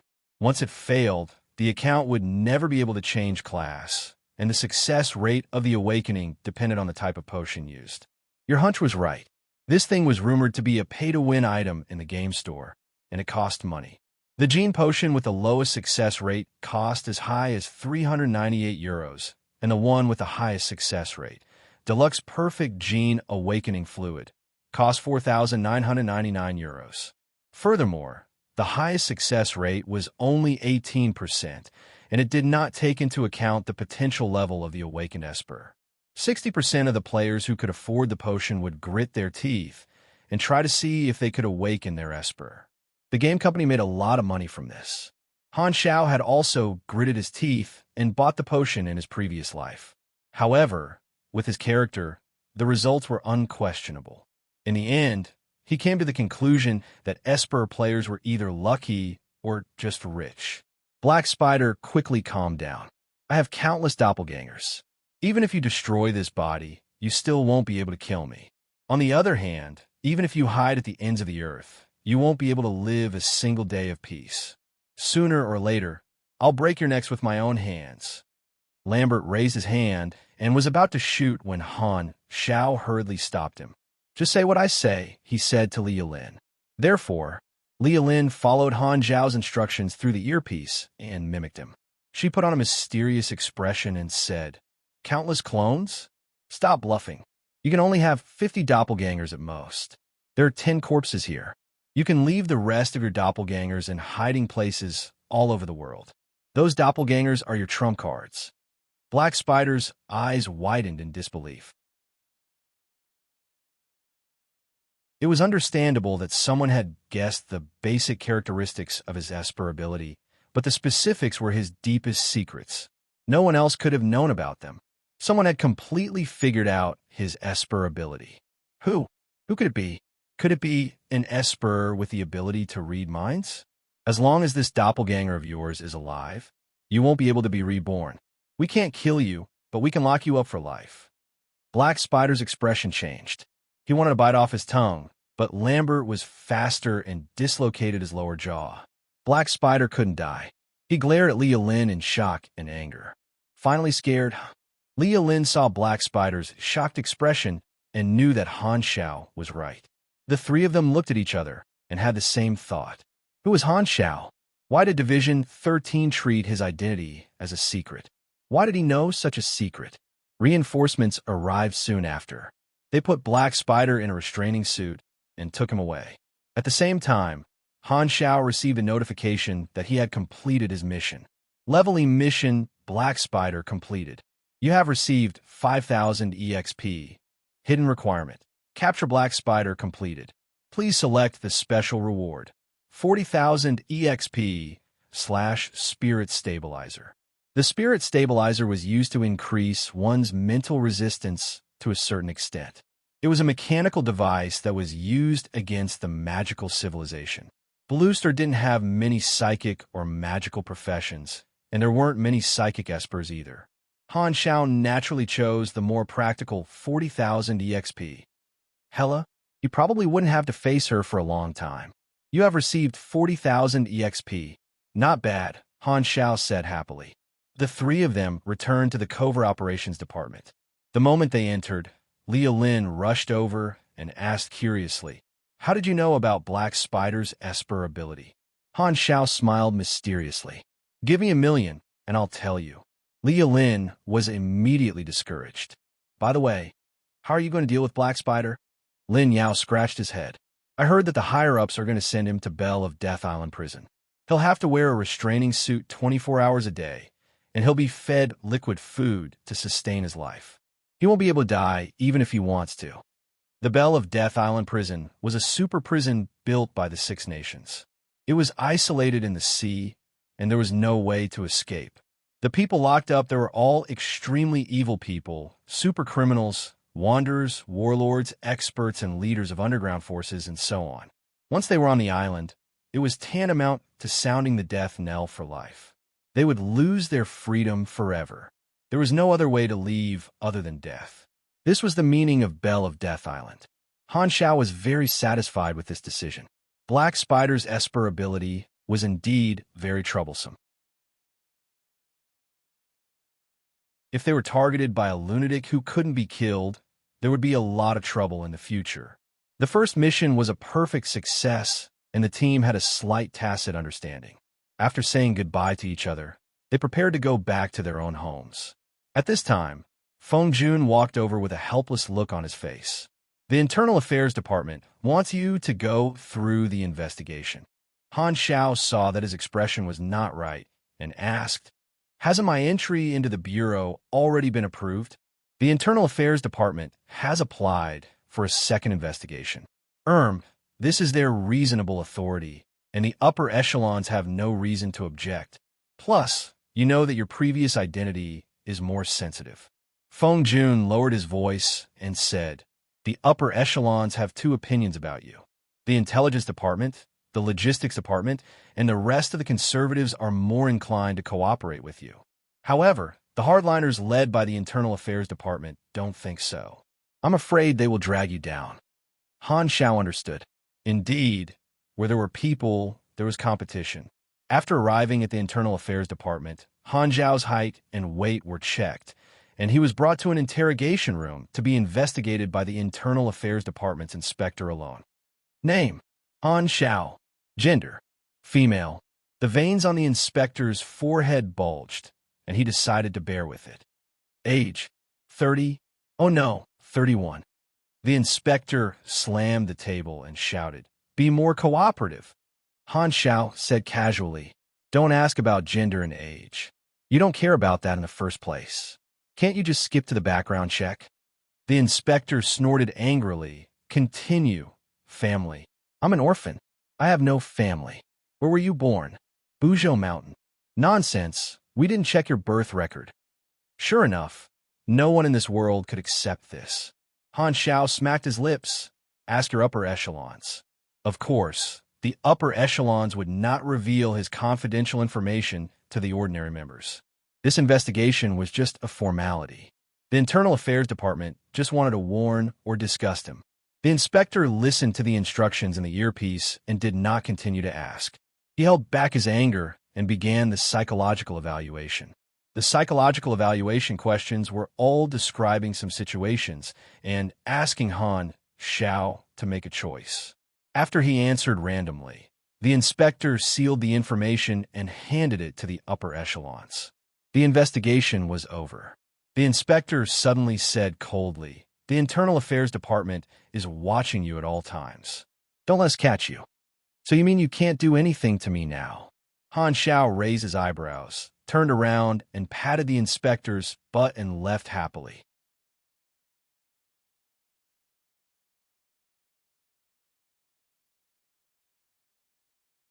Chapter 42. After the first mission, he should be quite free for a period of time. Han Xiao returned to the repair shop and started thinking about how to open up a market. The retractable knife seemed to be quite popular, and Han Xiao wanted to let more agents of Division 13 know about him as a mechanic. After thinking for a while, he called Li Yaoan and asked her to help spread the news. After some coaxing, Han Xiao successfully persuaded Li Yaoan to help him promote the retractable knife. However, there was a problem. Han Xiao was building machines in the repair shop, but the lathes and equipment were limited. Moreover, Lu Qian was watching, so it was not convenient for Han Xiao to mass-produce machines. After thinking for a while, he decided to lay his cards on the table with Lu Qian. "Sister Qian, I have something to tell you." Lu Qian shuddered and sighed inwardly. This day has finally come. "Oh well, I've already prepared myself mentally. I want to tell you something. Actually, Lu Qian suddenly turned around and bowed deeply. She stammered, "I'm sorry. You're a good person." The atmosphere was awkward. The two of them stared at each other. Han Zhao's eyes twitched. "Although I don't want to pursue you, I'm not happy that you rejected me in such a hurry. You've misunderstood. I'll renovate the repair shop and build a new independent room next to it. I'll work there in the future. My friend will pay for the renovations. It's like expanding the repair shop. What do you think?" So, it was a misunderstanding. Lu Qian's body shook. She was so embarrassed that her heart almost exploded. She forced herself to calm down and said, "Okay, very good. I agree." Then, she covered her face and ran away. Sob, sob, sob, so embarrassing. Han Xiao was speechless. He suspected that Lu Qian did not hear what he said at all. Han Xiao submitted the application for the construction of the workshop, to Feng Jun passed it on to the higher-ups. Division 13 valued him very much. This reasonable request was quickly approved. The construction team from the engineering department came to expand a repair shop. 2 days later, a new workshop was built beside the repair shop. Division 13 had lent Han Xiao some of the basic equipment as a form of goodwill. Under Han Xiao's request, the machinery workshop had a basement that was used to conduct secret research and act as a warehouse. Li Lin's promotion was very effective. Within a few days, many agents had requested to order the retractable knife. Han Xiao did not meet with the customers personally, so he asked Li Lin to transfer the orders for him. Even though the clients were all agents of Division 13, it was hard to tell what was in a person's heart. Batch after batch of alloy materials were sent to Han Xiao's workshop. Over the next few days, he had crafted dozens of retractable knives and sold them all, earning a lot of EXP. Han Xiao raised Machinery Affinity Novice to the maximum level and obtained another potential point. The agents were well informed. Through Li Lin's promotion, they all found out that Li Lin's team had recruited a mechanic named Han Xiao. He provided private orders and maintenance services. Orders came in like snowflakes, and Han Xiao was very busy.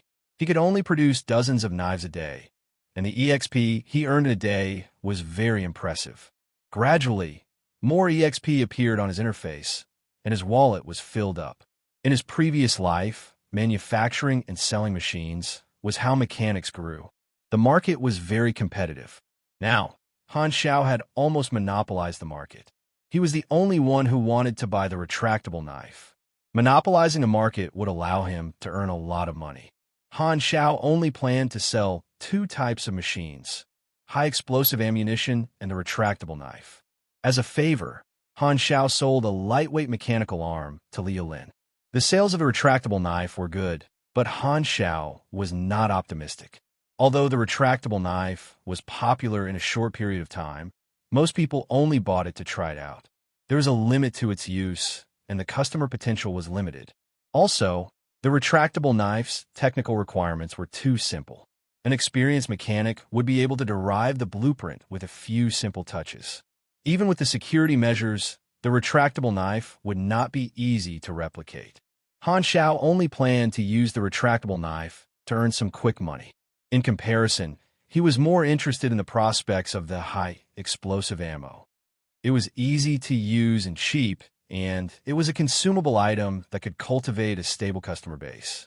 The high-explosive ammunition was naturally very secretive. The core was the flammable gas inside the bullet head. Once the bullet head was disassembled, the gas would leak out and burn and could not be stored stably. Without the refining formula of the blueprint, it was almost impossible to replicate, at least not with Stardragon's current level of technology. Han Xiao planned to accumulate a certain amount of stock before he could find an opportunity to introduce the high-explosive ammunition. He used the money he earned from the retractable knife to buy a large amount of bullet materials. Every day, boxes of high-explosive ammunition were accumulated in the underground warehouse. One day, Old Man Lu and Old Man Gao were playing chess in front of the repair shop again. Han Xiao had just finished a batch of orders. Seeing the situation, he walked up to Old Man Gao and smiled. "Is the prosthetic comfortable?" "Not bad." Old Man Gao smiled and rolled up his sleeves. At this time, he was wearing a prosthetic arm. It was covered with a layer of artificial silicone skin. It looked almost like the real thing. "It's good that you like it. If there's a malfunction, I'll fix it for you." Old Man Gao nodded and smiled. "I heard from Old Man Lu that you've joined Division 13? "Yes, that's true. Young and promising. Work hard and contribute to the country," Old Man Gao said encouragingly. Han Xiao laughed inwardly. Old Man Gao always thought that he did not know his identity. His identity as a member of Division 13 did not need to be hidden. Although the average citizen of Stardragon did not have access to this level of information, it did not prevent them from knowing about the existence of Division 13 and thinking that it was a job with a bright future. Han Xiao nodded and thought about when Old Man Gao would come clean with him. When that time came, Should he show some respect and show some surprise? At this time, Feng Jun walked over with a serious face and said to Han Xiao, "Can I have a word with you?" As Han Xiao's contact, Feng Jun had been leading a small team to constantly monitor the surroundings of the repair shop. He was worried that the germinal organization would find out about Han Xiao. Old Man Gao naturally recognized Feng Jun. He could not help but be curious about why Feng Jun would personally come to see Han Xiao. What happened? Han Xiao followed Feng Jun to the side. Feng Jun said, "The R&D department has their eyes on you." Han Xiao squinted his eyes. "Tell me more." The R&D department is responsible for developing new weapons. They also have the authority to conduct risk checks on the new weapons used by special agents. They believe that the retractable knife has a risk issue. They want you to submit the retractable knife blueprint for them to check for errors. This is the responsibility of the R&D department. No other department can interfere. So, it's my blueprint. Risk check? That's just an excuse. Han Xiao snorted. As long as he submitted the blueprint for inspection, the R&D department will be able to mass produce the retractable knife tomorrow and turn his blueprint into their achievement. Han Xiao understood the internal situation of Division 13 through Feng Jun. The R&D department and the Internal Affairs department were both hardliners, and they were not friendly to him. The R&D department had a serious bureaucratic habit. They had not invented any new weapons for many years, and their annual budget was getting smaller and smaller. In the eyes of special agents, their status was even lower than that of the logistics department, and they urgently needed achievements to strengthen their position. Thus, they had their eyes on the blueprint, the retractable knife. As long as they had the blueprint, the R&D department only needed to write a report to the higher-ups, and they would be able to convert the blueprint into their own invention and achievement. What if I don't submit it? Feng Jun smiled bitterly. You will be blacklisted by the R&D department, and it will affect your promotion. However, you're different from other special agents. The department values the information you have, so there shouldn't be a big problem. The R&D department can't force you. That's good. I won't hand over the blueprint. Han Xiao shook his head. Although the market for the retractable knife would be saturated in the future, Han Xiao would not give it up for now. Feng Jun was not surprised. After spending some time together, he had a basic understanding of Han Xiao's character. He was the type that would not be moved by force or persuasion. After the tall old man made a call and understood the situation, his face darkened. This bunch of bastards who just sit around and do nothing, they're just too good at ruining things. The tall old man valued Han Xiao very much. Under his management, Division 13 and Han Xiao had a good working relationship. However, the R&D department had acted on their own accord and bullied Han Xiao because of their own achievements. They wanted to steal his blueprint, which was simply an act of banditry. Most importantly, it could cause Han Xiao's disgust and ruin his efforts. The tall old man was furious. You're tuning into the Warrior Lore YouTube channel. Don't forget to subscribe and join us on this journey to catch the most captivating stories.